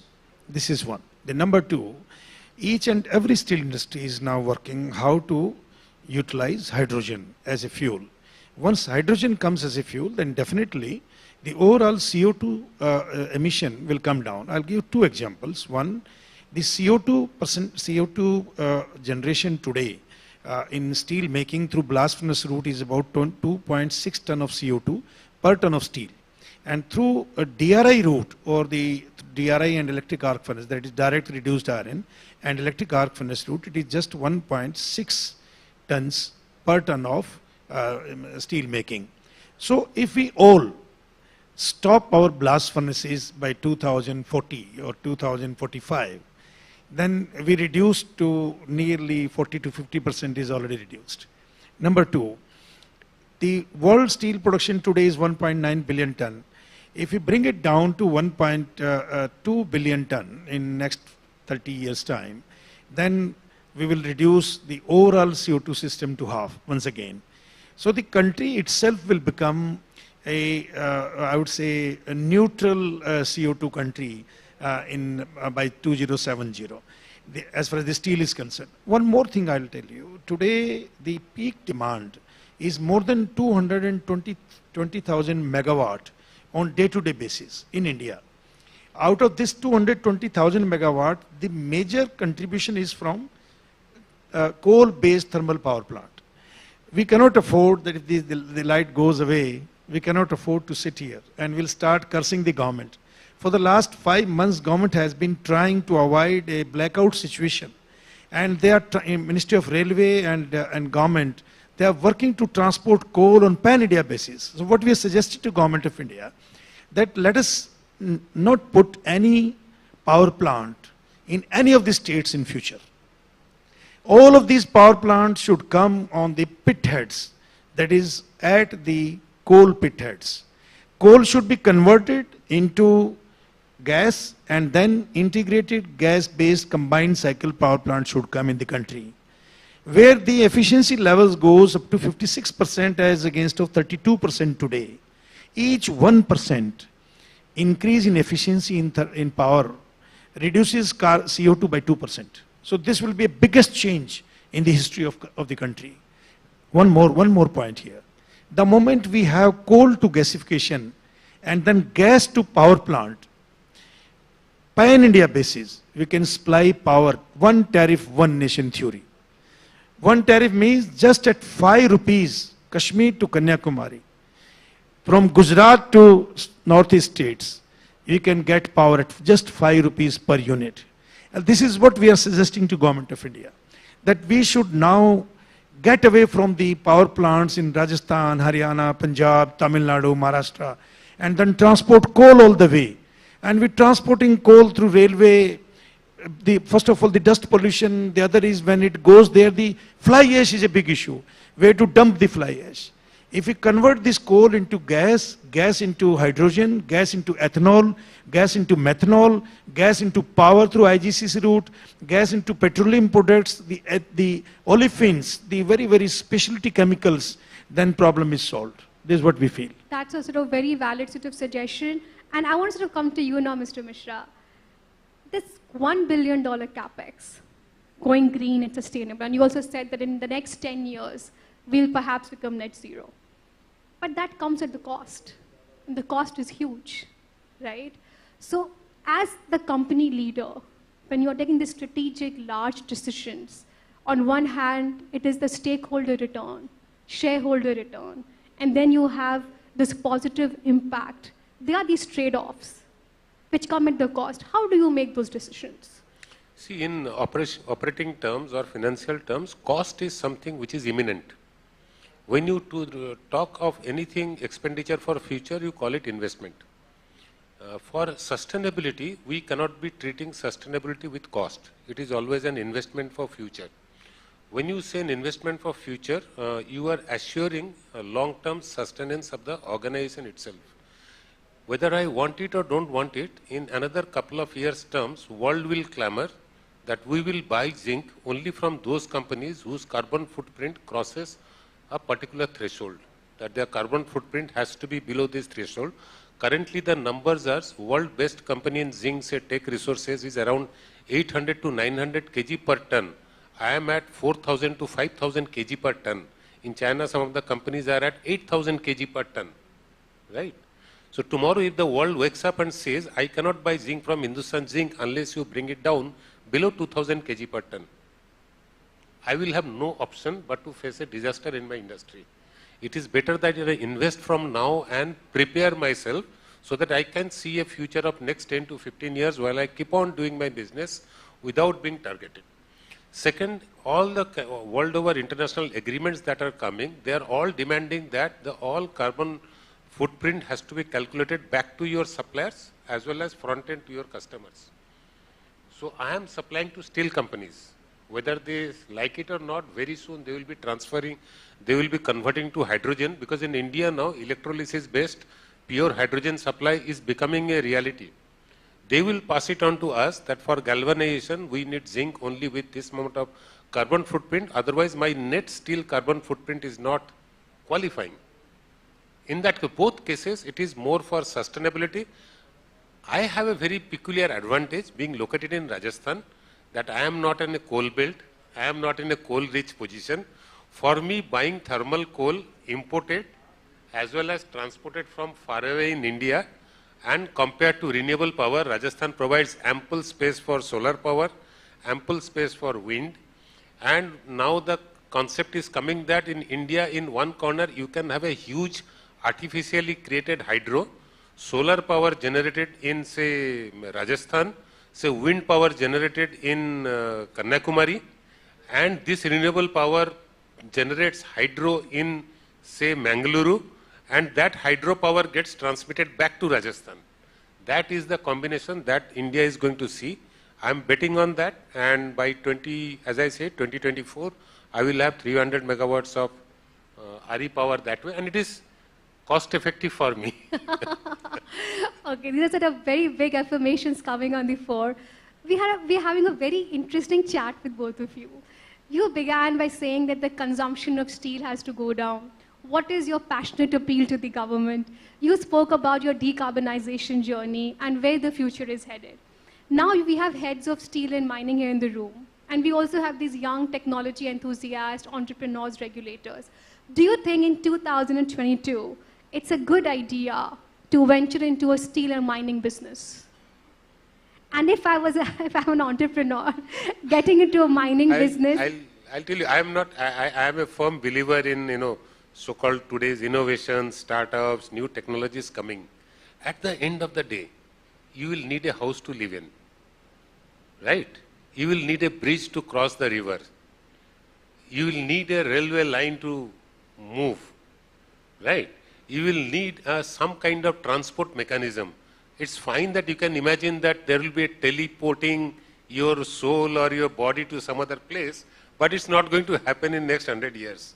So those are the basic roti kapda makan of life will remain. The point is, how can I make that green? It's fine that I encourage new startups which are on the negative side of CO2 footprint, carbon footprint, which may be some waste recycling here, some waste recycling there. But the carbon footprint on this side is so huge, you won't be able to negate it by a few startups there, unless these guys on this side who are adding to the carbon footprints themselves come out clean. And that is a requirement. I don't think I can see a world. You will have fiber reinforced plastics, you will have carbon nano chain working, all that is fine. But at the end of the day, you will need railway lines, you will need ships, you will need, You definitely need steel and aluminum. Look at the wide use and variety. And you said that perhaps the future is in front decarbonization, EV mining, like you said. So do you think there's an opportunity for young upstarts to venture in that direction? Yes, yes. On EV, absolutely, there is a huge opportunity for startups. There are various options. Suppose I take a EV vehicle today. Lithium is a costly resource and mostly in the control of few countries in the globe. Would you like lithium to be used, lithium battery to be used for all purposes that are required within the car, or you would need it only for driving the motor, but for all the windows movement, all other, spraying on the windscreen, all that can be made by alternative batteries, which can be lead acid batteries, which can be zinc air batteries, which can be aluminum air batteries. And that's where the need of the startups are coming. Can the startups come out with a solution that how do I make a easy battery replacement or easy charging mechanism? Otherwise, very soon, even the charging as a business will get into the hands of 2 or 3 monopolists. This can actually be a very localized startup unit.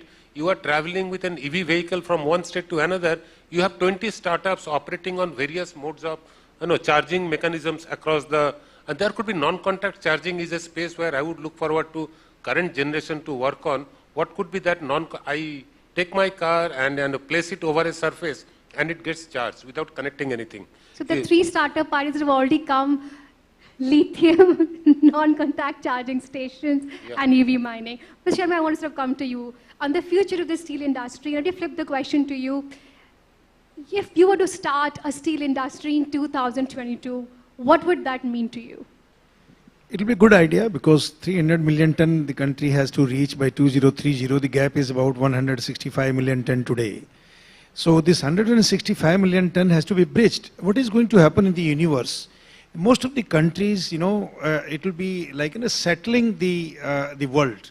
Today, it is skewed towards China. China is producing 1 billion ton steel. Rest of the world is producing 900 million ton steel. So this skew has to be stabilized. And what will happen in times to come? India will increase the production. Iran will increase the production. Ukraine will increase the production. And some of the European countries will cut down the production. America will also cut down the production, but Latin America will increase the production. Mexico, Costa Rica, Guatemala, Suriname, Brazil will increase the production. India will increase the production.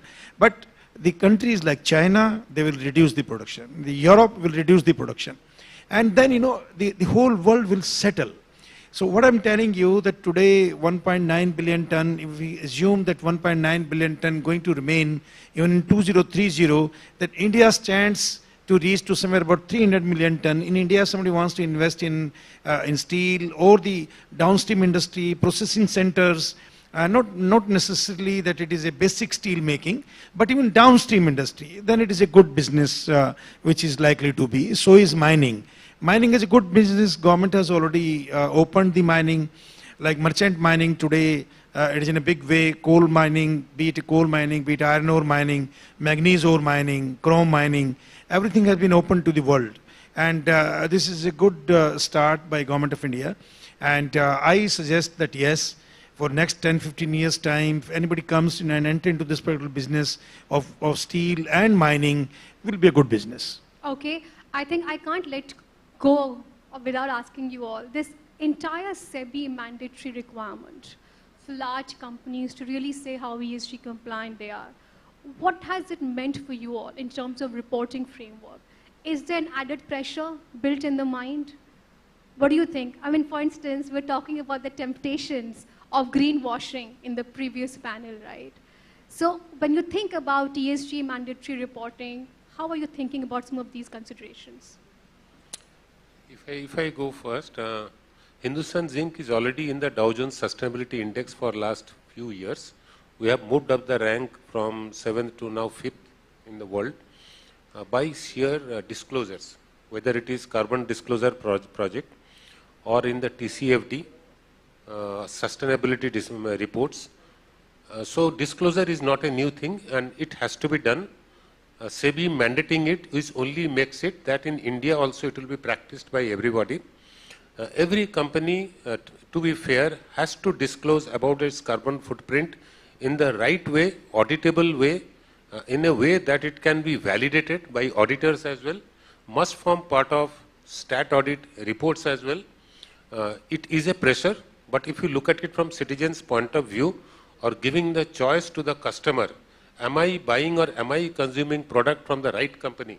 We must provide that disclosure as an add-on to the value that that a company creates.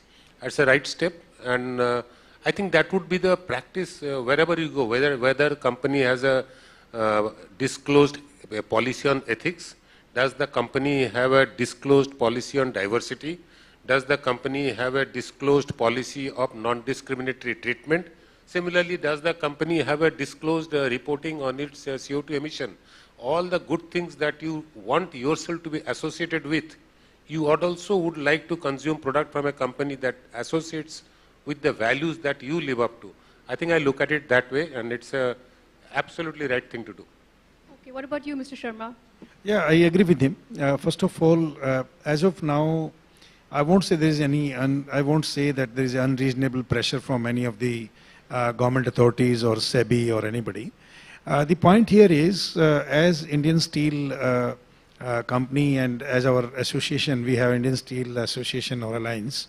So we have voluntarily declared that we will bring down the CO2 emission from 2.6 ton per ton of steel making to 2 ton per ton of steel making by 2028.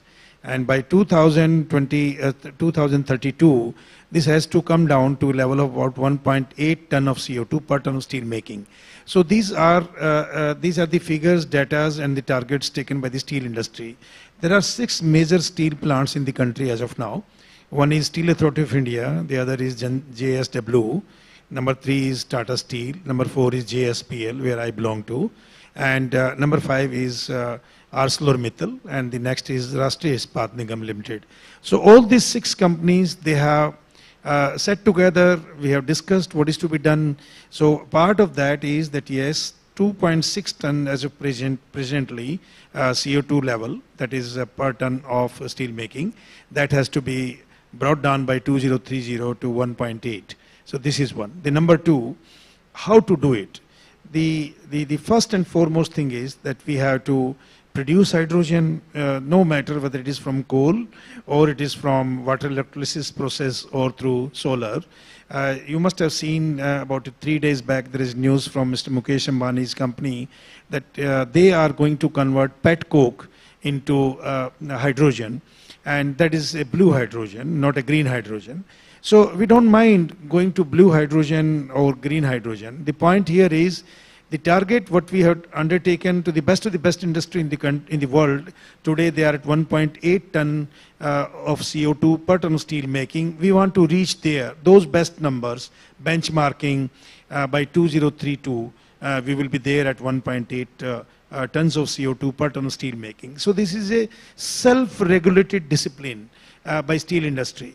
And this has been decided already, and we are working very seriously on this. So self-regulated discipline by the steel industry. Last question from both of you. Elevator pitch. Suppose you are stuck in an elevator with the Prime Minister and you only get 2 minutes with him and you have to make this passionate appeal on sustainability, which perhaps is the problem area and how you're building out the business, or make a dispatch to him. What would that really be?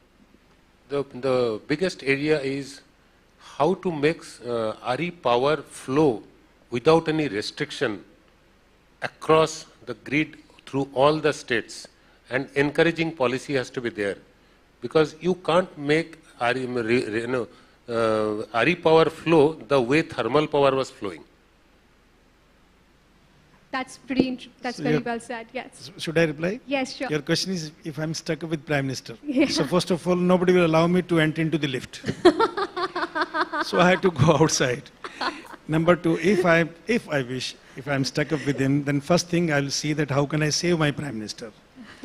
And I'll not discuss anything else, that I'll find out. I'll make a phone call to people that please rescue us because Prime Minister is here. Now point number three. The point number three is, if I had to discuss with Prime Minister, then I'll discuss only one thing. And that is, what is good for the nation? Let us just not copy the world. We are Indians. We have our own style of working. It does not mean that we will damage the climate. I tell you one thing, very specific data. In whole life, the Indians, what they read, the textbooks, and whatever paper they consume, Americans, they consume that much of tissue papers in a year. So who is more greener? I think Indians are more greener. We do the recycling, we do not throw things outside. Those value systems which has come, which has been inherited, which has been given by our parents, that is still working. We are the people who discovered that the plants are lives. Dr. Basu, he did it, and he is a Nobel Prize winner. I think we know it very well, and we can do it, and we can do it better than many in the world. And yes, steel industry is creating a lot of CO2, and as I told you, a self-regulated discipline that has been already imposed, and we'll bring down ourselves to the best of the best benchmarks in the world very soon. Okay, now quick rapid fire, 3 questions for each one of you. I'll begin with you. So you can hold on your mic and sort of answer the question. Okay, my first question to you really is that one piece of advice, if you were to give to investors investing in sustainability, what would that be? First is, don't get too carried away only by the startups becoming sustainable. There is a huge load of manufacturing industries, the older lot, who needs to be made younger. That also is a good case for investment. They are generating cash, they will continue to generate cash for you. There is hardly any risk in investing in the old companies for sustainability. Okay, that's an appeal going out to investors. No harm in investing in old companies. Your advice to Mr. V.R. Sharma, 3 a.m. call, the steel industry, savior of the steel industry, what would that be? Yeah, so let's work together on the hydrogen project. Okay. You're right, I agree with you. Okay. Okay, Mr. Sharma, I want to ask you the same question I have for you. Steel industry, the future of steel industry, decarbonization, how can you work together with a company like Hindustan Zinc on this one? Very simple. First of all, as I told you, the theory of consume less means the life cycle. The life cycle of steel today, suppose it is 15 years, and if I get a ZL Sport, and if I implement the usage of zinc, then we can increase the life cycle from 15 years to maybe 25 or 30 years. So that means we have consumed less steel. The next is, we have to see together that how his company can produce solar power, because they are sitting in Rajasthan, and how he can help me in transporting this solar power to the eastern belt of the country. We are in Odisha. So this is a big business for each other. Too much collaboration. Too much collaboration, yes. Okay, last, the biggest overhype or the fad you see in sustainability, something which you think is completely overhyped right now. You see, today, if you see, the whole world is speaking on sustainability. We have to understand one thing. Sustainability does not mean that this is the end of the world. And the nature's tolerance has been tested or gauged. Not yet. But does not mean that we keep on loading the entire universe. We have to take a little sigh of relief. We have to understand it very, very pragmatically. We have to go little carefully in producing hydrogen, in producing green energy, in producing EVs. We have to see that whether the EV manufacturers, they are really here or they are not here. It is a time, because Most of the EV manufacturers, they are not here. So we have to find out, we have to see, we have to digest it properly. And we should not jump immediately on this. Okay, we began this entire conversation on net zero. So both of you have to give me the specific year by which your companies go net zero. Yes, Mr. Mishra. 2050. 2050. I'm not sure how many of us will be there. There. No, we are becoming by around 2040. We will be reducing about 90%. Last 10% is difficult. That's where some technological changes have to come. I'm hoping that that would come. So 050 for you. What about you, Mr. Sharma? Same, 2050. We have taken this this target of 2050 in our Indian Steel Association, and I'm sure we'll do it. Already the blueprint is on table, and we'll be working very, very seriously, and we are also collaborating with Ministry of Steel and Ministry of Environment. It is a goal what nation has, and in the interest of nation, everybody is working on this particular goal. Our Prime Minister in G20 summit, he declared that we will be by 2070, but steel industry, and I appreciate Mishra ji on HZL and the metal and mining industry. I'm sure all of us will be net zero by 2050. So it's a long haul, but definitely a step in the right direction. Can we give it up for Mr. Mishra and Mr. Sharma on being so candid and sharing their strategies with us? I'm afraid time is like up badly, but I know you will not get an opportunity to meet with such gentlemen. I can only allow for one question, if there is. Okay, I see a female there. Yes, can we have a question for you?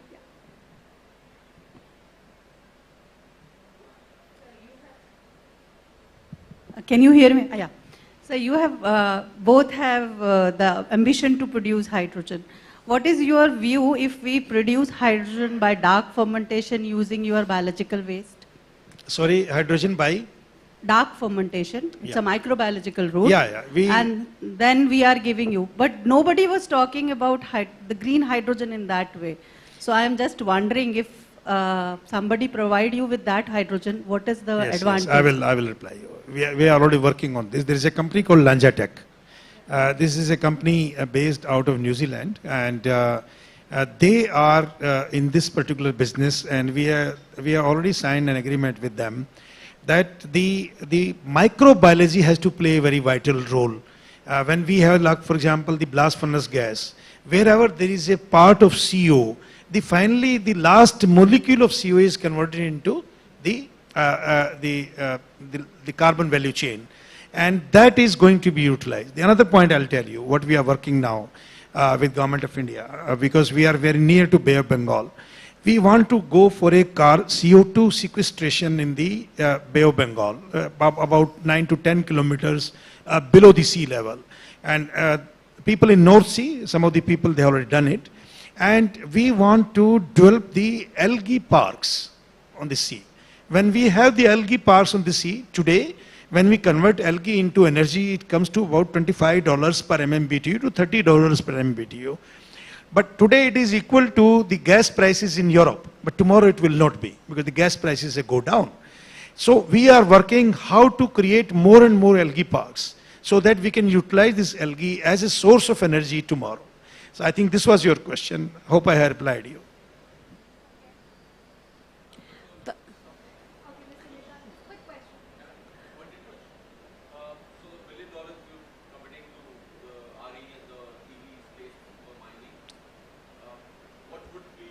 Your recommendation for companies who are under the Startup India in the EV space and the renewable space, how do they pitch for this business to Hindustan Zinc, because that's a very large company?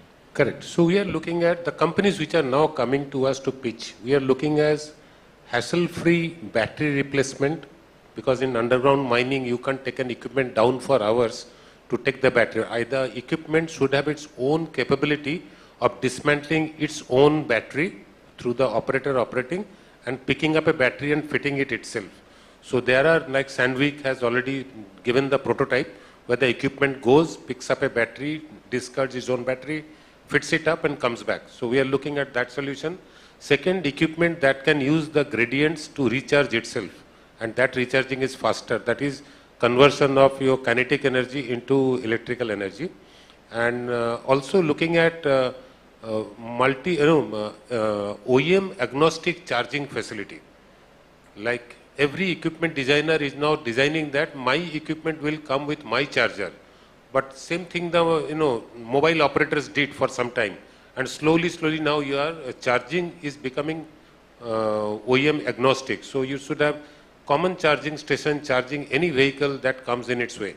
So those are the kind of innovations that we are looking for. And madam, on your hydrogen is, in steel plant, hydrogen is more important as a reducing agent.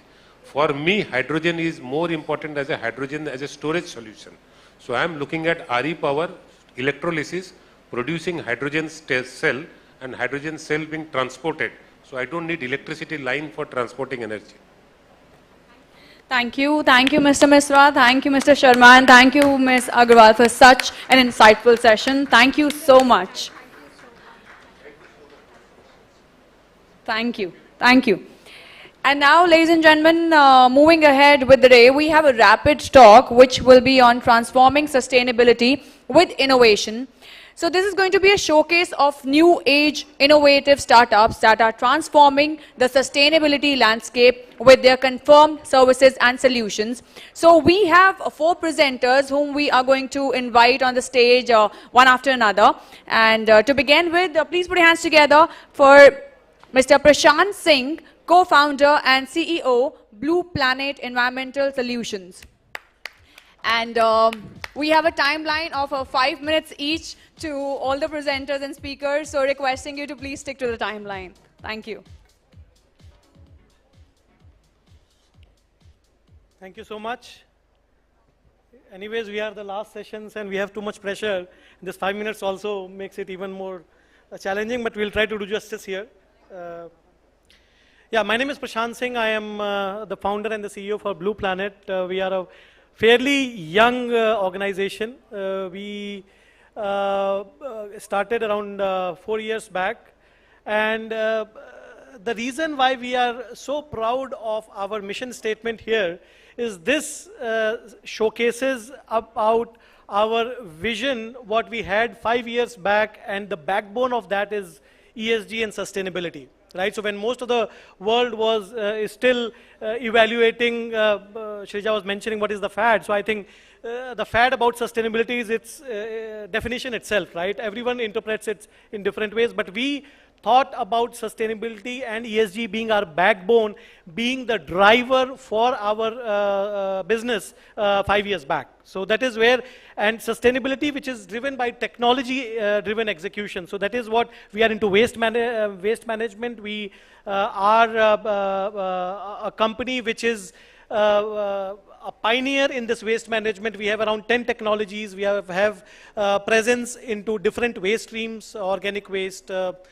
e-waste, industrial waste, landfill mining and others. So what we do is we build integrated platform where we can integrate, bring synergies, bring efficiencies across the value chain of waste management. And we repurpose output to ensure that we are able to upcycle as much as the waste as possible. And our end goal is zero to landfill. So if we are able to achieve this, we will be able to do justice to our ethos and belief of triple bottom line, which is doing justice to people, planet, and eventually we had a lot of discussions around with PE funds and capitalism. So we are looking at profitability as well. We are considering ourselves as a social enterprise, which eventually will help us do justice to our stakeholders as well. Our overarching goals, like from the waste management perspective, zero waste to landfill, this is still a dream, not only in India, but across the globe, where we are not able to do justice there. So that is what our dream is. Sustainable technologies, we don't want to invest or bring technologies where we are trying to solve one problem and creating 5 others. So those technologies have to be self-sustainable. Triple bottom line is what I just explained, and social inclusion is very, very important aspect of our ethos. Okay, so we want to include the lowest, most strata of society which gets engaged and which delivers service, to make sure social inclusion is included, financial inclusion, and so on and so forth for our stakeholders there. We are the third largest waste management company in Singapore in a short span of 4+ years. We are currently processing 18,000 tons of waste a day globally. So that is the kind of impact we are making. I'll share a little bit more details later on. And currently we have more than 150 projects going on in 15 different countries in 5 different continents. Our geo expansion, we are present in 6. I'll just come to, I know we have a short of time here. So our contribution to impact and SDGs, this is very, very impactful slide. So far we have processed more than 5.5 million tons of waste, primarily in India and those 5 countries that I mentioned. And that contributes to almost 136 million trees planted for a year. What our commitment today is that we will be able to achieve the goal of 40 million tons of carbon emission by the year 2030.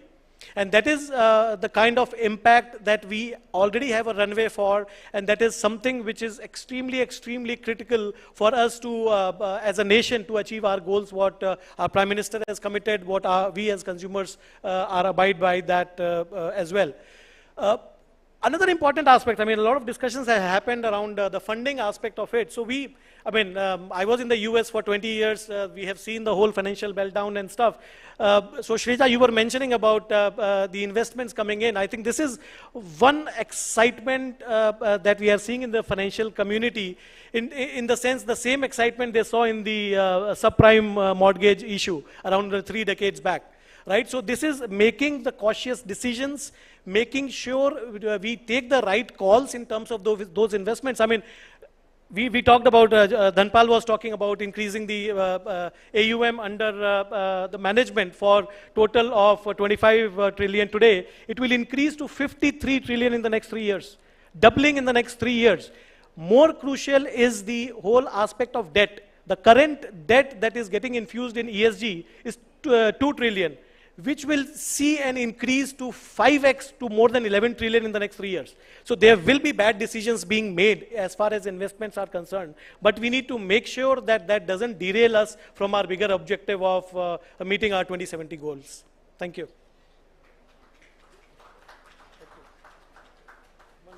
Thank you, Mr. Singh. You've almost, you have been in the timeline. Thank you so much for keeping it crisp and thoughtful. And moving on, ladies and gentlemen, please put your hands together for Dr. Vanitha Prasad, Founder and Director, CTO, Revi Environmental Solutions Private Limited.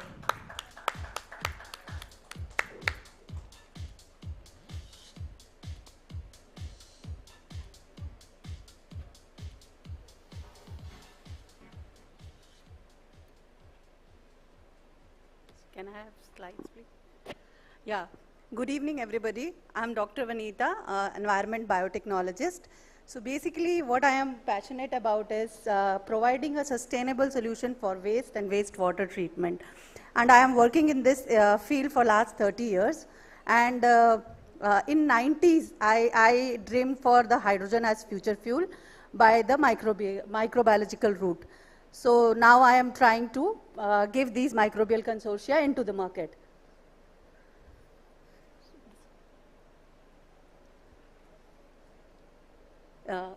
It will be moving from here. Yeah. So as everybody mentioned, waste disposal, waste treatment and global climate change. These are the 3 main things when we are talking about sustainability. And all of these is man-made. It's a created one. We have only created by having our own patterns of consumption. Sir has already told we have to reduce. That is the far most important thing that we have to do. But we can do that. We have to have a mindset. When we talk about waste, we generally take it as a burden. But that mindset that waste is a resource, it is a source. Lithium-ion battery is a source to extract lithium again. So we have to have ways to use this waste. So we need to have a mindset change where we will call waste as a resource. So as a scientist, I believe nothing is waste. It's just a resource placed at a wrong place at wrong time. We just have to find a way to use it. That's it. That is where the innovations lie. You have to find some ways. So that is where the circular economy, that is the principle. And as such, Mother Nature provides us everything in a circular way. So if I take this food waste only as an example, it is creating so much of CO2 emissions. And water, we are treating, water is very important. Think of that you will not be having this glass of water lying here when we are doing a meeting. Just for a day, we cannot survive. But we have created water scarcity in India, which is having so much of rain. So that is where the water is most under-prioritized. So wastewater reuse is very important. And anaerobic digestion as a microbiologist is the heart of circular economy. So I am trying to I will not say engineer, but yeah, as I understand the metabolism, I am trying to make these microorganisms healthy by innovating their health tonics. So that is what Ravi is doing. So we have done a lot of microbial consortia which can treat a lot of different kind of waste material. We have first product is focused onto the biodegradable waste. Any type of waste effluent containing any organic material can be converted to biomethane using this particular product. So people will say bio-CNG already exists. There are many biogas plants. But yes, if these microbial consortia are just replaced like a software in that hardware, you will be getting more efficiency. So that is what we have done. We are just a startup and we don't have a very big commercial production. So with the pilot, we have already mitigated so much of CO2 emissions. Our startup has been recognized as a winner. So I'm really motivated and looking forward to the hydrogen economy and a greener planet for all of us. Thank you. Thank you all. Thank you so much, Dr. Prasad, for this crisp and meaningful presentation. Thank you so much. Moving on, ladies and gentlemen, allow me to invite on stage Mr. Tarun Jami, founder, Green Jams, for the next presentation. 5 minutes, Mr. Jami. Thank you. Good afternoon, everyone. My name is Tarun Jami, as already introduced. Thank you so much. I'm the founder of Green Jams, and we exist to remove 10% of global carbon dioxide emissions. Big, hairy goal, but what we essentially do is make crop residues out of industrial byproducts. About 45% of global carbon emissions come just because of the buildings, because of the built environment, on account of the manufacturing of building materials and the energy consumed in operating a building. Simultaneously, on the other hand, India alone burns about 100 million tons of crop residues. Across the world, that number is almost 2 billion tons, giving us an opportunity to remove 10% of global carbon dioxide emissions. So we made Agrocrete. It's a carbon negative building material made from crop residues and industrial byproducts. We are beyond the current benchmark of sustainability. So these are some of the boring technical specifications. It's stronger than your regular bricks. It has a negative embodied carbon, best-in-class thermal insulation. But here's where the kicker is. Because of the supreme low weight and so on, I mean, we have a great customer value proposition. The next slide, please. The reason that anyone picks up Agrocrete over a conventional material is simply because of the cost. The next slide, please. Yeah, so almost 50% cheaper cost of construction, and because of the higher energy efficiency, we're able to reduce the cost of operating a building by 25% straight up. The next, please. Yeah, so this is the most important slide, I guess, and to today's context. We're able to remove 4,644 tons from a very, very small manufacturing unit that produces enough blocks for only about 3 lakh square feet of built-up area. That is equivalent to almost driving a fuel-efficient car along the Earth's circumference 463 times. Along the way, we're also able to achieve 9 of the 17 Sustainable Development Goals. There's the manufacturing process. It's very simple. We do not use any energy-intensive methods.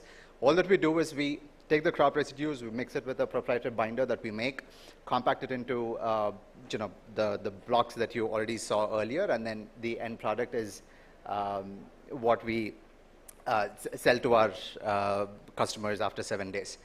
So these are some of the names that we're working with right now. We've already done projects with CBRE and Shell. We have a pretty burgeoning order book at this point, more than 1.5 crore blocks worth of inquiries. The next slide, please. So these are some of the completed projects. This is my own manufacturing unit. It's an under construction picture, but this is already completed. We've been able to capture 3.1 tons of CO2. In the next project, this is again a load-bearing structure, a farmhouse being built in Rajasthan, already completed again, another 2.36 tons of CO2 captured. So we're also very fortunate to have received the support of various ministries of India and some supremely good philanthropy organizations supporting us and giving us with grants. So this is some of the recognition that we've already received. Thank you so much. We have 2 minutes. I can take a question.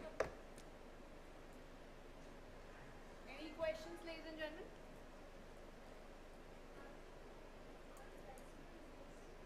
So it's already patented. No one else can manufacture bricks using crop residues now in India. All right, thank you. Thank you so much. Thank you. Now moving on, ladies and gentlemen, allow me to invite the final presenter, Mr. Akshay Singhal, founder and CEO Log9. 5 minutes, please. So I'll spare all of you the slides. I just have a few questions to ask and a few revelations to make as far as the electric vehicle industry or the energy storage industry in India is concerned.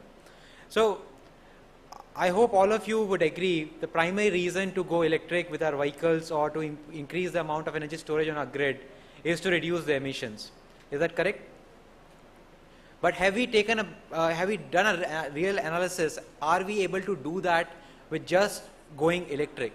And the matter of fact is that on a personal mobility vehicle, a simple car that we use for our daily usage, unless and until we drive an electric vehicle for more than 100,000 kilometers, we are not creating positive green impact. It takes you 100,000 kilometers to be more greener than a diesel vehicle today on a personal use case electric vehicle. And the reason is that the batteries which are going into these EVs are inherently dirty to manufacture. So while you're cleaner off as you are driving the vehicle, there is inherently 2 times more emissions which have gone out in the manufacturing of the electric vehicle itself. And hence, as of today, it makes much more sense to use electric vehicles for commercial utilization. Various kinds of last, first mile deliveries, your trucking applications, even your food deliveries for that matter. And that's where we come in as a company where we are trying to provide batteries which can consistently provide reliable operations for electric mobility across 2-wheelers, 3-wheelers and 4-wheelers in the last mile and the first mile space. And why it is relevant. So if you look at batteries which have been developed and designed globally, they were never designed for the Indian conditions. These batteries were never designed to work in elevated temperatures of 40 degrees Celsius or 50 degrees Celsius which you see in our cities. At the same time, these batteries were never designed to work on 2-wheelers and 3-wheelers or small 4-wheeler platforms. And that's the reason why these batteries are under significant stress conditions all the time and don't even last for half of the time they're expected to last in their lifetime. And that leads to not only more and more emissions by more batteries being required, but at the same time it is not responsible towards the user or the owner of these vehicles. And a lot of people who had initially adopted for EVs in the last mile space are now struggling with diminishing range on a monthly or a quarterly basis. At the same time, very inferior performance in terms of pickup, in terms of acceleration, and in terms of relying on the vehicle that when I left for a delivery, it will actually happen. When I left for an operation, it will actually happen. And that's the reason why scale has been limited, why there's a lot of demand and, so to say, interest in EVs, the scale has been limited so far. What we are able to offer today are batteries which not only provide a long, consistent life. We are talking about 15 years to 30 years of lifetime on these batteries as compared to just 2 to 3 years today. At the same time, these batteries can be charged in as low as 15 minutes, which is faster than your mobile phone. And the beauty of it is that all of these batteries, right from their materials to cell to the battery pack level, is being designed in India and manufactured in India. So we're the only company today in the country which has competency right from the material level to cell level and to the pack level. At the same time, all the materials, while lithium is there definitely, but all the materials that are being put forward into making these cells and battery packs, eventually it is possible to kind of get those supply of these materials within India itself, and including lithium. So we are also working towards facilitating the recycling of existing batteries so that we can create an artificial source of lithium in the country and use them for creating cells and battery packs that are required in the country. So homegrown, home developed, and for the requirement that we have in India. And once it works in India, it is also scalable across the tropical belt of the world, which sees similar kind of weather conditions as well as usage patterns. So that's what we're trying to do at Log9, and happy to have any questions from your side. So these batteries are ballpark around twice as, in terms of cost, they are twice as expensive as compared to typical lithium-ion batteries that you see being deployed across the country or across the vehicles, but at the same time offer 10 to 15 times more life. And yes, so we are solving for clean mobility doesn't work without solving for energy storage for storing renewable energy. And in that sense, if you have batteries which can last as long as the solar project, that has a lot of value. So typically, if you see the numbers, energy storage on the solar level increases the cost of electricity by around 5 rupees additional per unit. With these batteries, that number is around 3.5 rupees. We'll chat offline. Thank you. Thank you very much. Thank you, Mr. Singhal. Thank you so much for sharing all the knowledgeable facts. Thank you.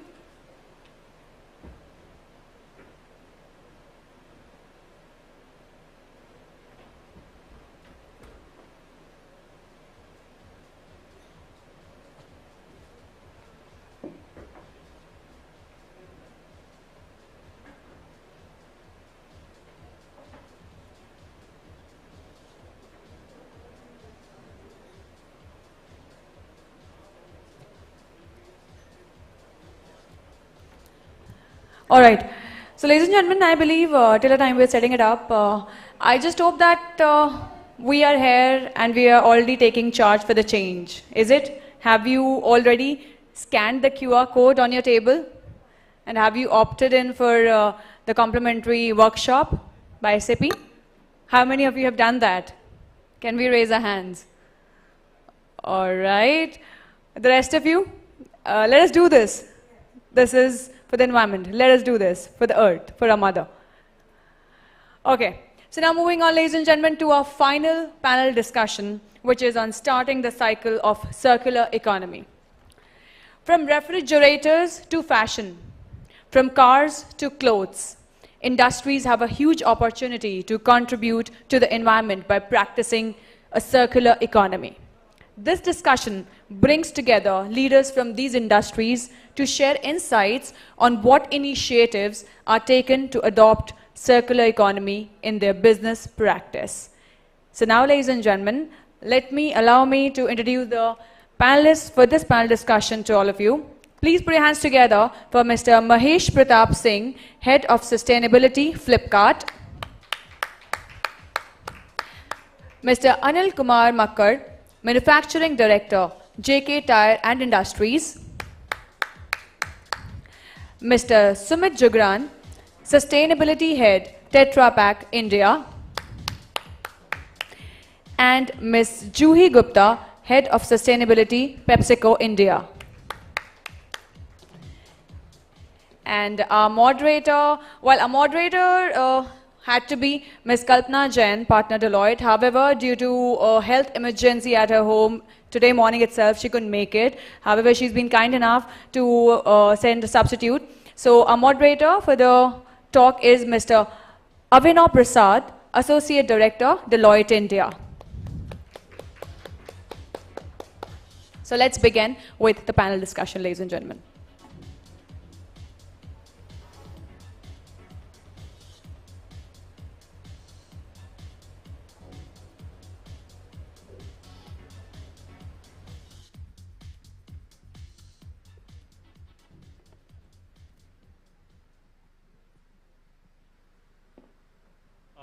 Good evening, everyone. So we have two of our panelists on a virtual mode. So I'll be turning my head quite often now. And two of my panelists here, Ms. Juhi Gupta and Kamlesh from Tetra Pak are joining, physically. So let us start this very important session on circular economy. And why are we talking about circular economy in the first place? It essentially started because we had initially thought that Earth's resources are infinite. Number two, Earth's carrying capacity in terms of recycling the waste that we are generating is also infinite. But unfortunately, that is not the case. Earth's resources are finite, and Earth's carrying capacity of the environmental waste is also very finite. So in that context, now it has become very, very important for all companies to have a circular economy strategy so that they use the three building blocks of circular economy as much as possible. That is reduce, recycle, reuse. Now we shouldn't talk circular economy in isolation because it has a very important climate change imperative. So if we talk about the circular economy on the whole, our consumption globally is only 9% circular, which means that whatever we take from the earth, only 9% is recycled and put into the value chain.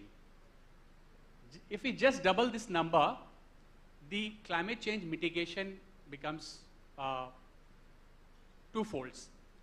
So it's very important to take circular economy as a strategy because it's not only is going to help reduce the resource consumption, but also address the emission at source. On the global level, the emissions will be minimized. So with this background, I'll let the esteemed panelists do the talking because they are implementing circular economy in their organizations. So I'll start with Mr. Kumar as to how can we achieve circular economy? How is that possible? What are the key levers of embarking on a journey of circular economy? Is that question to me or? Yes. If you can, Okay. answer. Okay. Good evening, everybody. Circular economy, if you look at, has four fundamental pillars. And as an Indian society, we have kindly been born and have that DNA that we never try to waste anything and try to extract the maximum value out of any product we use.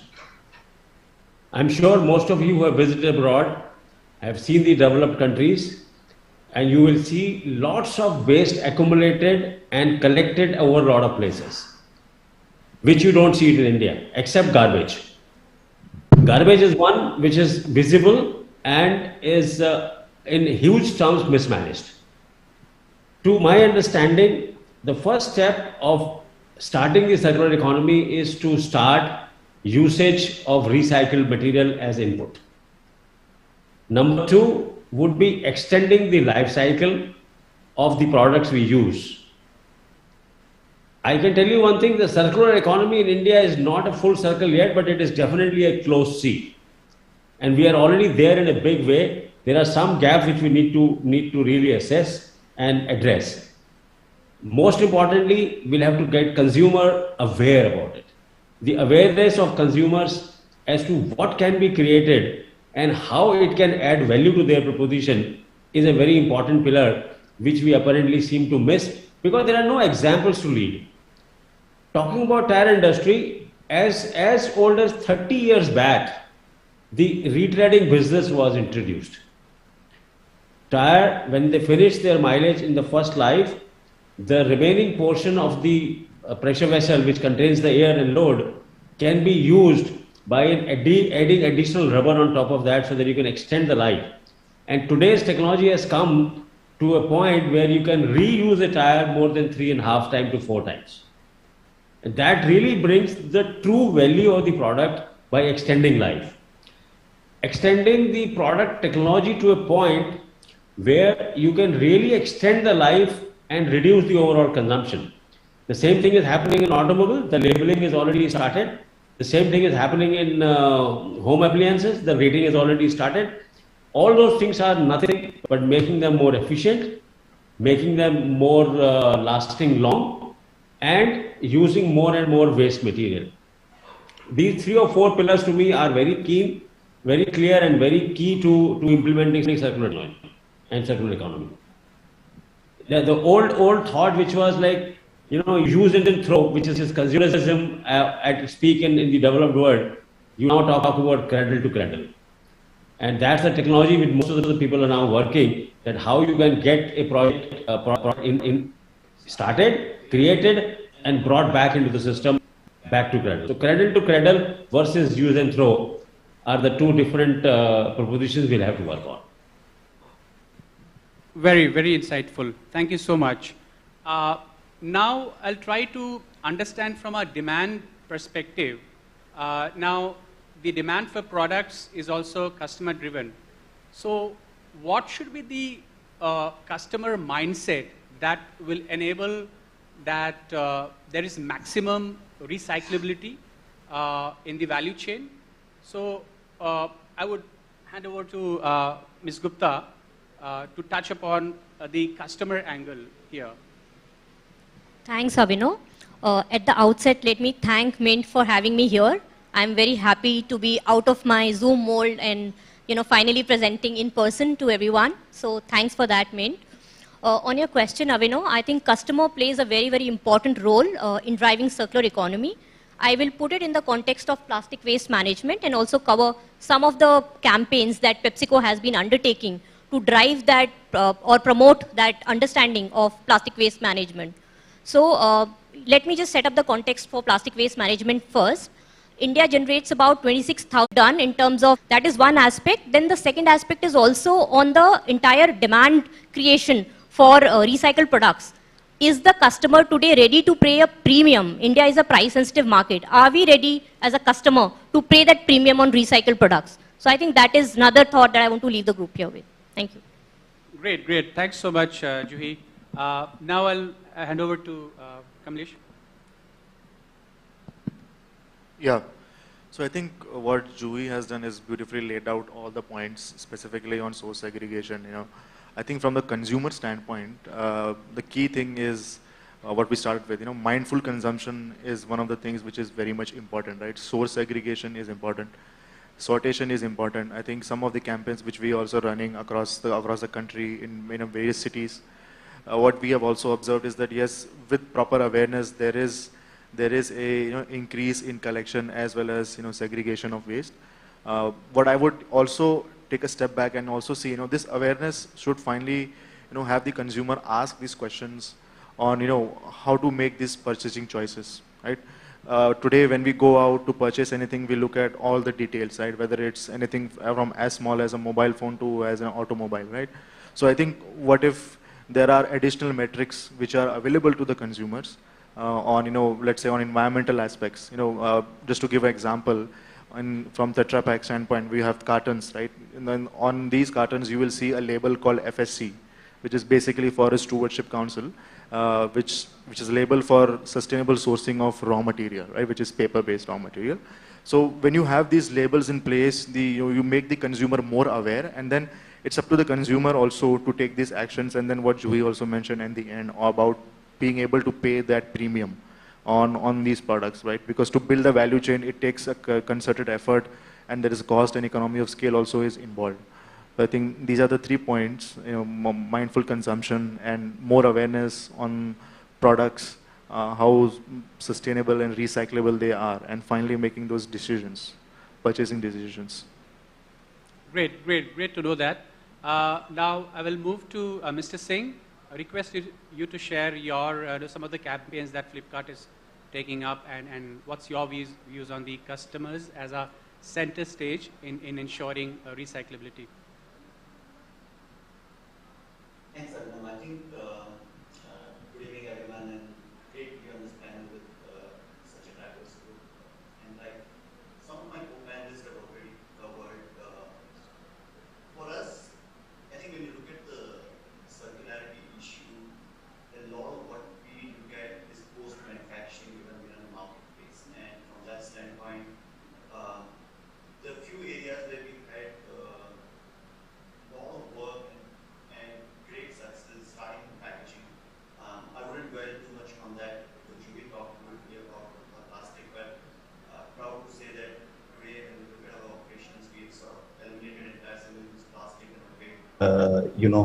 on sustainable packaging.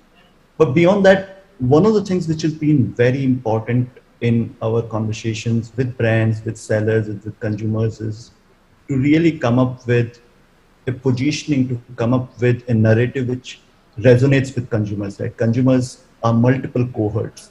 There's someone who resonates with value, but then there's someone who resonates with a purpose, and then there's someone who resonates with a brand. Today, in a lot of interventions we've done, a lot of surveys we've done, we've figured out that there is a very high degree of desire to be sustainable in choices people make, subject to the commercial and affordability construct you alluded to.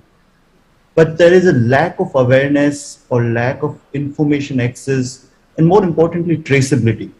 And a lot of that is what we're trying to solve for. I mean, at Flipkart, we take pride in sort of driving a structured e-commerce business in this country. We today refurbish and repair more than 500,000 devices a year.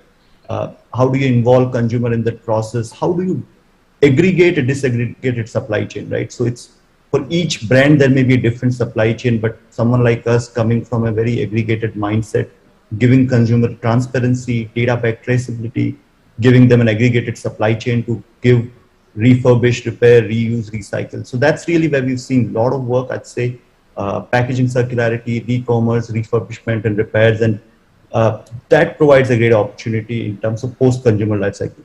There are also opportunities pre-manufacturing, and maybe we could talk about it as I said subsequently. Great. So my next question will be on the supply side. We all know that companies now have, like, climate commitments. They also have a circularity kind of agenda, and companies are taking targets as well. Now, that is very clear that demand is there, from companies to use circular products. What about the supply? Is there enough supply chain or innovative companies who can provide circular products to these companies who want at scale and with an assured supply? Is the supply chain ready to address the supply side of equation? Let me comment here. See, if you look at from a point of view of material availability, recycled material availability, and the technology to adopt that material, there's a big gap. Most industries, from manufacturing, I'm specifically talking from perspective of manufacturing, cement, rubber, plastic, the current acceptability of recycled material is ranging between 2 to 7 to 8%. You are not able to use more than that percentage of recycled material unless you're making a product which is not for the right application or is not suitable for the application. If you're talking about a good quality product which is really a customer proposition, a value proposition for the customer, the technology today is lagging in terms of how can I increase my recycled material into the manufacturing system to create a new product, which there is a lot of work going on. And there is no doubt today, given a chance, I would like to use more, but not at the cost of compromising on quality of product, because that would be really bad for the society, and you will rather go towards an open economy rather than a circular economy. So you would like to sustain and improve the quality of product and still use recycled material. To me, the bigger question which Mr. Singh and Juhi had answered, consumer demand today, see, in India you can buy anything at any time you want, but there is no discipline on disposal. EPR laws are very much there. And what is EPR saying? The extended producer's responsibility. As long as somebody else is responsible for disposal, why would person who is using it will be responsible? And I'm not talking from a point of view of packaging or FMCG or eatables. That's only one segment of the industry. Fundamental point is, you look at even today cars, automobile, which is a very large component of the GDP and a very large component of manufacturing sector. We are still not an organized sector in the country where end-of-life cars are handled properly. I don't have to go into details of what happens in which industry and which place. You are all more aware than me. We still have no discipline and accountability on anybody in the system as to how sanitation wastages will be collected, disposed, used, and brought back into the system. None whatsoever. To me, all the CSR related work, all the welfare related work, which there are many, many companies I can list and talk about, have done a lot of work. The fundamental has to change at the consumer level, and consumer has to become accountable for the disposal. Unless we set up those disposal practices, the supply chain from a material standpoint also will not happen. I can give you a very simple example. You go into any developed country, even closest to your nation, go to Malaysia, which is still developing. You can see piles of product, piles of tires, piles of cars lying there. And they are being systematically broken down into raw material and getting back into the system. More than 35% of the value of the car can be recycled at a good price. But here it is still a grey market industry. There is a lot of work which is currently being discussed, a lot of framework which is being developed. But I think we need, first of all, with the end of life or limited life of automobiles which has just recently come in, end of life of vehicle is a very positive step, and disposable accountability to the consumer. We'll have to find, it could be a very small number, it may be a penny, but we will have to find solutions to get consumer accountable for how he disposes, which is the case in any developed world. And I think that's what will fix the supply chain also, accountability. Yeah. Thank you so much. You'd like to share your... I would add to what he's saying. If we take a step back, right? You started with climate mitigation as well as circular economy. I think these two are very much interlinked, right? That initial start was there. But I would say that we have to look at it from the entire life cycle standpoint. Right? End of life is one aspect of it. I think we have to look at it from a holistic standpoint, from starting all the way from sourcing of raw materials to converting into finished goods, then distribution, retail. And I think at every step we have to make it in such a way that finally when it ends up at the consumer level, there is that awareness as well as what you mentioned on that responsibility from the consumer also. And now if I take from the full life cycle perspective, right, we should not just talk about circular economy, we should talk about low carbon circular economy. I think if we start with that, if I give an example of packaging industry, right, that you have around 41% of the overall emissions come from the upstream, and then around 49% is downstream, and then you have life cycle accounting for less than 7 to 8% of the emissions, right? Granted, you want to create a circular value chain that will only happen when then there is collection, right? But I think a full life cycle perspective is required. If I take at cartons, specifically Tetra Pak cartons, you have already 75% on average 70% of feedstock coming from paper-based and renewable, right? So you already have low carbon built into the system, right? And then when you add recyclability into it, and then it's getting recycled, so you add the circular economy aspect of it, right? Yeah. But do we stop there? No. I mean, we want to go a step forward, right? We want to create a every company, right, like ourselves, want to create a most sustainable anything product, right? So his point on technological breakthroughs, it's applicable everywhere. Every product application needs to be looked at from a breakthrough standpoint. What can be done? It will not happen overnight. There needs to be systemic changes from the design standpoint, right? I think that is where the point on supply will, if it's more recyclable, then you have a better chance of getting it recycled and creating a value.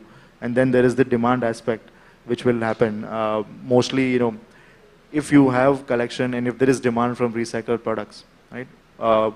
That will come when consumers collect, segregate, and then there is demand from companies who want to incorporate those into the packaging or any other format, right? So here is the important point is you create a product which is recyclable, and then you add into the collection and end of life system, and then you create a demand for recycled products, right? If there is a demand for recycled products, then the recyclers will add more capacity. If they add more capacity, then they will put pressure upstream in the collection, the network of aggregators, scrap dealers, right? So when you have a system in place with supply side as well as demand side, then you are looking at scaling up the system, right? But I think the core point, which was very, very well articulated, is that the consumer, I would say, responsibility is the key to it. Wow, great insight. Mr. Singh, any views on this before I move to the next question? So I think just to add to what Anil and my fellow panelists said, I think one of the things which is important from a supply chain standpoint is also, and it came in some of the comments, is to have an ecosystem view of the problem, right? I think today what happens is invariably a lot of focus and effort around circularity is once the product is made in terms of how this could be refurbished, repaired, recycled, how do we make supply chain more right, but there is a need to be able to do design thinking about how do we make products dismantlable to start with, right? So that the circularity becomes more important. How do those different industries come together? Someone's waste is someone's raw material, and a lot of this is thought through both from an end-of-life cycle standpoint versus a design space standpoint. I think taking an ecosystem approach to it and doing first principle thinking in the beginning will help us preempt and solve a lot of supply chain issues. Once we have thought through, then it's very easy to build a reverse supply chain to get a lot of waste back to the value chain in a way. Right now, the process is a little bit more reverse as we approach it, and hopefully over the years, with ecosystem and collaboration across industries and players, we probably start from the beginning as opposed to a post-facto, post-consumption cycle. Mahesh, I'd like to come in for 1 second. Sure. If you look at the definition of circularity by the literature which is available in lots of places, including Wikipedia, the first step is operation. And when you talk about operation, the operation circularity clearly only means that the material you use, the auxiliary energy you use to convert that material into value-add product which you are looking at, the waste you generate, and the water which you waste. These 4 particular parameters which are part of the operation is the first pillar of circularity. And if these 4 pillars are addressed, the remaining part will automatically move in. And another very important pillar on the circularity is the using product as services or offering product as services. You have come from packaging and furniture and e-commerce. The current trends of renting furniture, the current trends of renting car, I came to know just 4 days back, DTC is bringing 100 additional electrical buses in Delhi which will be running on lease model. They will not own it. It will be owned by somebody else. Shared mobility came as a concept for product as service. But look at the utilization of the car which has improved with that process. The normal car usage in its life cycle is not even 10%. And that number, when the Uber and Olas came in, has gone from 10% to almost 62%. To me, that's a fantastic example of extension of life and using product and services. Absolutely. I think, and those are the areas which will be very important even when you talk about sustainability. True. Absolutely. I just wanted to, Abhinav, I just wanted to add on to what my co-panelists have mentioned. So, basically when you do EPR, when you look at plastic waste management context, again, design thinking becomes important. And for example, I want to just highlight PepsiCo's commitments into some of the design thinking that we are planning to do for plastics. So we have taken a pledge of making all our portfolio by 2025 RCB compliant, which is recyclable, compostable or biodegradable. So that again will improve not just the recyclability part of it, but also recycling part of it. So currently, PET is 100% recyclable. We are working on recyclable designs for our films, for our snack films. So that is what we are doing. Then again, we are also reducing virgin plastic. We've taken a goal of reducing virgin plastic by 35% by 2025. Apart from that, we've taken a goal on rPET deployment also of 25% by 2025. So these are our sustainable plastic vision goals, which are rooted under the 3R principles, which you also mentioned, Avino, on reduce, recycle, and reinvent. So in terms of reduction, we are already lightweighting our PET bottles to consume less virgin plastics.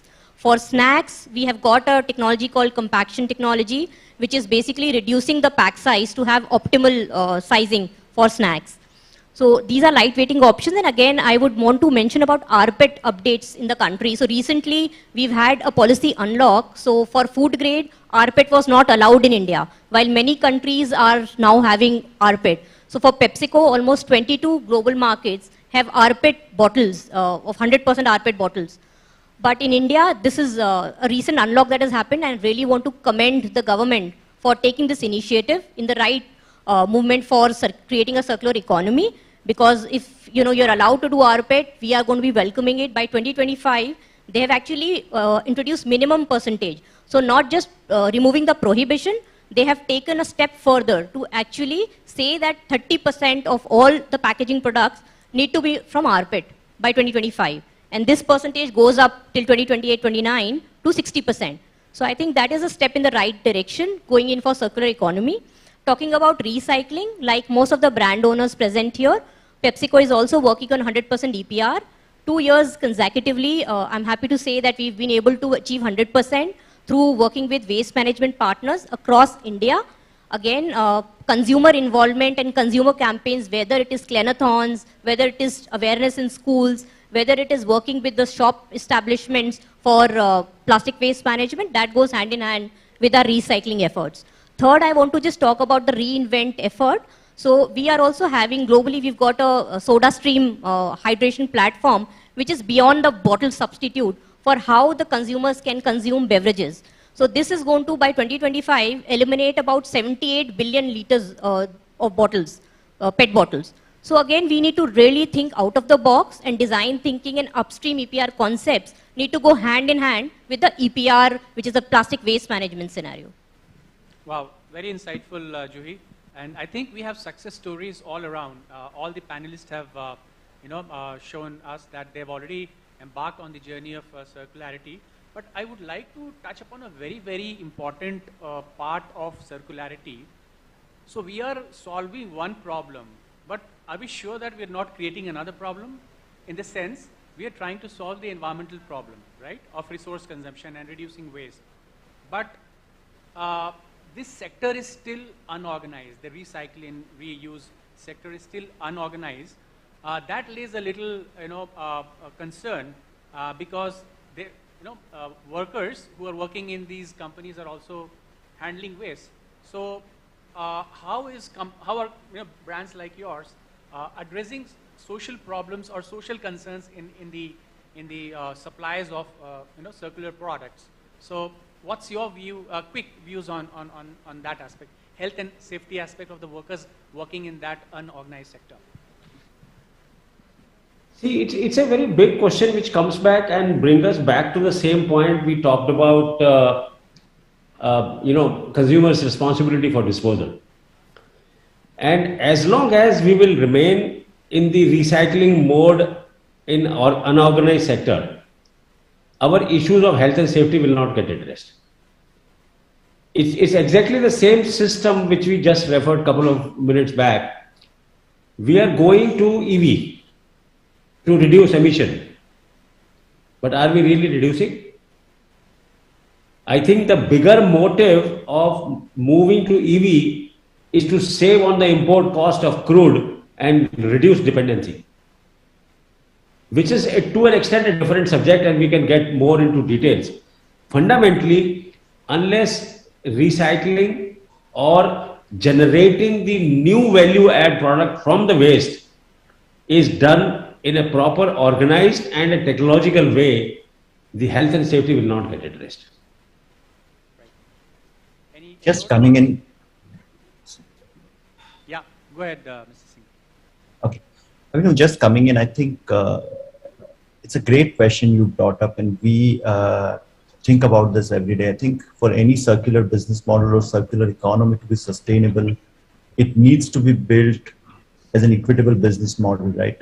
Which means when you look at where the pivot would be, while this is a circular economy and driving, environmental objectives, it still has to create jobs and opportunities. And talking about our specific examples, skilling plays an important part in how we address some of these, right? I think when you think of some of the traditionally industries like refurbishment, industries like repair, they've been highly unorganized, and we've done a fair amount of work working with partners like NSDCs and others to really create a sort of predictable, sustainable livelihood, create career tracks out of it. This is just one specific example closer to our business, but I think as we look at the circularity, there are going to be traditional sectors where there may be, less demand, but there are going to be newer skill set, and it's important for us to look at skilling opportunities to create those opportunities of sustained livelihood. Otherwise, we would go back to the question you raised about in terms of creating potential imbalances if we don't think through both from environmental as well as social lens. I get back one example on that, Abhinav. If you go around and see how retreading was done 20 years back, the total retreading industry, the business was hardly 5% organized, 95% unorganized. Multinational players have come in. Indian tire industry has developed a lot of technology. Today, more than 50% is organized. And you have proper retread shops, you have proper collection, you have proper certification, the product does much better, the life gets extended much better, and safety and health issues and all kind of hazardous issues are handled in proper way. So technologies are available. We have to become conscious of the cost around it and the acceptability of that product. Thank you so much. So we have only 31 minutes, 30 seconds or 1 minute from either of you, or one of you, both of you, because the topic is very important. Sorry. Okay, so I think you've touched upon a very, very important subject, Avino, which is the waste picker. So in the social strata, they are one of the most vulnerable population. The entire waste management system today depends on this informal set of waste pickers. So the first thing that we need to really look at is how to formalize them, how to bring them into the formal economy systems.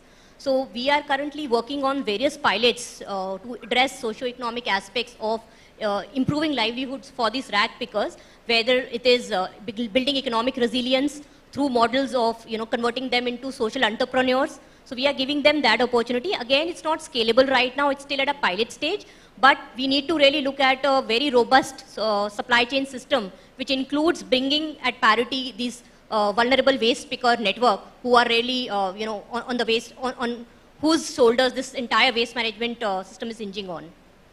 Great. So, yeah. Finally, what I would add, sure. That something as simple as, giving them an iCard, okay, gives them does the waste picker communities, right? So we run programs in Delhi and across the country that we have partners whom we work with, to give them the right integration, right? They need to be integrated into this formal economy. They need to get something as simple as getting the iCard, getting their Aadhaar card, right? We all have our company iCards, right? We have this system in place, right? So, bringing them into the fold, giving them health camps, right? Something as simple as doing a health camp, because they are exposed to such environments where they face very much such issues, right? So I think integrating, as what Juhi mentioned, integrating them, it's going to be a long haul, right? But I think we have to put these programs in place where we start bringing them into the mainstream. And I think that's what I would like to say. Lot of encouraging signs, and we are very optimistic that the circular targets are enhanced by corporates, so that we see minimal waste. And it's not only waste; there is value to be reaped. As per a GIZ report, if entire ecosystem is built by 2030, $0.5 trillion of value can be unlocked through circularity. So with that note, I think we should end this session. Great learning, great session. Thank you so much, all of you, for bringing in the, your experiences and your some of the best practices. So it's truly, truly encouraging for all of us. Thank you so much. Thank you. Thank you, everyone. Yeah. Great evening. Thank you so much to all our panelists, and a special thanks to Mr. Abhinav Prasad for being here and conducting this panel so well. Thank you so much. Thank you. Okay. And ladies and gentlemen, we would like to thank each one of you for joining us at SAP Presents Mint Sustainability Action Summit 2022. Without you, it wouldn't have been possible.